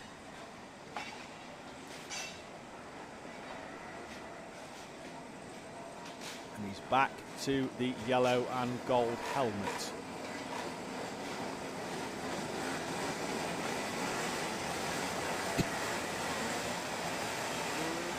Into the tram lines we go.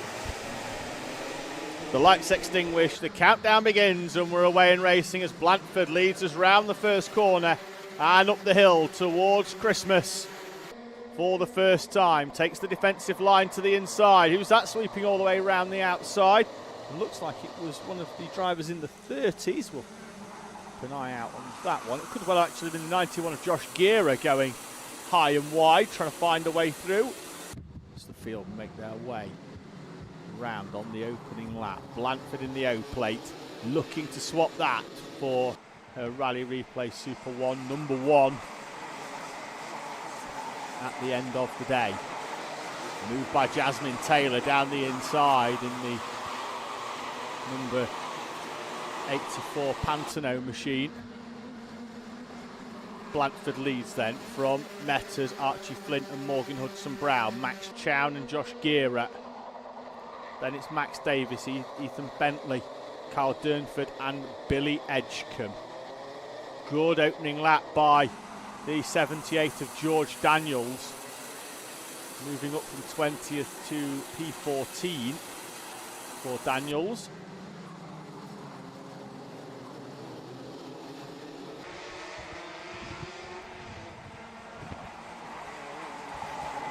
Archie Flint in third place, under a bit of pressure at the moment from Morgan Hudson-Brown, but he can't rest because he's got Max Chown behind him. Edgecombe up to P9. Who's falling down? It's Kyle Durnford all the way down the order and then back up the order. So it looks like that was a timing issue. He set the fastest lap as well. Did Kyle Durnford in the 67. Indeed, is definitely still there. Down the inside for fourth place. I think Morgan Hudson-Brown's up to third. Indeed he is.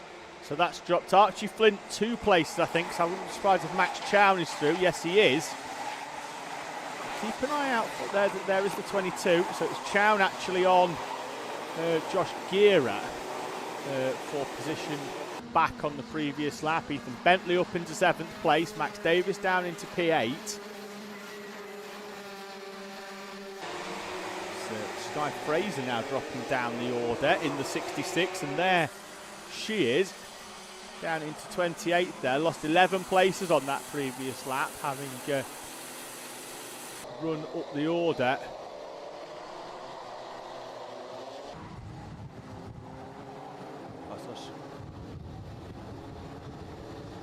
Yeah, moved through from starting 26th to run up in 15th place, but then that previous lap drops her down. Blanford opening up the gap at the front. 0.6 of a second now as Archie Flint sets the fastest lap there in the Kiddix kart, Tony Kart suit, trying to catch up onto the back of Morgan Hudson-Brown, and we've got a problem for Henry Swanson in the 74.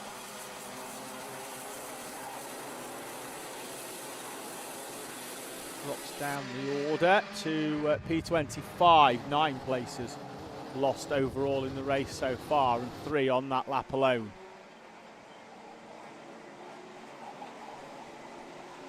Gap at the front continues to extend, with Lucas Blanford eking the gap out now to a little over 0.7 of a second, setting the fastest lap with a 46.099, so heading towards the high 45s. But for third place there we've got a kart with a bit of a wobbly nose and a retirement for the 66 of Sky Fraser coming down the chicken run. Move for Archie Flint, having got back through on Max Chown. Chown got past Flint earlier on in the lap. They were right on the back of Morgan Hudson-Brown. That's given Brown a little bit of respite after that Heat 1 victory for Brown.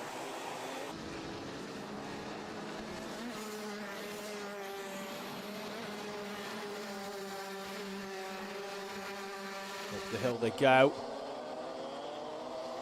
And they are still squabbling between Max Chown and Josh Gira. Now Archie Flint has escaped their squabbles.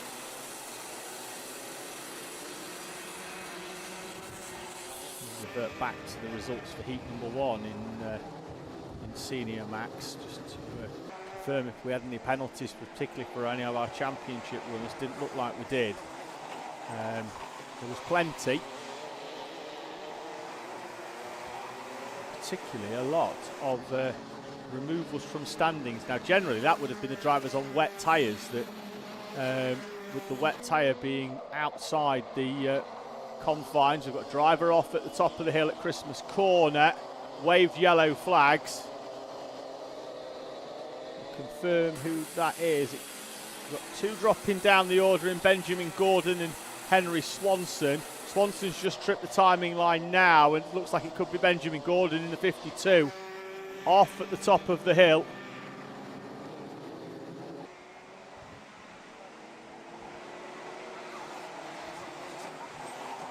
Warning for the 90 of Jason Newman. Currently leading in Rotax 177. There indeed is the 52 of Benjamin Gordon, just getting back into the kart. Still waved yellows at the top of the hill as Gordon tries to get that kart going again.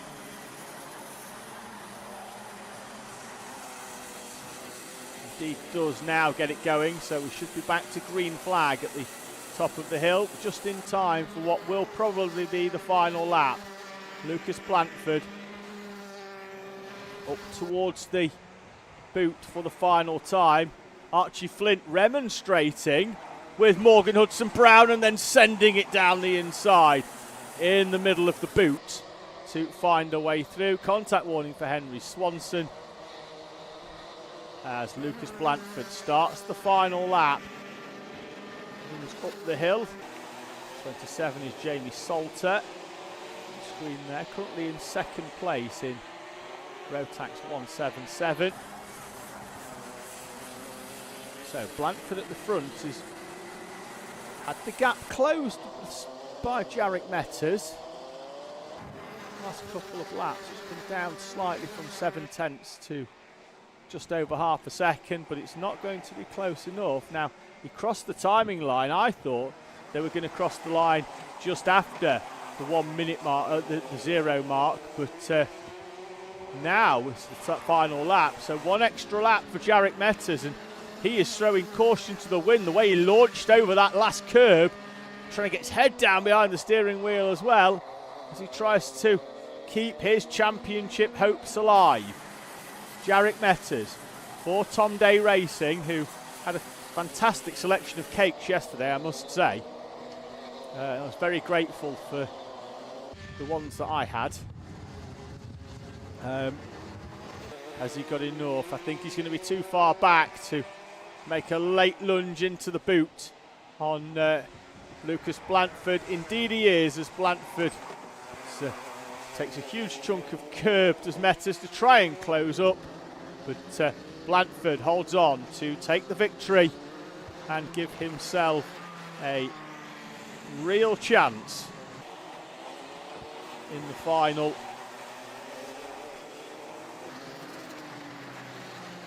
Just has to bring the kart home,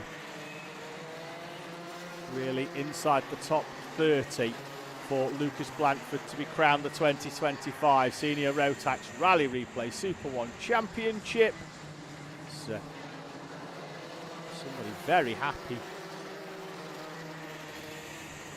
crossing the line. The camera angle not letting us see the number, but take nothing away from them.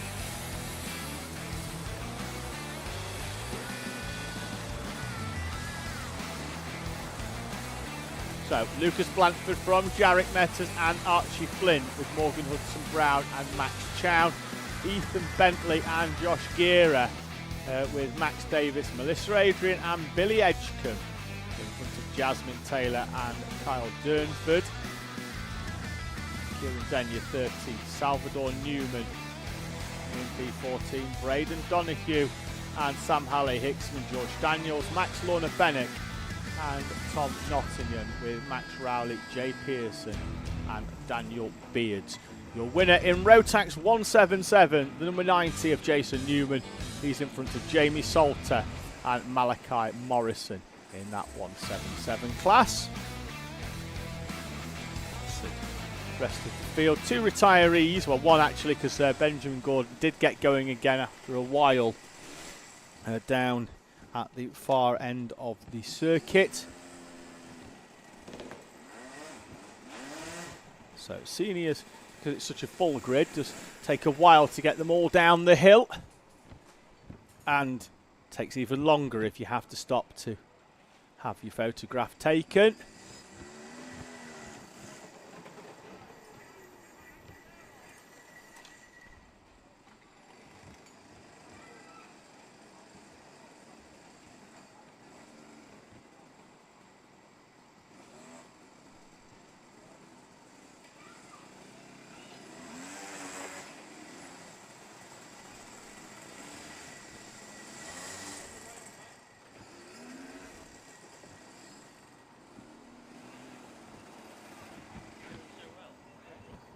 So final few runners then from Senior Max making their way down the hill just to have their carts checked. And then we will head to our first final of the day here then from Whilton Mill. 9 finals, the first of which is a championship final potentially for Felix Tandy. We'll find out in my tea.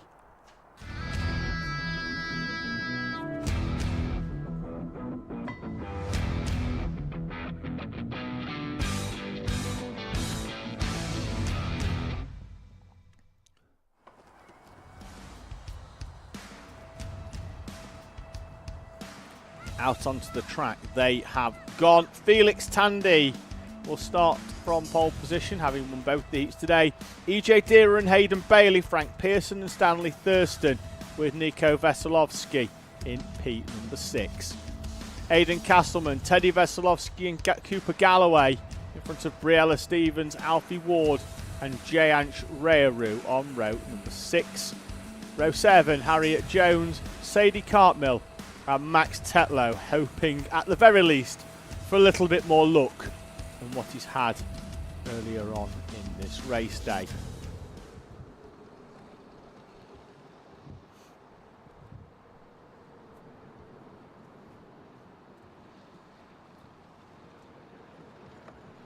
So going into today, there was 3 championships that we thought might get wrapped up. And it looks like all 3 of them may well be done. 9 minutes on the clock, plus 1 lap. Felix Tandy on the left-hand side of your screen at the head of the field in the gold, purple and white helmet.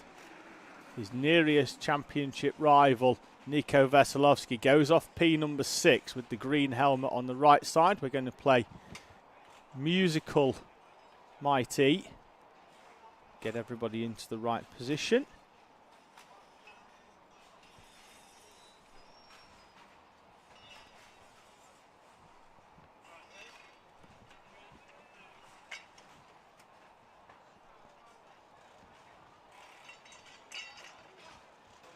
The lights extinguish on the overhead gantry. Oh! The lights went out, and I think we're going to false start it with a flag. The lights definitely went out. We've still got a stationary car of the 46 of Aidan Castleman.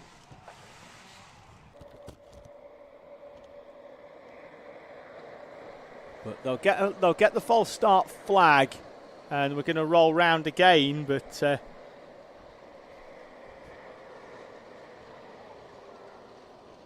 some of our runners at the tail end of the field didn't go, and so we'll have a second go at that and see if we can get our mighties underway.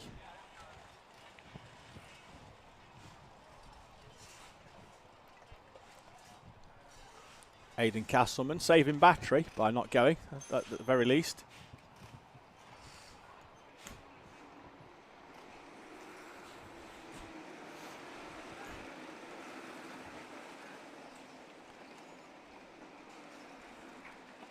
So we will regrid our Might E's.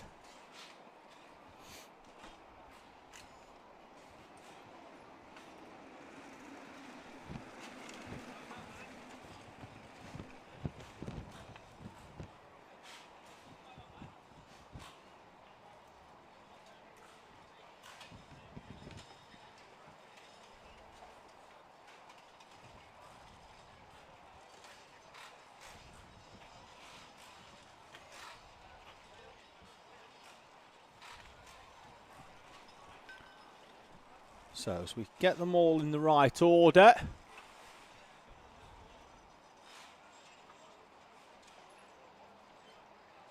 That's the best way to do it. They're so like these Bambinos and both classes, both Mighty and Coma and IAME, to be fair. We can just pick them up and just move them in the right position. Red lights on the gantry, red lights extinguish, and we are away and racing this time for our Mighties. Tandy holds on to the lead. EJ Deera with a good start.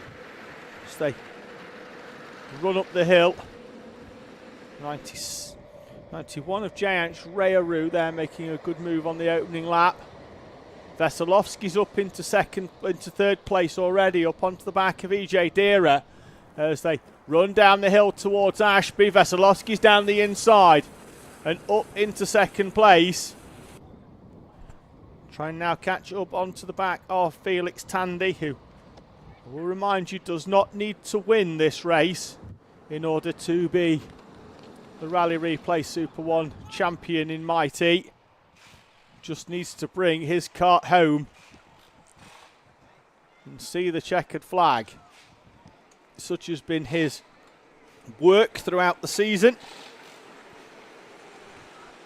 This is round number 10, and if he was to win the final, it would be win number 7 of the season so far for Felix Tandy.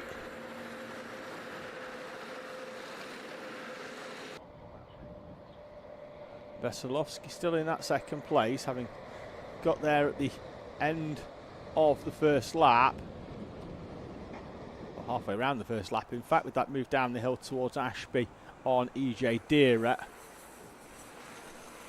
Deera under pressure at the moment from Hayden Bailey over third place. Frank Pearson, Stanley Thurston are the top 6 as it stands. They'll be the ones vying for trophies. Top 6 handed out for our Might Ease.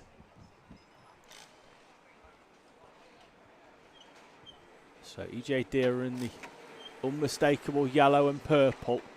Hayden Bailey throwing that 86 over the curbs.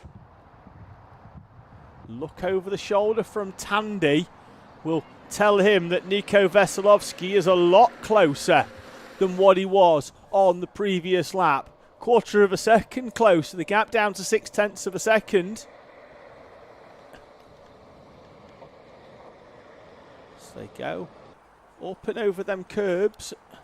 I say they're generally quite flat on the inside here at Whilton, but when your cart weighs under around about 80 kilo,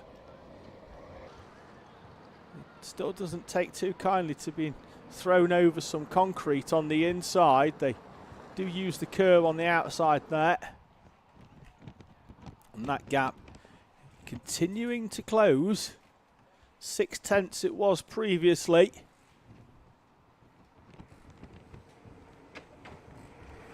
You hear them launching that curb every single time they do it. It still takes me by surprise that that's the noise that it makes that you don't get to hear when there's an engine attached to them. It gives a completely different dynamic to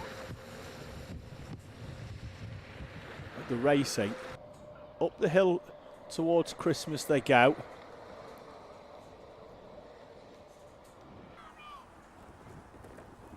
And down the hill towards Ashby.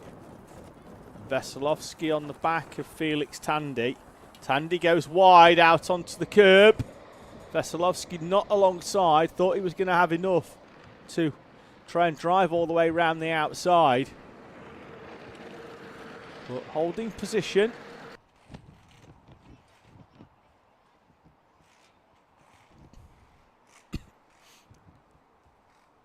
Into the right-hander of the boot.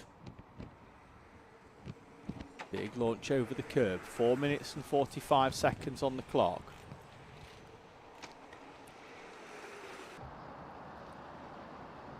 Go round Oblivion and then Crook up the hill, round the little right-hander of Fine Lady, Manuel's Bank and Christmas Corner, and still no change for the lead for Nico Veselovsky, who I thought would have maybe tried a move already, on the grounds that Felix Tandy's very unlikely to want to get into a squabble, needing to just bring that E-plate kart home. So Veselovsky can make moves where Tandy will likely give him a little bit of space. Contact warning for Hayden Bailey. He has got past DJ Deera a few laps ago for third place. 3:38 on the clock. Fastest lap that time round from Felix Tandy, being pushed all the way by Nico Veselovsky, who started this race in P number 6.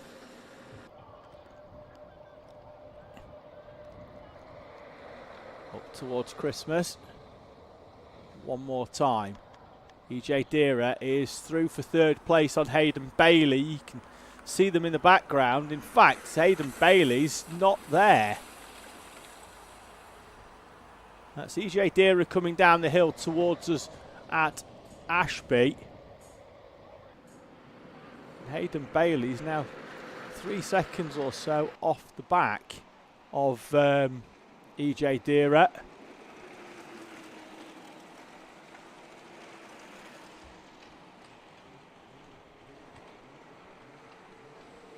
So we're going to get 4 more laps of Mighty with Felix Tandy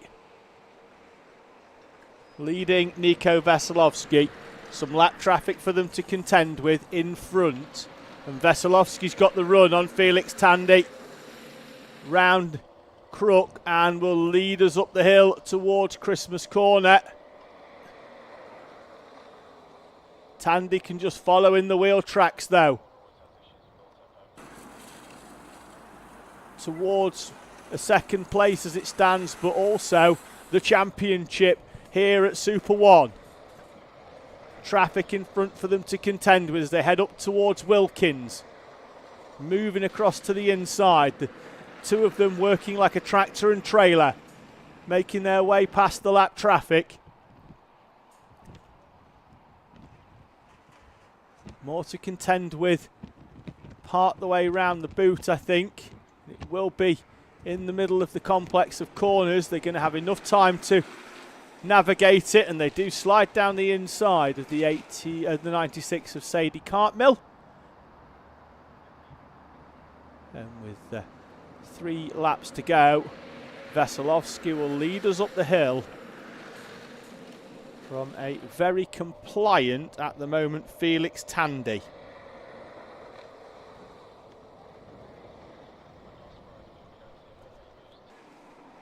Oh, we've got the 20 of Briella Stevens off. On the outside. Now, we waved yellow.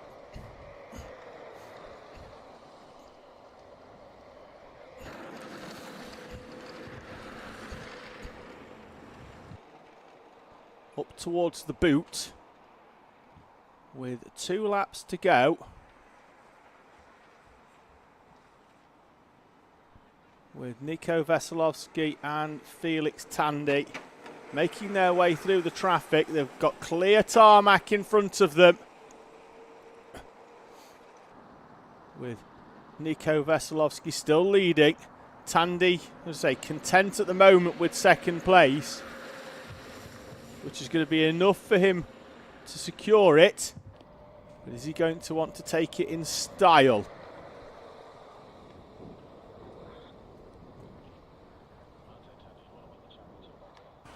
Back down the hill towards Ashby, and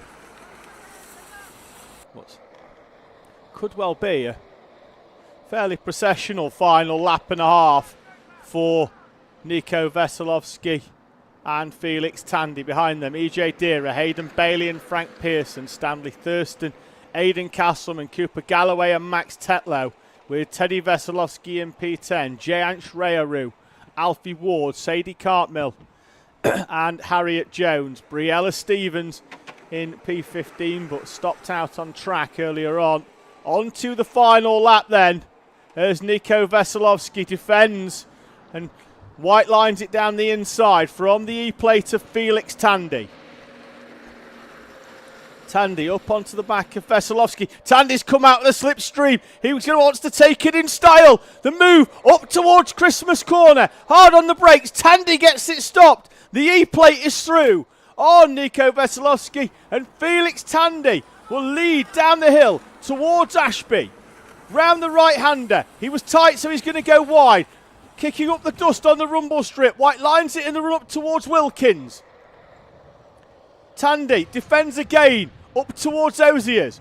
It's going to be one final chance in the run up to the boot for Nico Veselovsky, and he's going to try and go round the outside to take the win here at round number 10 from Felix Tandy. Veselovsky's down the inside. Side pod to side pod. Veselovsky's going to come through. He's alongside. Veselovsky in the 27 takes the position, and he's going to take the victory here at round number 10. Felix Tandy, though, will take the checkered flag to be the 2025 Rally Replay Super One champion in Mighty. A titanic final lap between the two championship protagonists. Veselovsky wins the race. Tandy wins the championship with that second place. EJ Deera will join them on the podium in P3. Hayden Bailey in fourth place with Frank Pearson and Stanley Thurston in P number 6. Aidan Castleman, Cooper Galloway, and it should be Max Tetlow. There he is in the all-white, crossing the line in P number 9. In front of Teddy Veselovsky, who comes into shot now in the number 25 machine. Jayansh Rayaru and Alfie Ward still battling to the line over P11. They're going to be side by side, and it's Alfie Ward on the line, taking 11th from Jayansh Rayaru with Sadie Cartmill, Harriet Jones and Briella Stevens.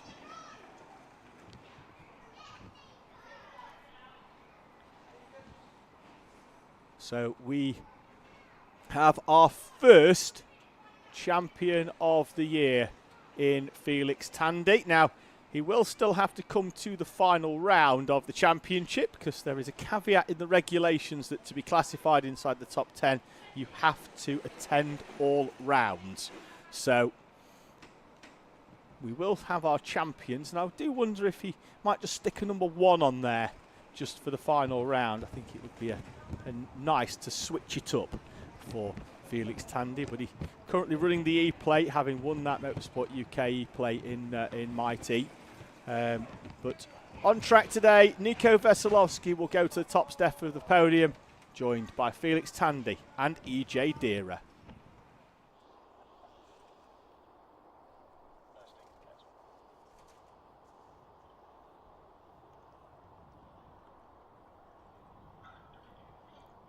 So the first race or final of the day is in the bag, and we move on then to Mighty Cadet and IAME Water Swift Restricted.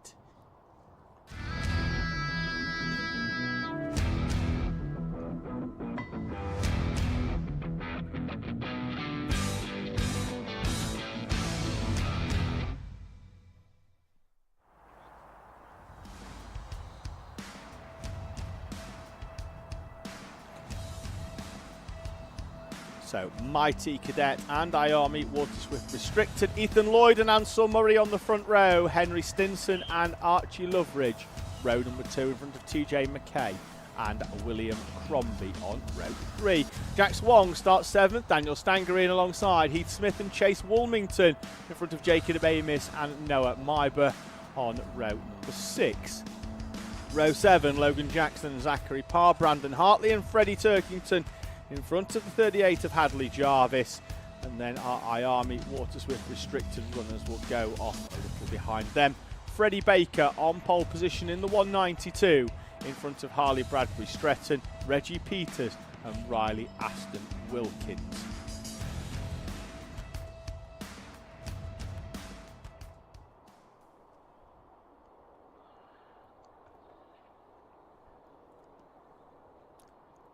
So in the live chat, hello to Pam Warmington saying good luck to Chase in the Mighty Cadet number 96.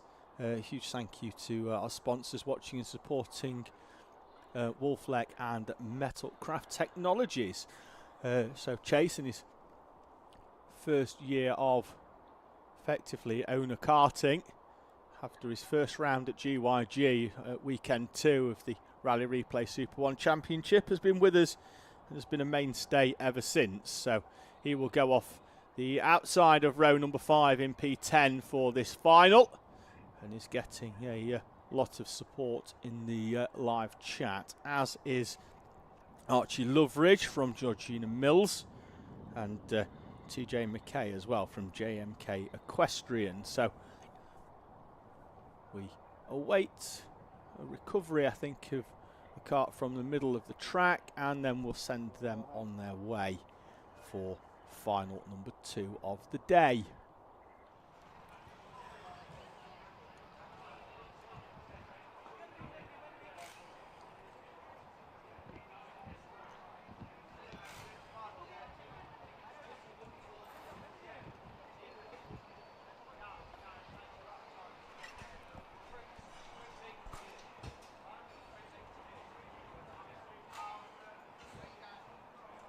Green flag at the front of the holding area. And the mighty cadets make their way out onto track. Ethan Lloyd leads us away.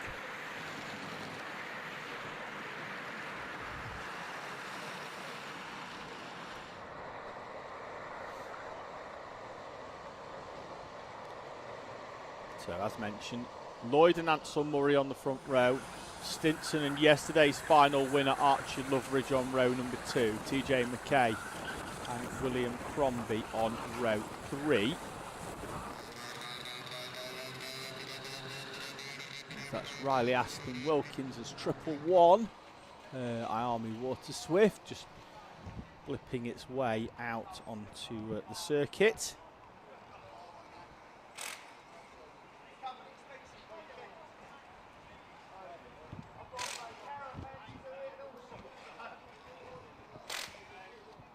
Wondering why TJ McKay was a little bit further down, but he picked a penalty up in heat number 1. Dropped him down the order. I thought he'd had a pair of second places, but that's why in the red suit there, white helmet is now on the outside of, or the inside will be when they come round of row number 3 in P5. Into the tram lines they go, the lights extinguish, and we are away and racing in this final. It's Ethan Lloyd sweeping round the outside. We're going to be 4 wide in the middle of the corner as IAME Water Swift Restricted get going. 3 of them starting there as Riley Aston Wilkins at the front is missing off the back. Ethan Lloyd's got a gap and a half at the front already of Mighty. As, there is Riley Aston Wilkins pulling off at the end of lap number 1. As the 3 remaining Water Swift Restricted runners. So Ansel Murray second place, Ethan Lloyd at the front with a big gap, with Archie Loveridge up into 3rd place early doors. William Crombie up from P number 6 goes P5 goes up into 4th place. With TJ McKay in 5th in front of Harry Stinson. I wonder if Loveridge is going to push Ansel Murray. Now, Ansel Murray, if they want to win this, they've got to work together, not defend on lap number 2. But at the moment, Ethan Lloyd's miles away at the front. And the only way that you can make a real big headway in a class that's got parity, such as Mighty Cadet, is to work together as a train and effectively punch one hole through the air and then allow only, so you're going a lot quicker. Loveridge down the inside. He has picked up a contact warning for the move up at Christmas, but has done what he needs to do to get past Ansel Murray, and that's allowed William Crombie through as well up into 3rd place. Loveridge then now asking Crombie for a bit of assistance, and he'll go up the hill on the outside. Ansel Murray's coming back at William Crombie. They need to work together if they want to win this. because they've got a gap of around about 2 seconds. TJ McKay down the inside of Ansel Murray. That's going to allow Harry Stinson to get in the mix as well. And the second and third have broken away with Murray, McKay and Stinson as they were battling it out now over that 4th place. Loveridge, oh, that's not a quick line through there for Loveridge. He caught it the curb at just the wrong angle. And the kart gripped when it landed and effectively just didn't rotate in the way that he was expecting it to.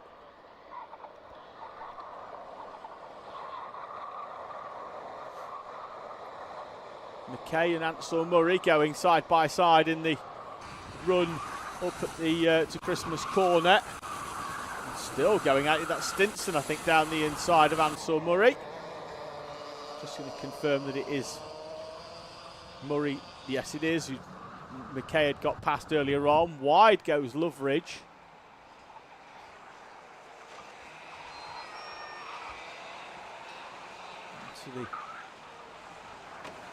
Into the boot. Again, a huge chunk of curb. This time I don't think it was as harmful in terms of time. McKay showing us falling away on the timing. Archie Loveridge 3 laps down, but isn't. He's definitely there in second place. 76 is Jax Wong. On the tail end, looks like he's in around about P8. Here's Jax Wong.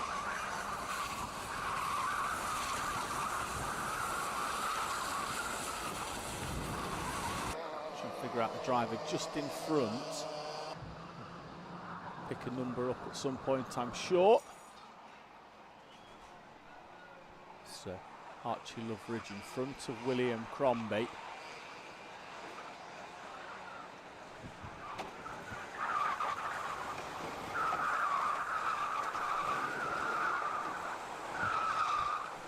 Lloyd still with a gap, although it is down slightly. There's McKay and Loveridge take 2/10 or so out of Ethan Lloyd.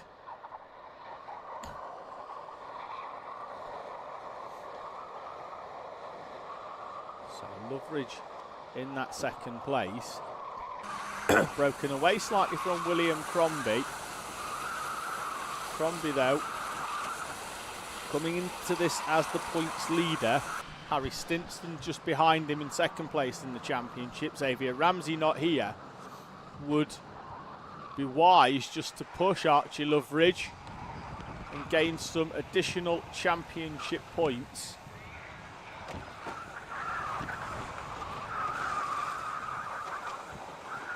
The gap's a little bit closer once again. I think another 2/10 of a second. They're going to start benefiting roughly some slipstream at around about 8/10, I think. So the biggest race at the moment is whether the clock at the top left corner slows down enough for them. It won't, of course, but what I'm trying to say is if they can get an extra lap, it might be the lap that Loveridge and Crombie need to close in on Ethan Lloyd at the front.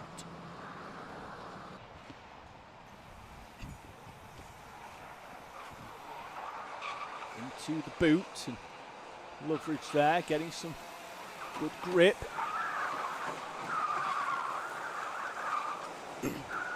Fractionally closer again, I think he is. It's another 10th, but TJ McKay is the fastest driver on track at the moment as he tries to close in that 4th place for step number 3 on the podium. Stinson in the background battling with Ansel Murray over 5th and 6th. The hill, that's the 96 of Chase Wilmington leading this 3-kart train down the hill.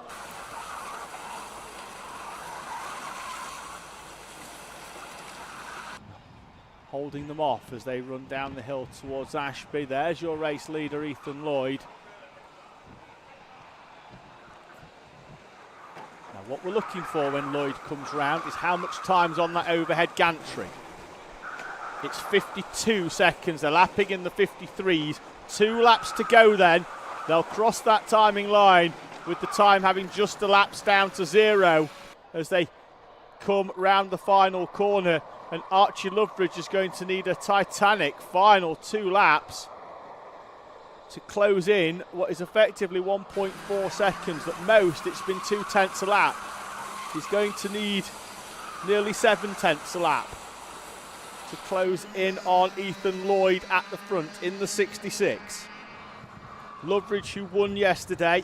Lloyd, who inherited second place right at the end. He was third, but then Mason Becker ground to a halt to promote himself up into second place as they come out of the final corner to see the last lap board. The gap's coming down, but it's not going to be enough. Ethan Lloyd looks over the shoulder, runs up towards Christmas Corner for the final time.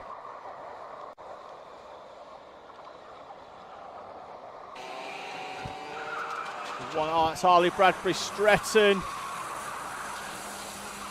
Will still finish in third place, but a spin on the final lap for Harley Bradbury Stretton. Unsure whether it was on his own or with another driver, but up towards the boot then for the final time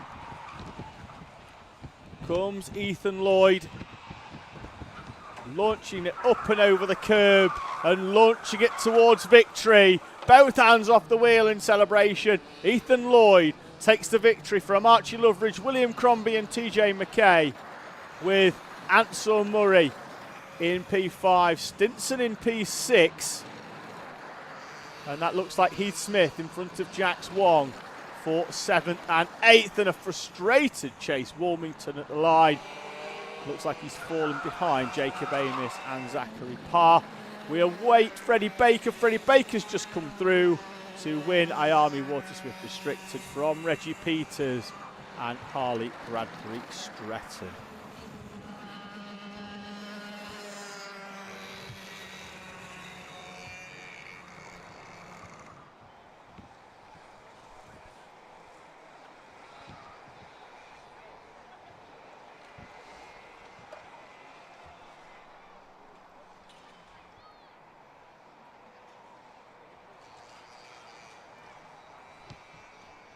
So, Might E, Cadet and IAME Waterswift exit stage right. Stage left, it's time for our final in Rotax.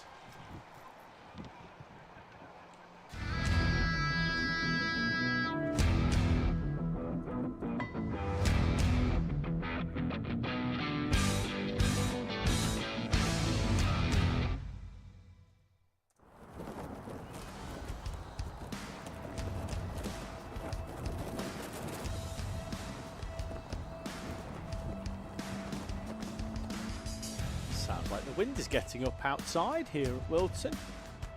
Luckily it's nice and warm where I am in the commentary box. Jensen Walker starts the Intermax Final from pole position. Logan Rolfe alongside Jensen Sale and Ruben Jenkins on the second row. Oscar Roach and Larry Price on row number 3. Lucas Esser and Cameron Tipping are on row 4. Lewis Herbertson and Amrit Singh Atwal are on row 5, Evan Mellor and JJ Lowe on row number 6. Layla Bell starts 13th, Jackson Hilton 14th, Hakeem Batt and Ben Hunt with Jay Birmingham and Annika Hurd on row number 9. Teddy Higgs starts 19th, Arthur Roberts 20th, Charlie Gregg and Adam Batt with Luke Collins and Rudra Gogonath on row number 12. Daniel Halson, Toby Wortley, Alexander Adams and Elsie Gannon with Charlie Heffer and Dylan Patrick on row number 15 in front of Adam Causer and Teddy Roberts.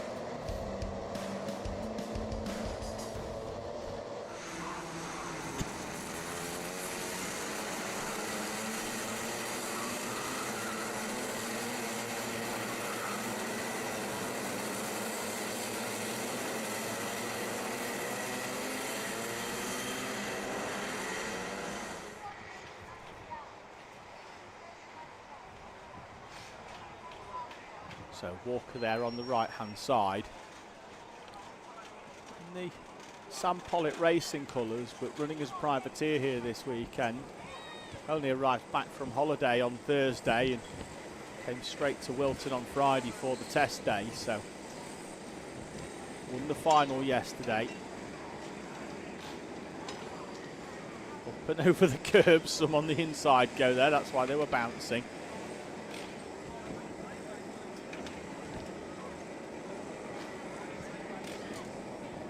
So Walker and Rolf on the front row.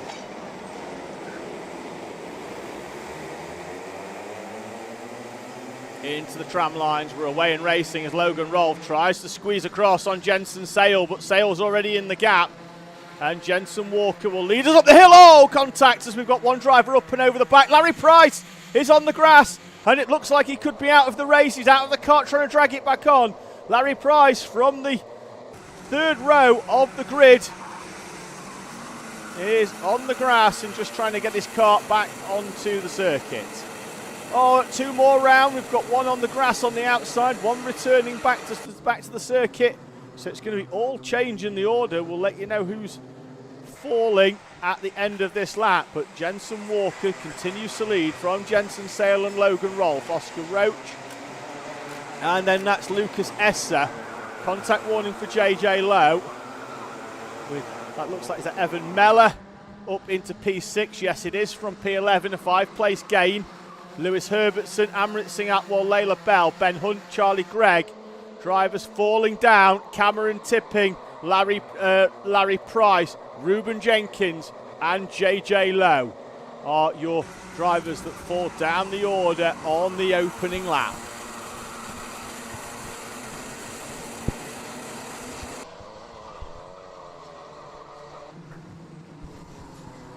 So I had somebody off at Christmas as well because there was a waved yellow at the Marshall Post 3 at the top of the hill at Inkermans. So Sale has fallen to P4 behind Rolf and Roach. Sale, then Esser, Herbertson, Evan Meller, Amrit Singh Atwal, Layla Bell and Jackson Hilton.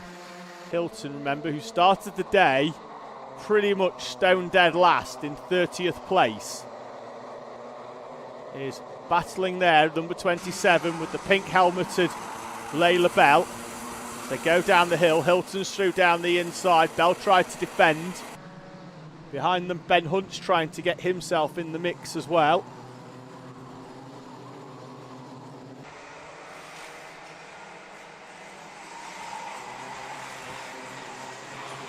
Logan Rolf with that incredibly relaxed driving style in second place. Guessing it helps get a lot of weight over the rear wheels, which helps with traction. So slide wide round Crook and run up the hill, and it looks like at the minute Rolf, who is your championship leader, is doing well. And just pushing Jensen Walker away, because Jensen Walker not in the championship battle, so Logan Rolf doesn't need to get involved. So Rolf just needs to play this one smart.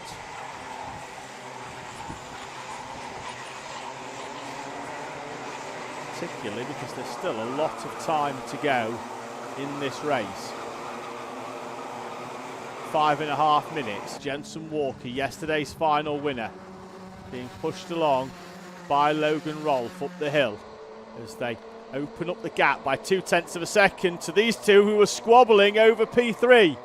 Oscar Roach and Jensen Sale, second in the championship, third in the championship, are going at it over third place. Oscar Roach in second in championship, holding on to the third from Jensen Sale. 20 points between the two of them, with Roach being 13 points behind Logan Rolf coming into this race weekend. This is a championship that will go down to the final round at Shennington.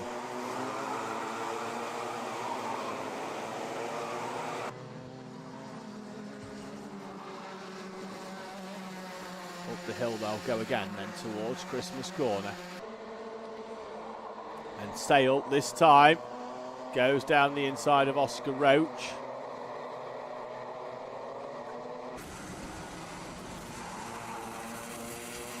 Gets the move done, but those two battling have allowed Lucas Esser and Lewis Herbertson to close up. We'll probably have a 4-kart battle shortly for that final step on the Intermax podium. 5-kart battle, in fact, because we go all the way down to Jackson Hilton now, who has dragged his way up onto the back of the quartet in front of him there in the 27. Did slide wide. Talking about sliding, that's Logan Rolfe sliding his way past Jensen Walker for the lead. 3 minutes and 30 on the clock, and Logan Rolfe is through on Jensen Walker and leads this race. A pair of them with looks over the shoulder just to make sure the gap's still going out, and indeed it is to Jensen Sale. 1.5 tenths on the previous lap. The overtake though might allow Sale to be a little bit quicker. A lot quicker, in fact. 8 tenths of a second for Jensen Sale. Them tyres coming in for the reigning champion.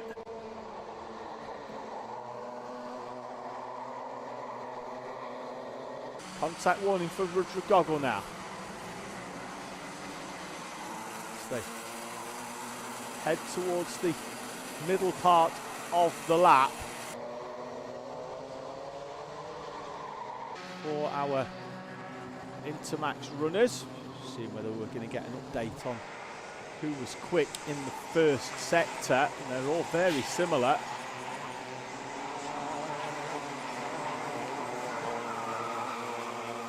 So gap was down to 1.3 from Sale to the leader. It's now down to a effectively a second, give or take. So Jensen Sale closing in on the front of this race.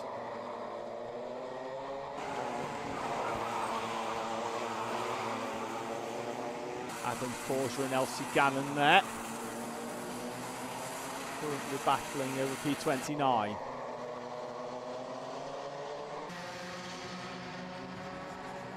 Roach in front of Lucas Esser, Lewis Herbertson and Jackson Hilton.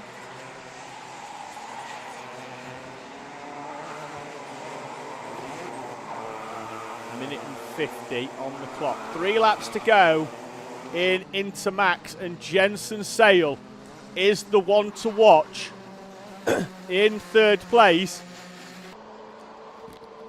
He's been taking nearly 3 tenths of a second a lap out of these two in front, and they, as soon as they battle once, there we go, they're going to back themselves into Jensen Sale. 7 tenths has gone in the blink of an eye, and the driver in 3rd is right in the mix for the lead now. Jensen Sale, the reigning champion but hasn't stood on the top step of the SuperOne podium this season, will want to make that right. Behind them, Roach, Esser, Herbertson and Jackson Hilton in the number 27, who started this race in P14. Behind them, Ben Hunt started 16. He's up to 8th as well. Logan Rolfe, Jensen Walker and Jensen Sale. Down the hill towards Ashby. No overtake this time. This is where it happened, where they Walker tried to make the move on the previous lap, but couldn't get it done. Still no change in the second train. As Oscar Roach defends, we're heading towards the final lap. Need to keep an eye out on the lead. Rolfe, Walker and Sale as we head towards the timing line and the last lap board. Here we go then. for the final 50 seconds of round number 10 in Intermax. Logan Rolfe, Jensen Walker, Jensen Sale up the hill. Sale's going to go wide, trying to go round the outside and get the switchback. Walker tried a late move down the inside as Logan Rolfe went wide into the corner at the top of the hill at Christmas. Logan Rolfe with 6 final victories to his name so far out of the first 9 rounds of the championship. Second place yesterday for Logan Rolfe. Jensen Walker defending from Jensen Sale. Sale's going to try the switchback down the inside. Walker's got that scouted. Logan Rolfe, though, will take final victory number 7 of 2025 from Jensen Walker and Jensen Sale. On your podium, Oscar Roach, Lucas Esser and Jackson Hilton as Lewis Herbertson tumbles down to P10 on the final lap. It's Rolfe from Walker and Sale, Roach, Lucas Esser and Jackson Hilton, Ben Hunt, Amrit Singh Atwal and Charlie Gregg, with Lewis Herbertson rounding out your top 10 in front of Layla Bell, Annika Hurd and Jay Birmingham, with Adam Batt, Luke Collins, Evan Meller, Toby Wortley and Arthur Roberts, with Rudra Gogonath and Cameron Tipping completing your top 20.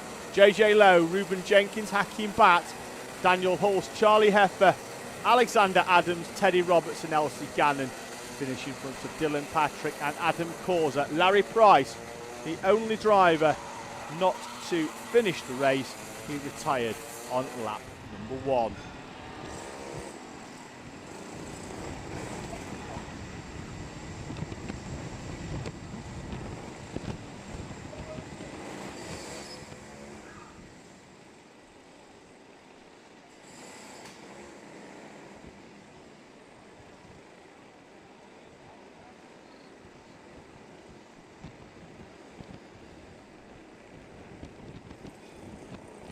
So it looks like we're clear towards the front. A lot of the drivers checking their own noses on the way down as well, as the 95 sent into scrutineering. That's Ben Hunt, so taking the odd random one as well from outside of the top 3, which is always good to see. 31 there with a heavily stoved in nose of Adam Batt, but hadn't picked up a drop down, so he gets waved through. Next race up then, we are back to our smaller runners. We head to Coma C50.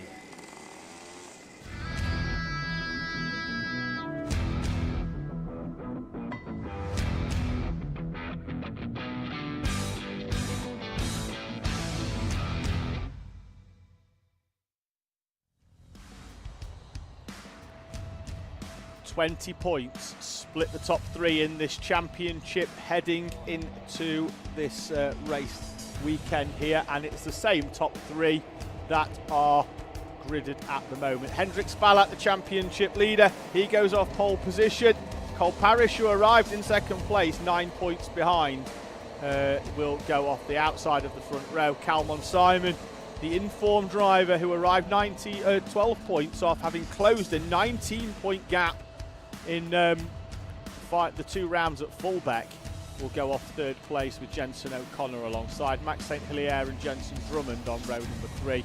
Lenny Barton and Isaac Young with Briella Stevens and Matthew Pearson, with Jace Hannon, Ezra Robinson Matthews on row number 6. Albie Houlihan and Freddie Purnell, Timon Pajak and Jacob Hayward White in front of James Barford and Jensen Hodges on row number 9. George Miller, Amari Morrison, Ayrton Edward Jones and Noah Gallagher complete your Coma C50 grid.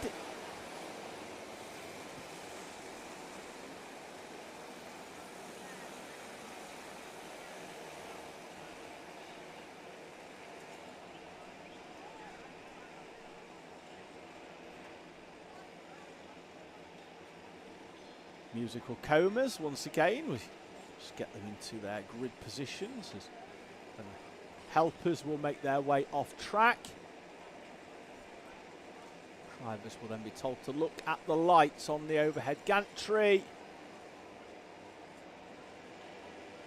Get the ready board, and we are away and racing in Coma C50. It's a good start there by Cole Parrish. Looked like he was going to try and sweep round the outside of Hendrix Fallat, and indeed he has, and has got the track position, I think, on the run up towards Christmas Corner. And Parrish through on Hendrix Fallat. That's a good start as well by Jensen O'Connor. 3 wide as they head round the left-hander. Back down the hill they go. Parrish still leads them from Hendrix Fallat. Calmon Simon. It was a good start from Jensen O'Connor, but then he got squeezed in the middle of the exit of Christmas Corner and will fall down into 6th place, I think, behind Max St. Hilaire and the 22 of Jensen Drummond, who is up into 4th place. Cole Parrish with Hendrix Fallat and Calmon Simon behind. Jensen Drummond pushing away with them as well. Looks like it's been a good start by the 75 of Jace Hannon. Indeed it has. He's up into 8th place from a starting position of 11th. So good start by Hannon. Good start as well by Freddie Purnell. He had a retirement earlier on, just as he came up towards the timing line to see the checkered flag and pulled onto the grass with 40 metres to go. He's made up 3 places from 14th up into P11 on the opening lap.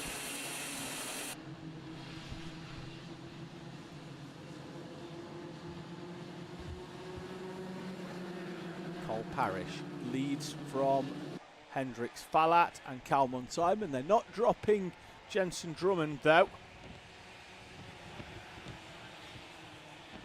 They make their way round. And Calmon Simon's got a good run there, but I don't think he's going to be on the right side of the track.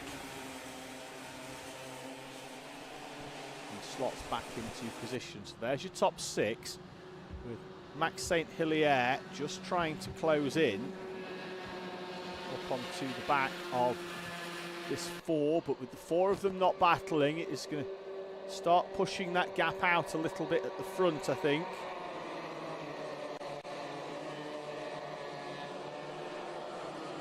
So, very steady couple of laps for our Comas, and right on cue, as I say that, Calmon Simon tries a move down the inside of Hendrix Fallat. Door gets closed, doesn't lose any of them any time, and Hendrix Fallat is right back to being on the back of the 74 of Cole Parrish, who would like to add to his opening weekend win at Rowrah, having stood on the podium on the Sunday.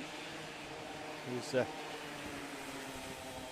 only Rally Replay SuperOne Final victory of the season. 3 of the 4 drivers at the front have been on the podium, been on the top step, and Hendrix Fallat down the inside of Cole Parrish, and then Parrish closes the door on Calmon Simon. Simon into a gap that was always going to close, and then Jensen Drummond's round the outside. Drummond's going to go through for 3rd place in that number 22 machine. He was 3rd yesterday, as I say, he was Drummond, the only one of this top 4 not to stand on the top step of the podium here in Coma C50 so far this season.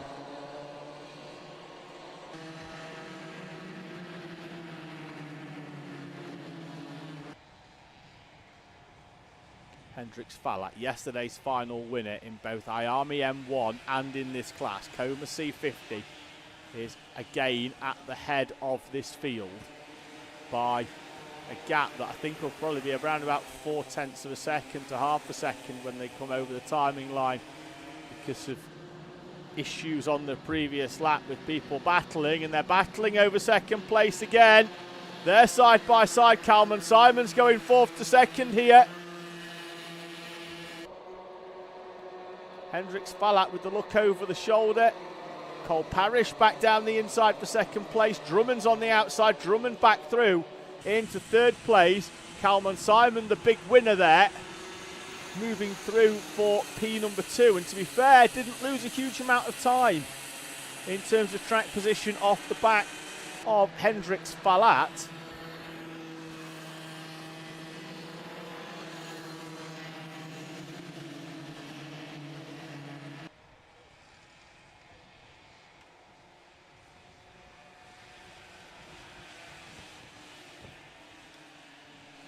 In 3 minutes and 45, and Simon is so quick in the last sector through the boot and is closed up onto the back of Hendrix Falat. 6/10 quicker. Jensen Drummond with the fastest lap of the race so far on lap number 2. Wouldn't have been the last one. They were 3 wide through this section of track, and now he's having to work with Cole Parrish to try and close back up on this leading duo. So we currently have 3 pair of Falat and Simon, Drummond and Parrish, and Hillier and O'Connor as the 24 of Noah Gallagher. His race comes to a premature end from P18.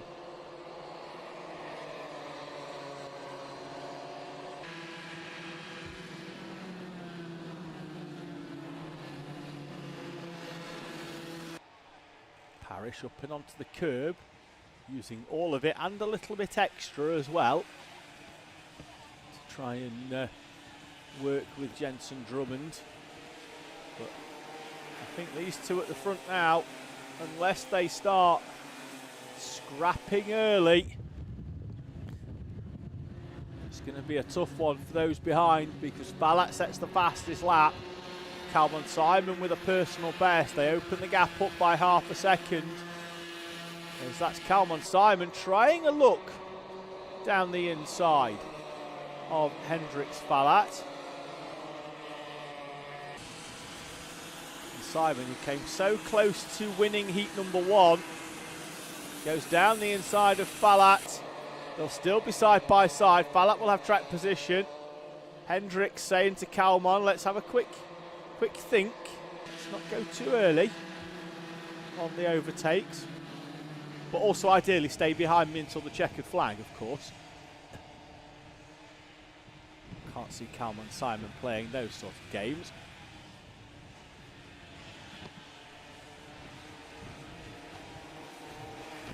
Run of 3 final victories did Kalman Simon on round 6, 7 and 8, both days at Fullbeck. Won the Sunday at Clay Pigeon and is trying to win the Sunday at Whilton Mill as he pulls out of the slipstream of Hendrix Falat, goes through and makes the move stick on the run up to Christmas Corner. 2.5 laps to go then. Kalman Simon trying to insert himself back into the championship mix. Falat so far 5 final victories, only off the podium once in Coma's C50.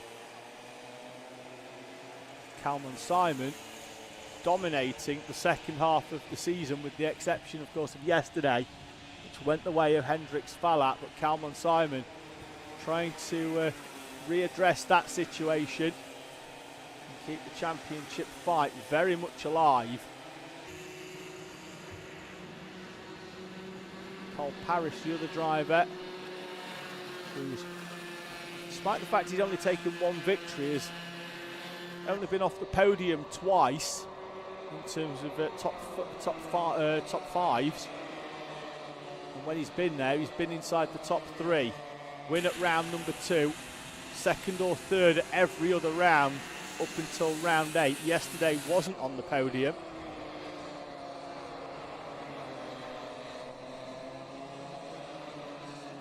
Time is down to 0. 1.5 laps to go.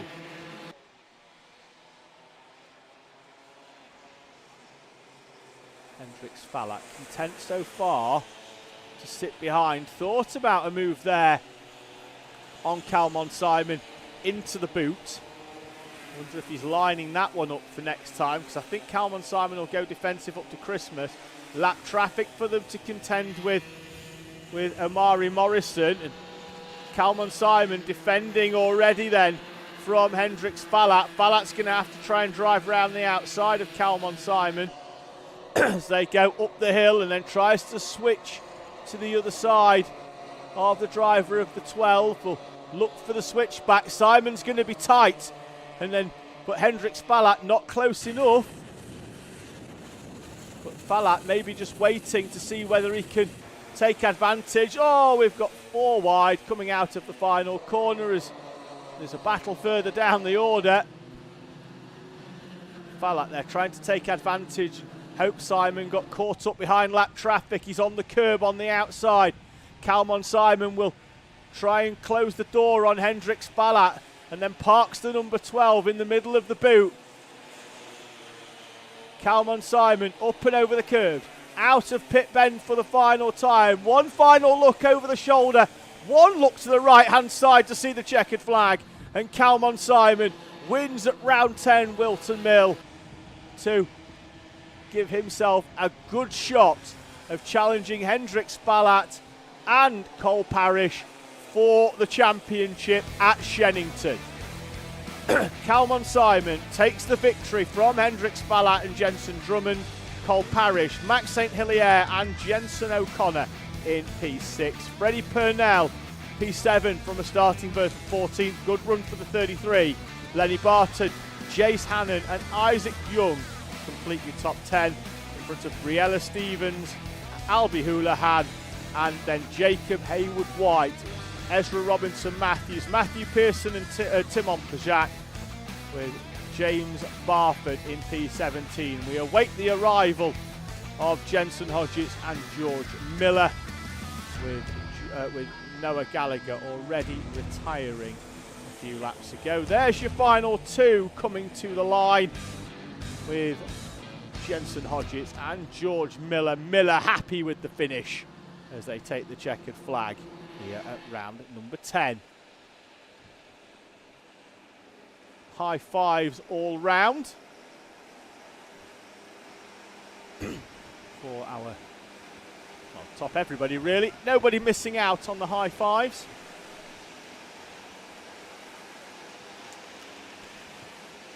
Apart from Amari Morrison, he's way too cool for high fives. He does fist pumps. He's going in there to get weighed. So Coma off, and next up it's time for the always entertaining Junior Rotax.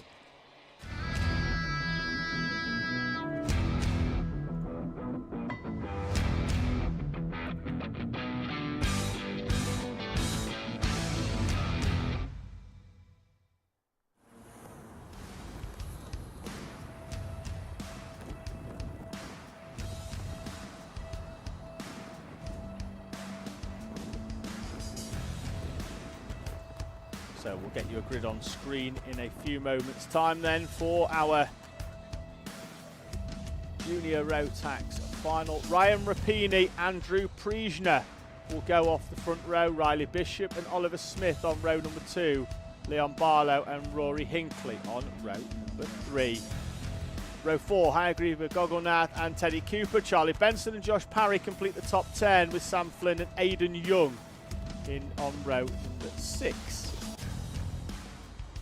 Row 7 will be Amy Peacock and Jensen Powers, Isaac Parkinson and Jake Anders, with Lewis Holt and Maximilian Braskoff on row number 9.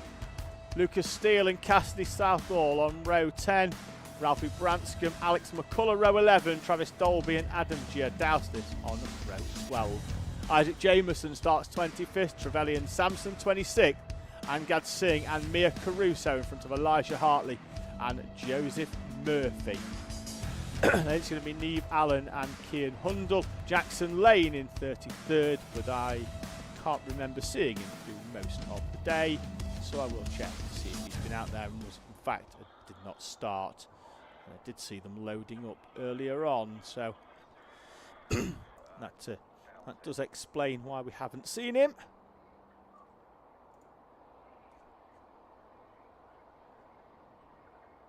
So get the grids sorted. Like I say, that's your grid sorted And we await their arrival on track. In fact, you can hear them starting. In fact, that could actually be the trolleys in the holding area. So we'll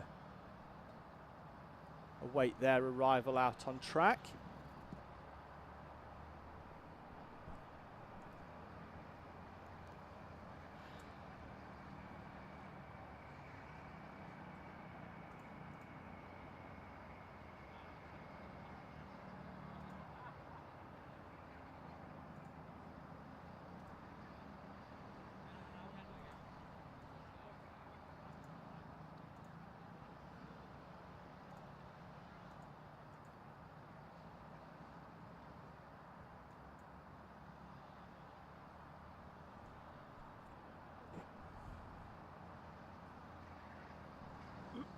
So, still waiting for juniors.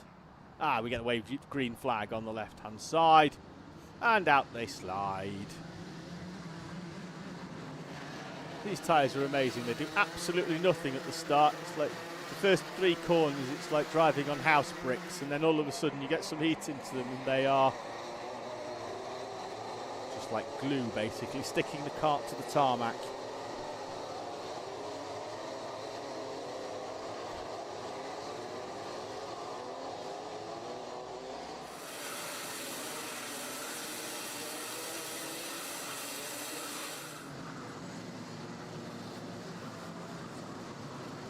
So field making their way round.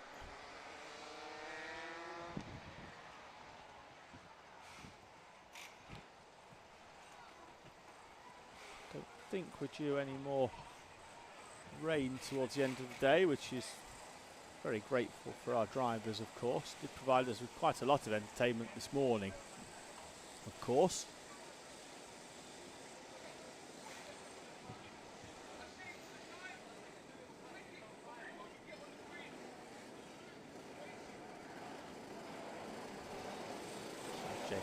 There in the 53, just moving to the side and just trying to get some final bit of heat in the tyres. We're away and racing. 9 minutes plus 1 lap on the clock as Ryan Rapini leads us through. Drew Priesner in second place, but then he hits the curb and goes wide.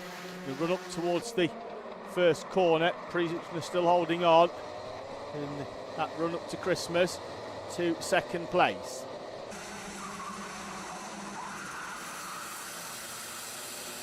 Riley Bishop, it looks like that, up into in third place. Oliver Smith behind, indeed it is.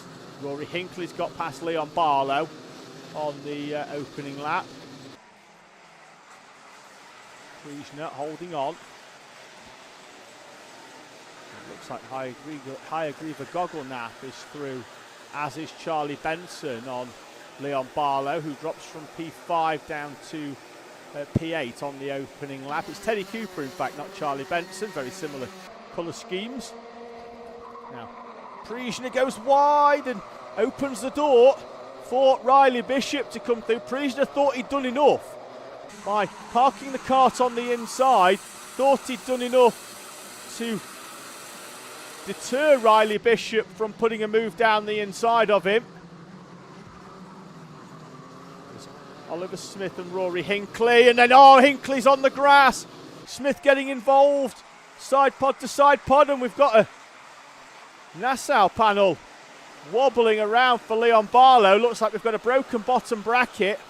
At the moment, no harm done, I don't think, but it's wobbling around for sure and will be certainly occupying his mind. But as I say, Oliver Smith, the championship leader, not, for me, needing to get involved in battles, and then back down the inside goes Teddy Cooper on him. Just needs to be very careful, particularly if he picks up penalties that drops in 5 places rather than seconds as the field opens up. Will certainly hamper his championship cause. His nearest rival, Teddy Cooper, through on that lap. Waves yellow down at Ashby. And Smith now with Cooper just saying, come on, I'll push you, we'll work together. And then sticks the nose down the inside of him in the middle of the boot, and the championship battle now into team battle as well between the two Kiddix drivers is ramping up a notch. Warning for the 55 of Mia Caruso. Ryan Rapini leads from Riley Bishop, who sets the fastest lap and was 4/10 quicker. Down the inside goes Smith on Cooper. Block pass, gets it stopped. Charlie Benson closing right up on the back, and they're back at it again, and they've come into contact. On the exit of Ashby's, Teddy Cooper and Oliver Smith for the championship battle. It's not even championship weekend for our junior Rotaxers, but the gloves are off already, and Benson's going to try and do them both, is he? Yes, he is. Gets one done, gets two done, loses one on exit. But what that has done is it's put some space between them. Lucas Steele out of the race. Contact warning for Isaac Jameson. There's the 42 of Sam Flynn getting involved in the mix with driver of the 16, that's Jensen Powers in the MS colours of JDR. Rapini and Bishop, the gap down by 0.3 of a second. Charlie Benson P5, Charlie Benson P6 now, that's Teddy Cooper down the inside. Needs to keep going forwards. 42 Sam Flynn trying to stick his nose into a gap, always going to close there. Cooper needs to try and work through and break away. At the front though, Riley Bishop closing in, not quite close enough in the run up to Christmas, but knows he's got a bit of a gap back. 1.4 seconds to Drew Priesner, that he doesn't have to take unnecessary risks, and slides it down the inside at Ashby. Waited 2 more corners, made sure he was close enough, and make sure he moves through into the lead. Will defend Ryan Rapini for half a lap. Run up towards the boot, I'm sure he'll park it, get the exit out of the final corner, and try and drive off into the distance for Riley Bishop. Yesterday's final winner going against yesterday's top rookie. You can see now how much it means. They're throwing it over curbs now. There's Teddy Cooper in 5th place. Closes 0.2 of a second on Oliver Smith, who at the same time closed in on Drew Priesner in front. Priesner's closing in on Ryan Rapini.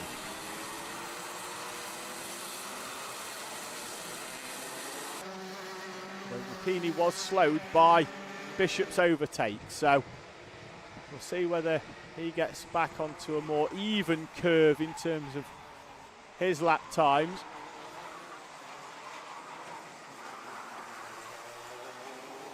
Rapini going with Bishop. Mechanical flag for Leon Barlow because the Nassau panel has decided it's had enough. It was being held on by the top brackets only. Now it's being held by the marshal, and Leon Barlow will be into the pit lane with that mechanical flag. There he is in the 21, running up towards Christmas corner, and as you can see, he doesn't have a panel attached to the front of that cart. So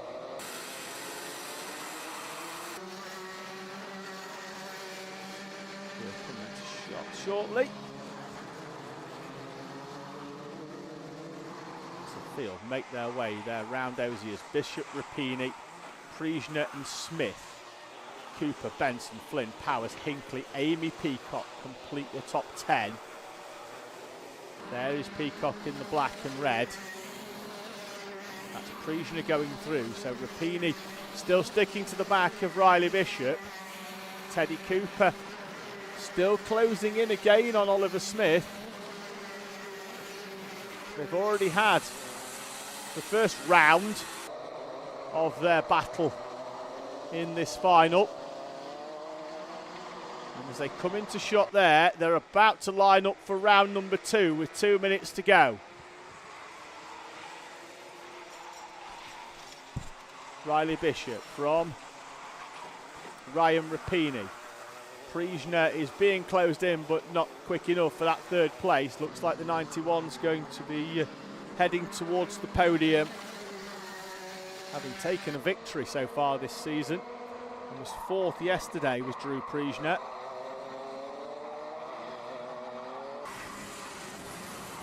Gap coming down again for 4th place, which is the championship battle.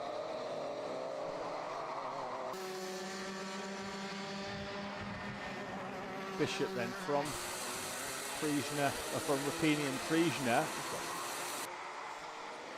Battle going on behind. This is Jensen Powers in 8th place there in the number 16. In fact, I think Jensen Powers is now, yes, he is still 8th in front of Rory Hinckley. Amy Peacock was on the back of that, and that's Anders out, and a few others as well. 27 was already parked there. That was Lucas Steele. Waved yellow flag at the top of the hill. 47 seconds on the clock. Bishop, Rapini, Priesner. And we've got a Battenberg flag with 40 seconds on the clock. Quite a big one from what I'm told. Haven't seen it, and don't think we'll have a replay, but that's Jake Anders just being tended to with Riley Bishop. 20 seconds on the clock. Bishop looking over his shoulder at the timing gantry and knows that he can just bring this round now to see the checkered flag, because he's going to get round. 10 seconds is going to go before he comes through. Bishop, Rapini and Priesner will be your top 3. Oliver Smith and Teddy Cooper. Oh, they're showing it as a last lap. They are, because it's down to 0, but we're under Battenberg anyway, and nothing's going to change. At fullback, we checkered flagged a few of those and just brought them into the pits at the end of the lap, but we're going to run round as the final lap then under a Battenberg. A few drivers trying to keep some heat in their tyres. That's not necessary, boys and girls. It's fine. You're going to see the checkered flag next time round. Bishop, Rapini, Priesner, Smith, Cooper, Benson, Flynn, Powers, Hinckley and Peacock will be your top 10.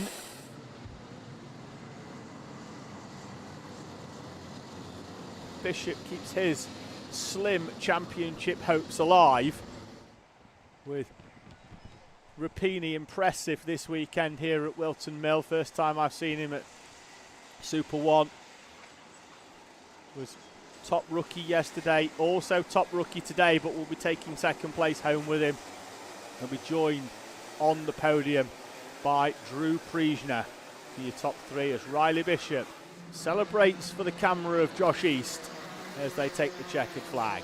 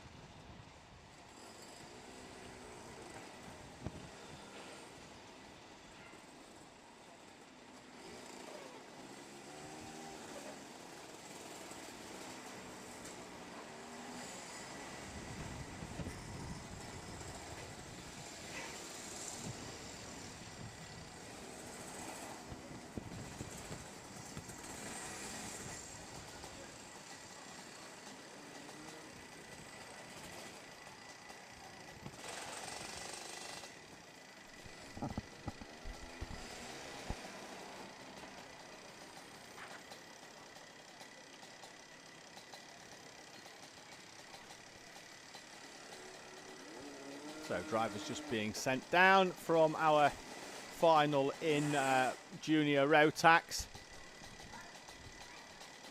So next up today will be race number 22 and final number 5. This time it's Micromax.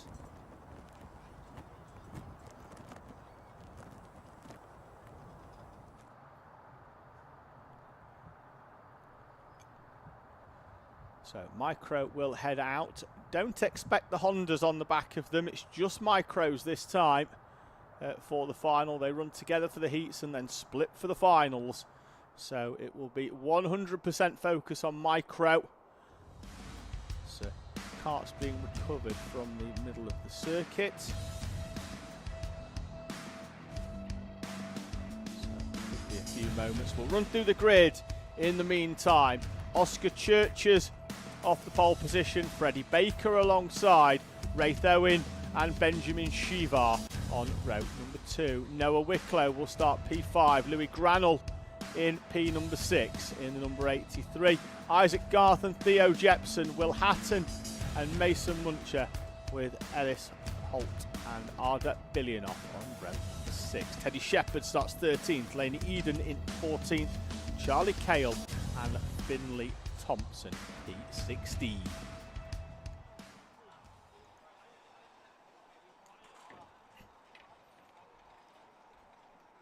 All our Honda drivers there on the left, already in the dummy grid, just watching watching the racing, or they will be watching the racing when the karts head out on track. In fact, they're currently playing a game of can I hit your visor down, or before you move your head out of the way. Typical Honda cadets. So Micro's gridded and waiting for the green flag from the marshal's post near the gantry.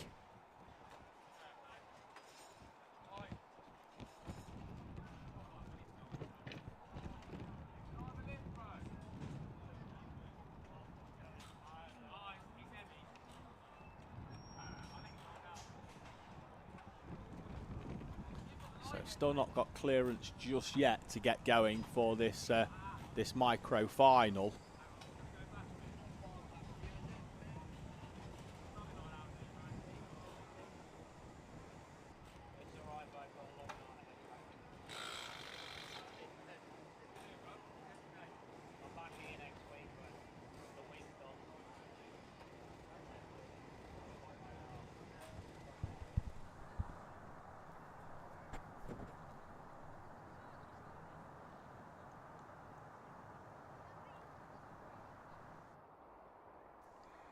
Track's clear though, so should be any moment now, and Oscar Churches does indeed lead us out onto the track.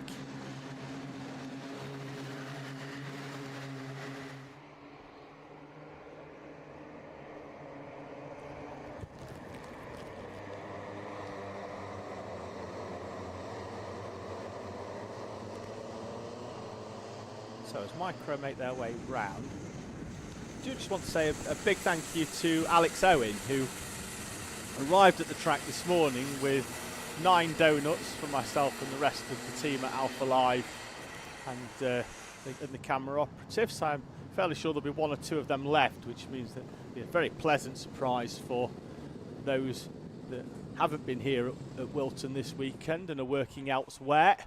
On behalf of Alpha Live, they'll be in the fridge for them in the morning if there's 1 or 2 left. So thank you, Alex, greatly appreciative. Good catching up with you this morning as well, whilst we watch qualifying together on the outside of the holding area. Micromax then making their way round. The 78 is Benjamin Shivar.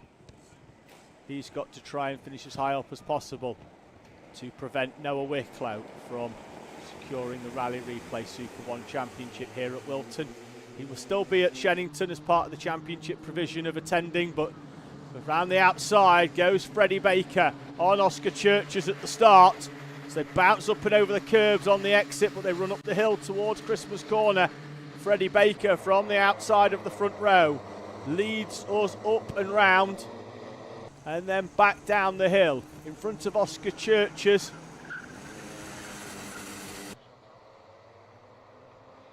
Pick everybody out, so it looks like it's been a good start for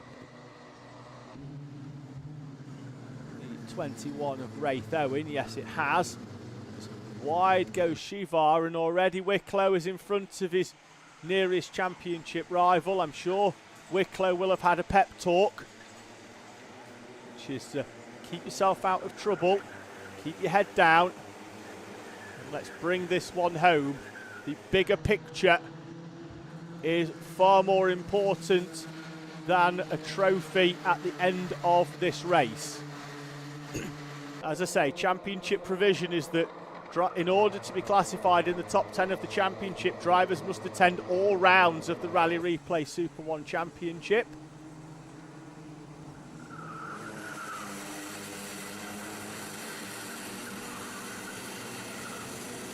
So whether he wraps it up mathematically on points today, we will still see Noah Wicklow at Shennington at the end of August. 31st and 1st of September for the final round of the Rally Replay Super One Championship. Freddie Baker up and over the curb, having already won IAME Water Swift Restricted today. Had a tough day yesterday from what he told me. I'm just going to see if I can pick out on the results from yesterday where Baker finished, because I certainly wasn't in a trophy paying position for Freddie Baker. In fact, P15 down 9 from his starting position, so he's going to go effectively from last yesterday to lead this final so far at the moment for Freddie Baker.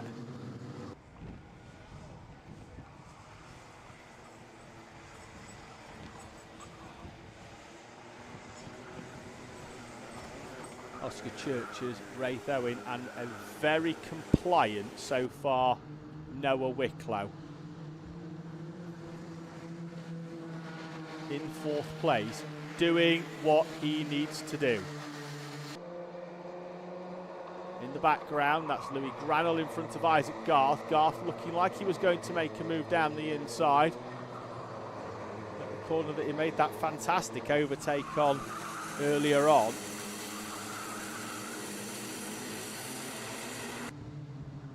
So train of 4, then another train of 4 with Granell, Garth, Shivar and Hatton.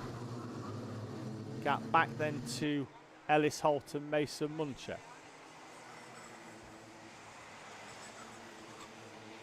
From nose to tail in 9th and 10th. Baker goes wide and all the way round the outside. Is that going to be Oscar Churches? They crossed the line 0.08 of a second apart, and I thought Churches had enough there to carry the speed all the way round the outside of Freddie Baker. Behind them, Isaac Garth's going to try and move down the inside. He's got it done as well on Louis Granell. Good move again up at Christmas Corner by Isaac Garth. It's been a real standout this weekend for me, particularly that overtake in the first race of the day. Will Hatton has got past Benjamin Shivar as well, who's seeing his championship hopes slip away.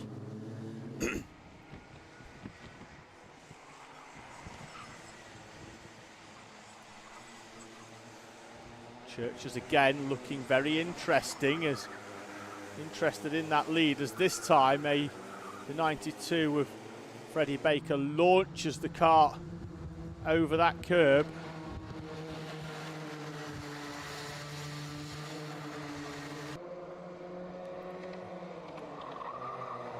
No change in the run up towards Christmas Corner. Jason Walton asking, how old are these drivers? Micromax is effectively 8 to 12 for Micro, although generally you get too heavy for the class by the time you get to 12 when you move up to Intermax. So these drivers in the 8, 9, 10 region. Wicklow, the championship elect, still on the younger end of that scale, to be fair. Wasn't too long ago he was winning the British Championship in Bambino. Took him a little while to fully adapt to the Micro, but he's very, very adept at the steering wheel now. Currently just holding on to that 4th place, because that's all he needs to do. He can go to Shennington with the pressure off, he can go to the trophy presentation at Kartmania in November, knowing that he's going to be taking the big one home. Churches and Baker are battling for the lead at the front. Wicklow just keeping his powder dry at the back. 2:45 on the clock. 4 laps to go, I believe, as they run up the hill towards Christmas Corner. Radiator flap adjustment and an overtake by Oscar Churches. Raith Owen almost found a way through. Fastest lap for him was on lap number 4, in the mix for the position on the podium. And moving through down the inside of Freddie Baker goes Raith Owen. They're still side by side, and Raith Owen's going to get a bit of a helping hand through by Noah Wicklow, and Wicklow is up into 3rd place as well. Freddie Baker drops down into P4, having led us over the line on the previous lap. Freddie Baker drops down to P4. It's still a trophy position, but it's off the outside of the top 3. Garth, Granell, Hatton and Shivar still behind, and we're side by side with Will Hatton making the move, I think, on Louis Granell.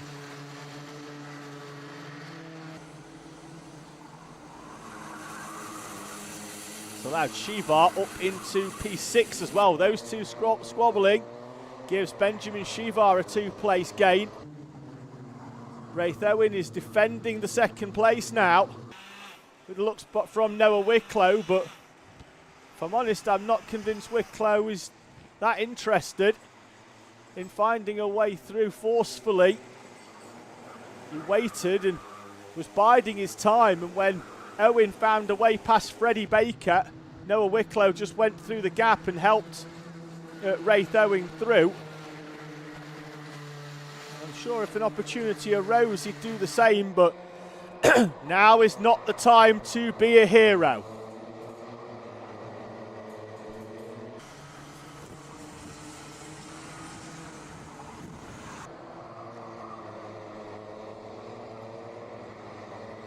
Towards the left-hander at Wilkins, and the gap was 4/10 on the previous lap. It's down to probably less than 1 as it stands as they come onto the back straight. Again, Raith Owen. I don't think that's a defensive line. I think he just sweeps out wide off the exit of Osiers and then just brings himself back round. A bit of contact into the rear of Wicklow by Baker. 3 seconds on the clock, 2 laps to go for Oscar Churches, Raith Owen, Noah Wicklow, Freddie Baker, Benjamin Shivar up to P5, but it's not going to be enough as it stands to keep his championship hopes alive.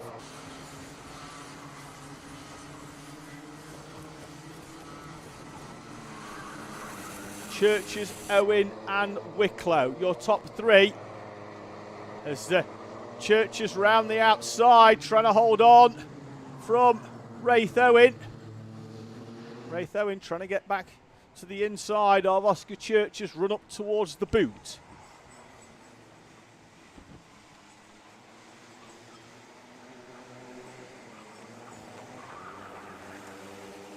On to the final lap they'll go then. Oscar Churches defending the lead from Raith Owen. Noah Wicklow just behind them in 3rd place as Churches and Owen go side by side as they run up towards Christmas Corner, and through goes Raith Owen. Noah Wicklow's on the outside. Wicklow's getting involved in battles he doesn't need to at this time in the race, but he's through, up into 2nd place, down the inside of Oscar Churches. Raith Owen, in the number 21, has not stood on the top step of the podium here at SuperOne. They're still battling over 2nd place. Churches is back down the inside of Wicklow. Freddie Baker's got the run on Wicklow as well, I think, up towards the boot. The 21 of Raith Owen will come through the boot for the final time and will stand on the top step of the SuperOne podium for the first time. From Oscar Churches, Freddie Baker, and your new SuperOne Micromax champion, Noah Wicklow. 4th place enough to take the crown. Benjamin Shivar P5, Isaac Garth, Will Hatton and Louis Granell, Theo Jepson and Charlie Cale complete your top 10. Raith Owen in the 21 for the first time will stand on the top step of the podium in Super One. Owen takes the victory. Churches and Baker join him on the podium. Wicklow takes the championship in P4 from Benjamin Shivar and Isaac Garth, Will Hatton, Louis Granell, Theo Jepson and Charlie Cale, Mason Muncher, Ellis Holt, Finley Thompson and Teddy Shepherd in front of Arda Bilionoff and Laney Eden. There's your race winner. Nose cone clear and sent into the holding area on the right hand side. Noah Wicklow, the 53, rolling through the screen and rolling into the history books as a Super One champion.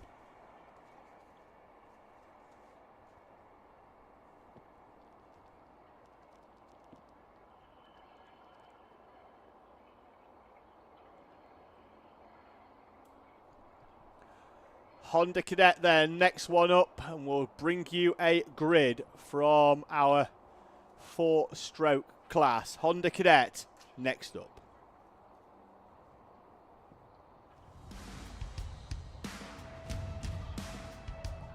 Riley Blakemore will take the 68 to pole position. Archie Cannon alongside him. Jayan Prakash and Shailan Srikantan on row number 2. Henry Colborne after the off in heat number 2 will start P5.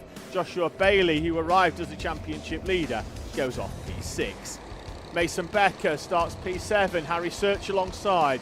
Srihong Javan Ip starts P9. Marcus Cooper P10 in front of Ethan Pearson and Kai Sori on row number 6.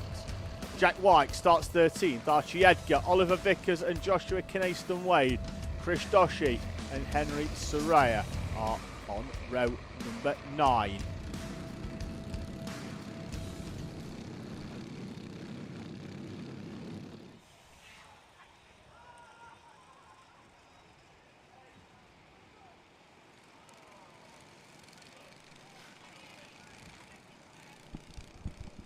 So Honda's then making their way round. It's a fast pace at the start here for Honda. The timer starts, the lights stayed on though, so we could be racing, and I think we probably are.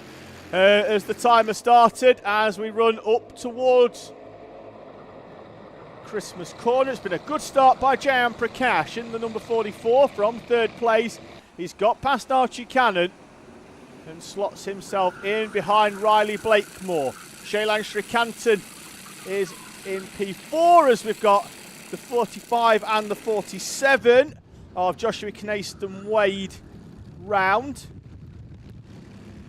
And I think we had Archie Edgar in there as well. There's Archie Cannon down the inside of Jayan Prakash into the boot. And Archie Cannon will now slot right immediately up onto the back of Riley Blakemore. So Blakemore from Cannon, Prakash and Srikantan, Becker, Bailey, Colborne, Javan Ip with White and Pearson completing your top 10. Edgar, Kinnaston Wade, Kaisori, the 3 drivers off on the opening lap. Wide goes Shailan Srikantan as he forces the 44 of Jayan Prakash onto the grass. Prakash out wide, Srikantan through. I think that's allowed Mason Becker to close right up onto the back of Shailan Srikantan, Henry Colborne, and that is Joshua Bailey scything down the inside of the 44 of Jayan Prakash in the Ambition Motorsport colours. Behind them, that's Ethan Pearson, who appears to have got past Jack Wykes. Harry Search in the number 44 cart. Just behind them, we'll move up into P10. Oliver Vickers falling a few on that lap. No, he made up a few actually. It was Srihong Javan Ip that fell down the order. Blakemore and Cannon, 2 drivers very familiar with each other and each other's driving styles at the front of this race have a gap of 9/10 of a second back to Shaylan Srikantan and Mason Becker.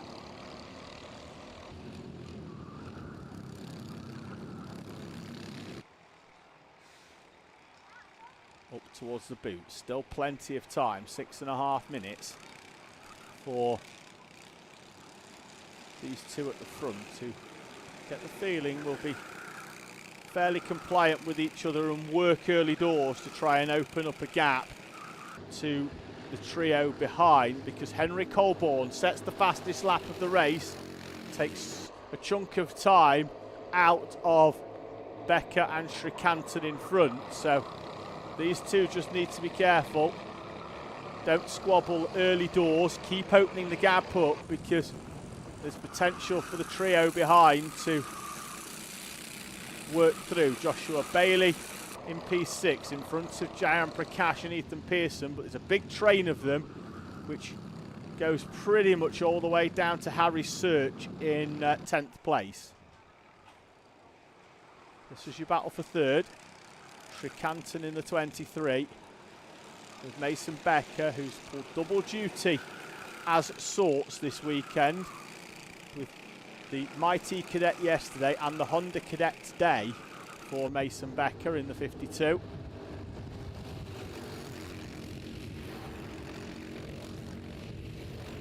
Up the hill they go, with Blakemore still leading Cannon. Bailey's got a bit of a gap because Jayan Prakash is defending hard against Jack Whites, and that could allow Ethan Pearson to sweep round the outside, although he's caught out and ends up on the grass. That's allowed Marcus Cooper through down the inside of both him, and Cooper will have track position, I think. Yes, he will there in the 56. Will that allow Harry Search to get down the inside of Ethan Pearson?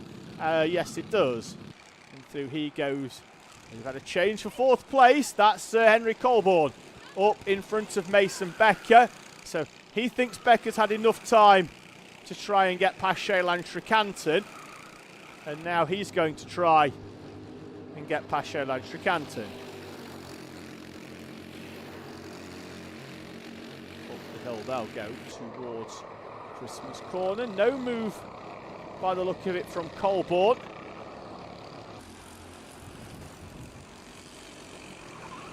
It may well come now. He thought about it. In fact, Colborne is indeed past Shaylan Srikantan. I think he did it on the exit of Christmas Corner, and that's allowed Mason Becker to move through as well into fourth place. So Becker, who held fourth whilst in front of Colborne, now holds fourth behind Colborne.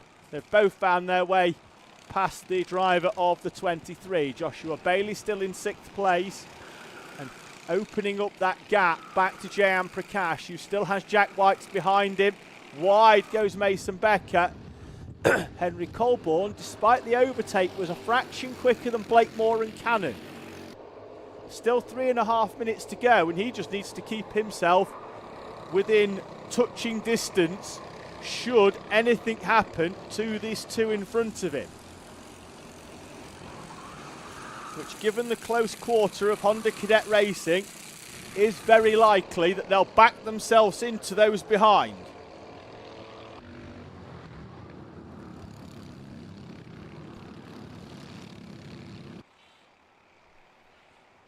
Gap 1.7 seconds or so back to Colborne, but you can lose a second and a half a lap quite comfortably if you begin battling or heavily defending position.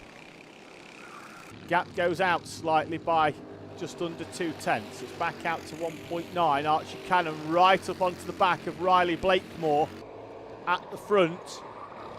Doesn't want to leave this too long, because generally a driver will see 2 minutes on the overhead gantry and go, whoop, bank, switch, flipped, defensive mode gone. And then it makes it incredibly hard to make the move. Archie Cannon up onto the back of Riley Blakemore. Lapping in the 53s, so 1:55 is effectively the magic marker. I don't think they're going to get round for that, so it could well be 3 laps to go at the end of this race. But I wouldn't be surprised to see Riley Blakemore see the 2 minutes on the overhead gantry and go defensive on this lap. As they run up the hill towards Christmas Corner, not fully, but there was a thought about it from Blakemore to defend. He's already got one win this weekend, having taken the final victory yesterday. Pole position yesterday as well, and a heat victory.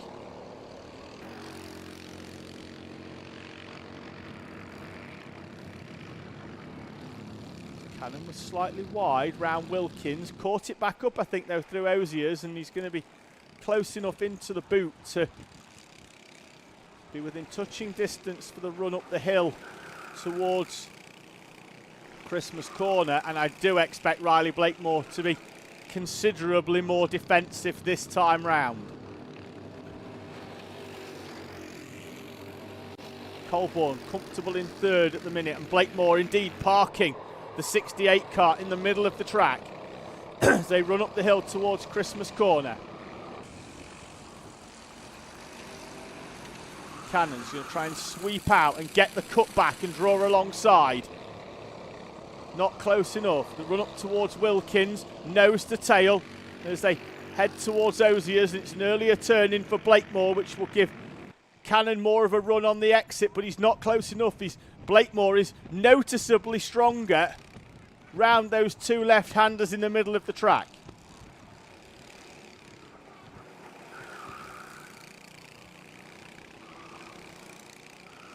Last lap board out for our Hondas, Riley Blakemore and Archie Cannon.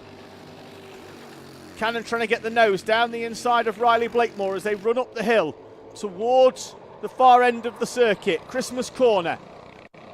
Cannon close, but decides not to stick the nose down the inside on Riley Blakemore. Blakemore defends at Ashby. Cannon's going to try and hit the switchback and draw alongside. Thought he was going to go round the outside, not close enough. This is where Blakemore's strong, I think, in the middle of the lap. But going defensive will slow him down. Up towards the boot for the final time. Riley Blakemore and Ryan Cannon. Sorry, Archie Cannon. Keep getting mixed up with his dad. Into the switchback, down the inside. They'll be side by side towards the curb. Blakemore's gone wide. Cannon's going to have a switchback. Side by side. Drag race to the line. Blakemore by a little over 1,000th of a second. Riley Blakemore takes victory at round 10 of the Rally Replay Super One Championship from Archie Cannon and Henry Colborne, with Mason Becker, Joshua Bailey and Shaylan Stricanton. So Bailey closing up in the final few laps to make the move on the last lap past Shaylan Stricanton for P5. Marcus Cooper, Harry Search, Jack Wykes and Jayan Prakash in front of Oliver Vickers, Ethan Pearson, and then Sri Hong, Jevan Ip, Chris Doshi, Archie Edgar, Joshua Knayston Wade and Kayasuri complete your final grid for our Honda Cadet. Riley Blakemore taking the victory then in a drag race to the line between himself and Archie Cannon.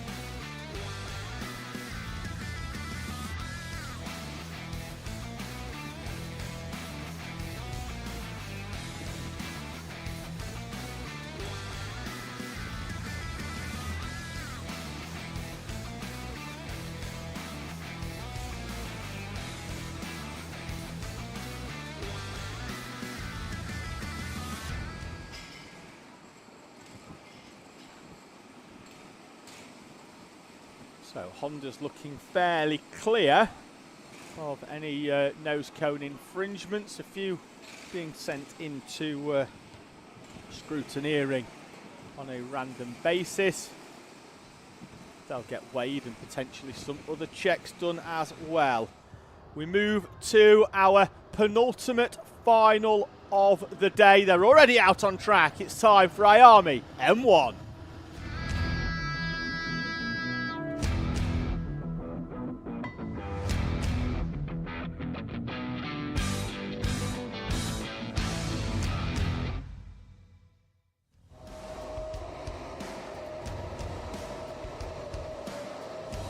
29 runners in IAME M1, led by Arthur Bowers and Logan Edwards. Presley Knight and Arthur Rhodes with Ethan Hume and JJ Williams on row number 3. Etienne Gardner starts 7th with Hugh Riley alongside. Freddie Dye and Buster Scott with Jack Minott and Shay Downey on row number 6. Teddy Smith starts in 7th with Oakley Rudman alongside Hendrix Fallat and Tommy Lovejoy. Sebastian Talbot and Harley Berber on row number 9 with Noah Brad and Matty Smith on row 10. Jules Nash starts 21st, Archie Ashworth alongside Nicholas Anser and Arlo Portagoody with Tommy Walton, Lucas Utley Thistlethwaite, Gabriel Chew and Henry Exton, and then Tommy Delaney completing your IAME M1 grid. Buster Scott will start from P11, having charged through the field in the previous race. Driver of the number 85. There he is, going down the middle of the tram lines in what appears to be a Lando Norris-esque inspired helmet. Engine started. Helpers clear. Board gets turned round about now. Lights are on. Lights extinguished and we're away and racing for 9 minutes and 1 lap of IAME M1 Final. And Bowers and Edwards are already going side by side at it into the first corner. And they're still side by side as they run round Crook, round Fine Lady, up Mandor's Bank towards Christmas Corner. Bowers is going to sweep round the outside to hold on. Saw Logan Edwards coming, super driving from Arthur Bowers as he drives all the way round the outside to hold on from Logan Edwards and Arthur Rhodes. Your top 3, I think, as it stands. It is indeed the 82 in 3rd place. We're waved yellow down at Ashby. Looks like circuit's clear though now already. Indeed it is, you can see in the background, no flag at that post. Arthur Bowers will lead us round at the end of lap number 1 with a gap of 0.4 of a second back to Logan Edwards and Arthur Rhodes. Hugh Riley moves from 8th to 4th on the opening lap. Great start by the 86, Presley Knight. Buster Scott up into P6 from P10. At the start, JJ Williams, Freddie Dye, Jack Minott and Hendrix Fallat, yesterday's final winner, who started P15 after that retirement in heat number 2, will have to try and find his way through, hopefully towards the top 6 for him. So that's where he gets to pick up another trophy. Bowers, who had that gap of 0.4, has been reeled in fairly quickly by Logan Edwards. Too quickly for Arthur Bowers' liking as Logan Edwards goes down the inside into the boot. And Edwards will lead us through from Arthur Bowers and Arthur Rhodes. Hugh Riley there still in the yellow helmet in front of Presley Knight, who arrived as the championship leader, having taken that lead at the previous round at fullback. And we're going to have another change for the lead this time. Bowers down the inside of Logan Edwards, and Arthur Rhodes is going to try and take advantage, but then has to hit the brakes. Nearly got squeezed onto the grass on the outside.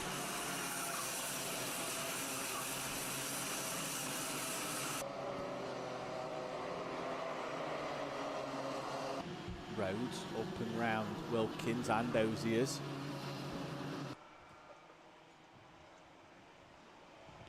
Leading trio are breaking away.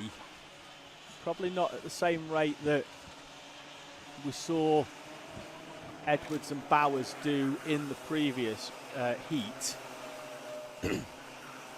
Particularly when it was just the two of them and the Hendrix Fallat fell down the order due to that mechanical issue. But as a trio working together at the moment, although Bowers is feeling the need to defend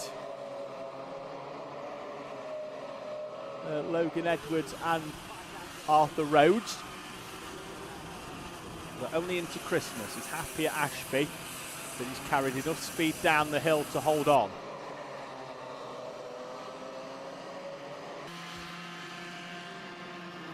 Five and a half minutes remaining in this 9 minute plus 1 lap final, so not even half race distance yet.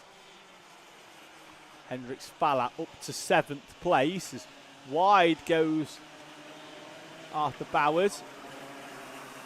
Looked like he'd gained 5 or 6 kart lengths, and then as he had to get it stopped, it slots back in. We've got a contact warning for Harley Baird in the 95. He's currently in Heat number 21, just behind the debutant Henry Exton, who has moved up from 28th to 20th so far in this IAME M1 Final in his first national meeting. Fastest lap from Hendrix Fallat, who is now in the trophy positions in P number 6. There he is on the screen, just coming through.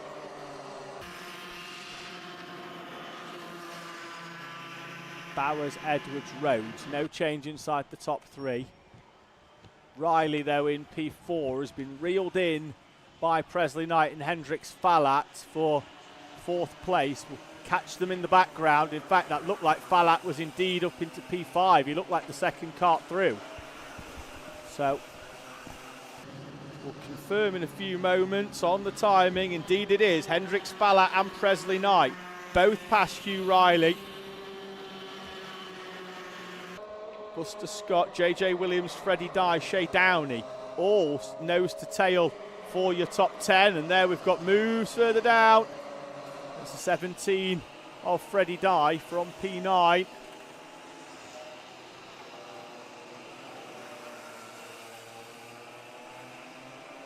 '39 is Arlo Poulter Goody. This is the battle for 27th place with Archie Ashworth and Lucas Oakley Thistlethwaite.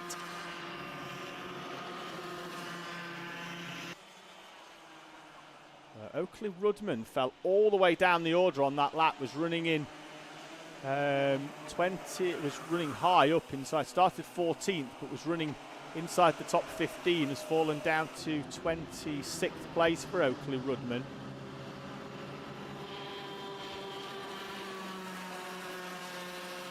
Bowers with the door slightly open. Don't know whether Logan Edwards was thinking about it.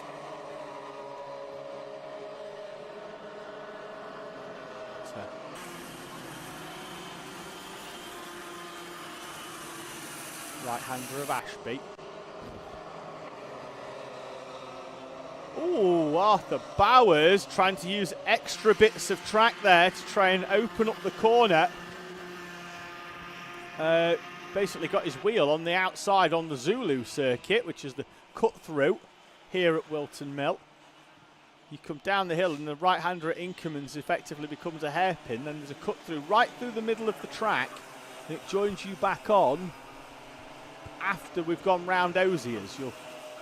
You'll pick it out as you come round the track. These are extra little bits of cut-through with different track configurations for the corporate karting here. And here goes Logan Edwards down the inside of Arthur Bowers in the run up towards Christmas Corner. Edwards is through in the number 21 machine, trying to add a 4th SuperOne Final victory to his tally this season. Bowers already has 4 at his tally. Championship leader Presley Knight, the epitome of consistency, hasn't stood on the top step of the podium so far this season, but has been inside the top 5 at most rounds this season, and hence why they, currently in P5, are at the top of the pile when it comes to points. 3 laps to go as our IAME Bambinos make their way up and over the timing line once again.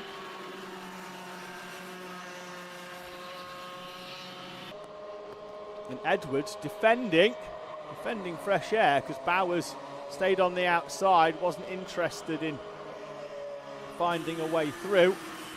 Now he might be interested in finding a way through, and Arthur Bowers is down the inside of Logan Edwards and is through.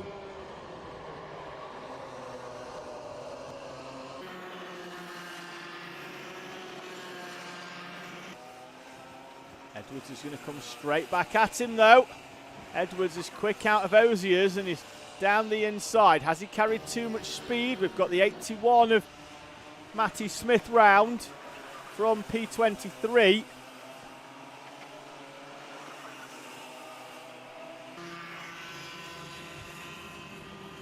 So Edwards, Bowers, Rhodes, Falat, Knight, Riley, your top 6 as it stands.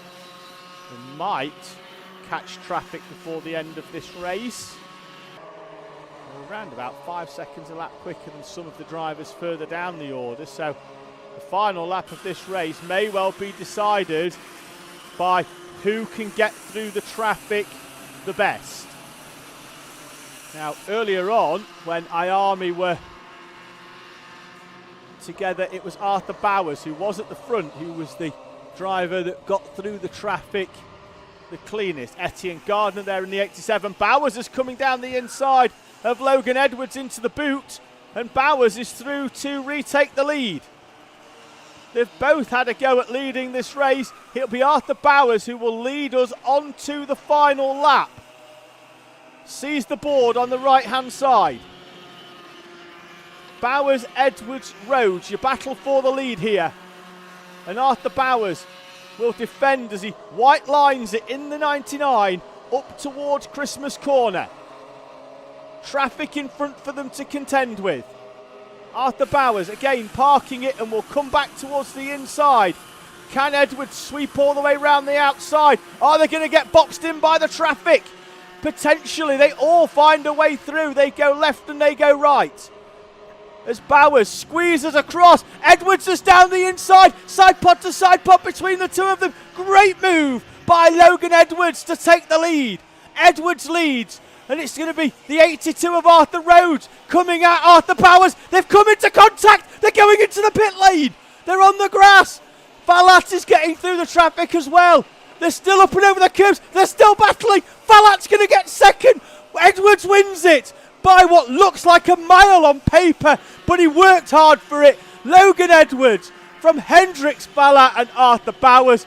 Presley Knight and Arthur Rhodes, your top 5. Buster Scott gets P6 and a trophy, having started the day in P30.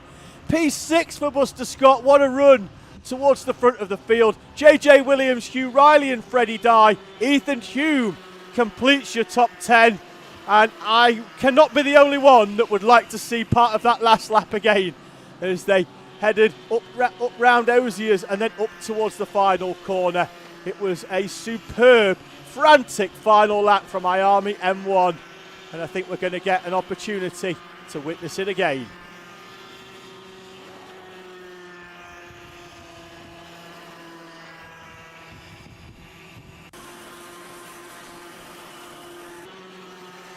So they make their way there past the lap traffic, and Arthur Bowers then was tight, had to squeeze to the inside. Logan Edwards had the 21 down the inside, launched it over the curb. Great move by Edwards.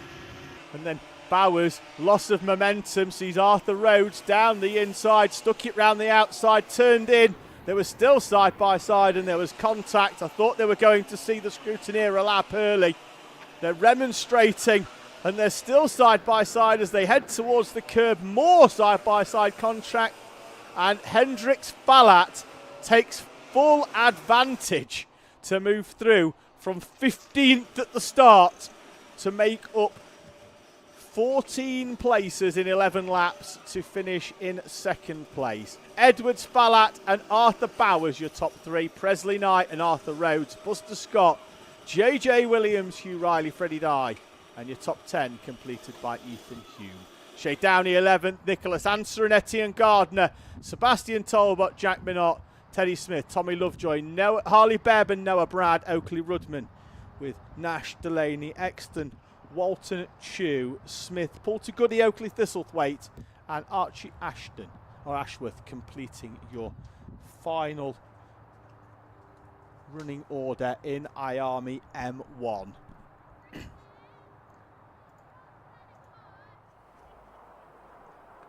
Circuit clear. It's time for the final of the day here in Super One. It's going to be Senior Rotax and all being well, we are going to crown another champion. Provisionally, of course, in Lucas Blanford. Reminder that Super One provisions mean that attendance at all rounds for positions inside the top 10 in the championship. That's to ensure that your champions come to the final round. And hopefully, like I say, bolt the number 1 on.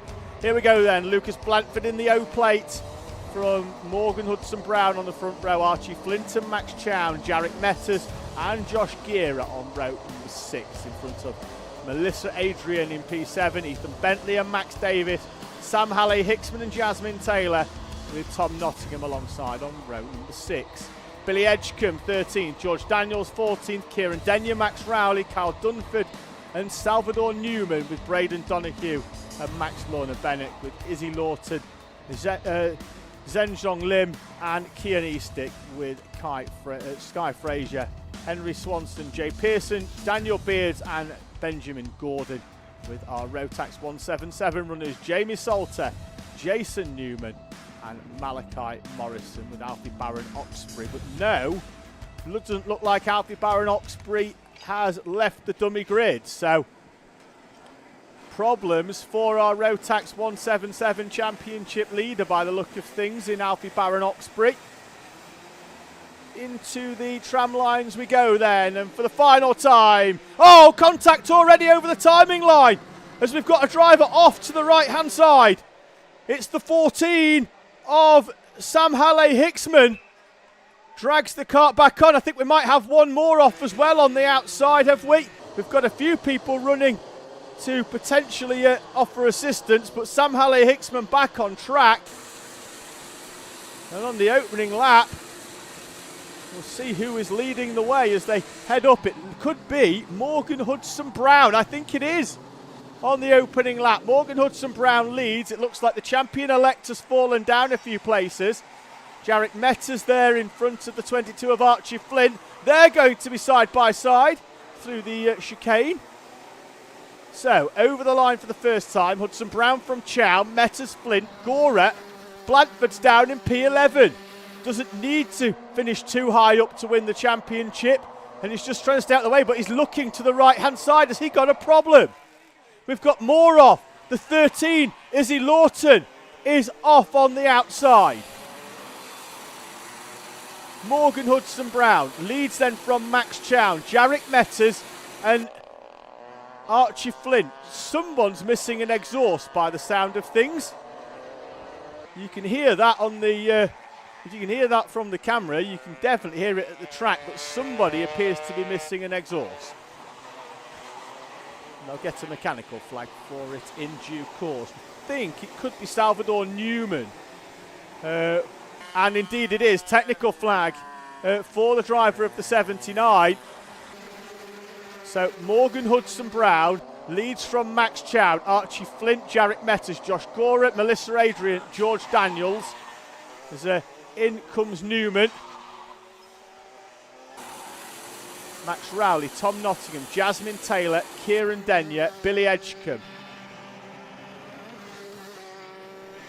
As it stands at the moment, Jarek Metters running in 4th place at present.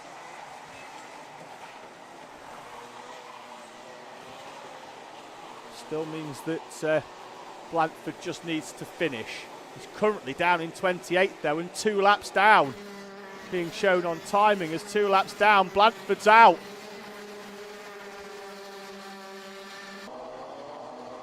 DNF for Lucas Blanford keeps the championship alive till Shennington. Morgan Hudson-Brown leads then. We've got more off, and we've got a flattened Nassau panel up at the far end of the circuit at Christmas Corner. This senior Rotax final just won't calm down. Melissa Adrian trying to make moves on Josh Gora for P5. Davis and Daniels behind, swap places on the previous lap. Sky Fraser fell down the order 8 places on the last one. Contact warning for the 90 of Jason Newman. Is up onto the seat. Here's Cox. At least that's what he's got on the suit, although it's Billy Edgecombe. Billy Edgecombe in somebody else's suit, I think, is out of the race. In comes the 67 of Kyle Durnford. Billy Edgecombe falling down the order, loses 12 places on that lap.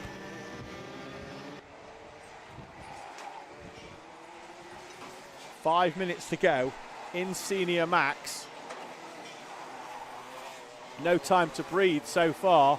Morgan Hudson-Brown in the number 25. 4 Super One podiums so far this season for Morgan Hudson-Brown. Pair of third places at GYG. No, sorry, a pair of second places at GYG. Was on the podium at round 2 as well at Rowrah, and was on the podium on the Saturday at Fulbeck, but he's yet to stand on the top step at Super One. The 90 is off, and that is not going very far under its own power. That's Jason Newman. Snapped stub axle or track rod on the front ends means that the two wheels are looking at each other, and they should be looking forwards. So still being shown the contact warning unless they turn the overhead gantry round. He's not going to see it because there he is up at Christmas corner. Gap at the front has gone out by another 0.2 of a second. 4 minutes to go for Morgan Hudson-Brown with Archie Flint and Max Chow. Jarek Metters, Josh Gear are under pressure from Melissa Adrian for that 5th place.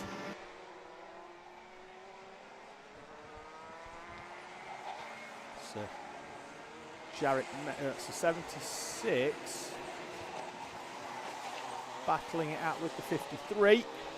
53 is Jarek Metters, the 76. Here's Max Chow in the swap places for P3. Flint takes 0.2 of a second out of Morgan Hudson-Brown at the front of this race. Too early for Morgan Hudson-Brown to be taking it easy as the tyre's gone off.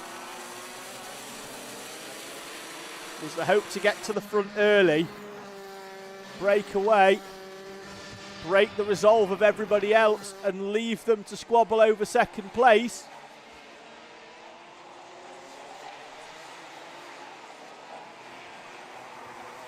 Mechanical flag for Max Davis in the 16. He's in 7th place. Was in 7th place. Fastest lap again from Archie Flint, 46.177. As the 22 closes in on the lead. At the front here, Victor on the Saturday at Fulbeck. The 66 peels off into the pit lane. Sky Fraser's day comes to a halt, and the 16 parks up out on circuit, rear bumper detached for Max Davis in what has been a real race of attrition. Retirement so far then for Max Davis, Sky Fraser, Jay Pearson, Billy Edgecombe, Jason Newman, Lucas Blanford, Salvador Newman, Carl Durnford, Izzy Lawton, all falling by the wayside so far in this race, with 9 retirees.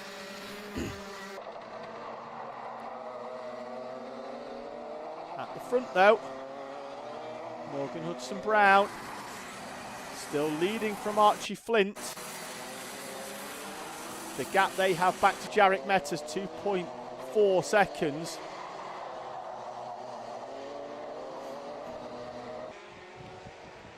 They have 3 more laps to go because they'll cross the line before 46 seconds. As down the inside goes Archie Flint on Morgan Hudson-Brown to take the lead in the boot.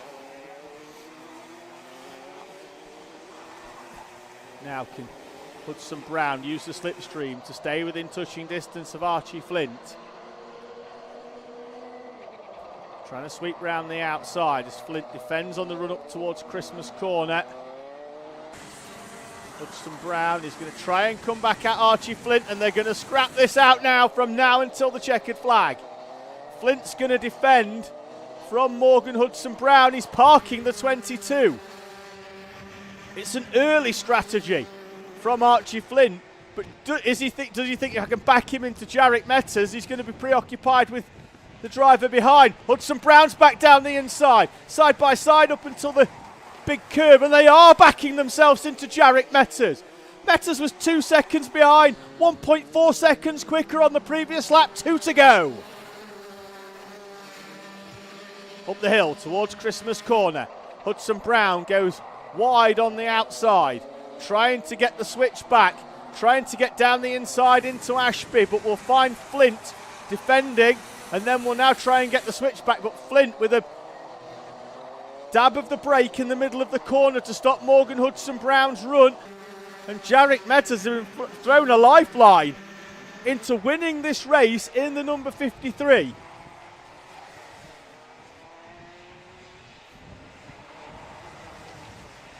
Archie Flint up and over the curb, timer down to 0. Last lap board is out in senior Rotax. Flint, Hudson Brown, Jarek Metters, 0.4 of a second between them as they run up towards the first heavy braking zone of the lap at Christmas Corner, and Flint's got enough that he doesn't have to defend from Morgan Hudson Brown. Hudson Brown not close enough. Run back down the hill then towards Ashby. Now Archie Flint defends from Morgan Hudson Brown to try and stop the run of the 25 on the exit of the corner. Look to the left, not quite close enough. Hudson Brown having to defend second place from Jarek Metters, and I think it's going to be enough for Archie Flint to move through and take the victory. He made the overtake a few laps ago, defended hard, but Archie Flint takes his second Super One final victory of the season from Morgan Hudson Brown, and Jarek Metters, who keeps his championship hopes alive with P3. Metters in third, Chown, Gora and Melissa Adrian from Jasmine Taylor, Kieran Denyer and Max Rowley. In front of Max Lorna-Bennock, George Daniels, Tom Nottingham, Daniel Beards and Henry Swanson with Kieran Eastick.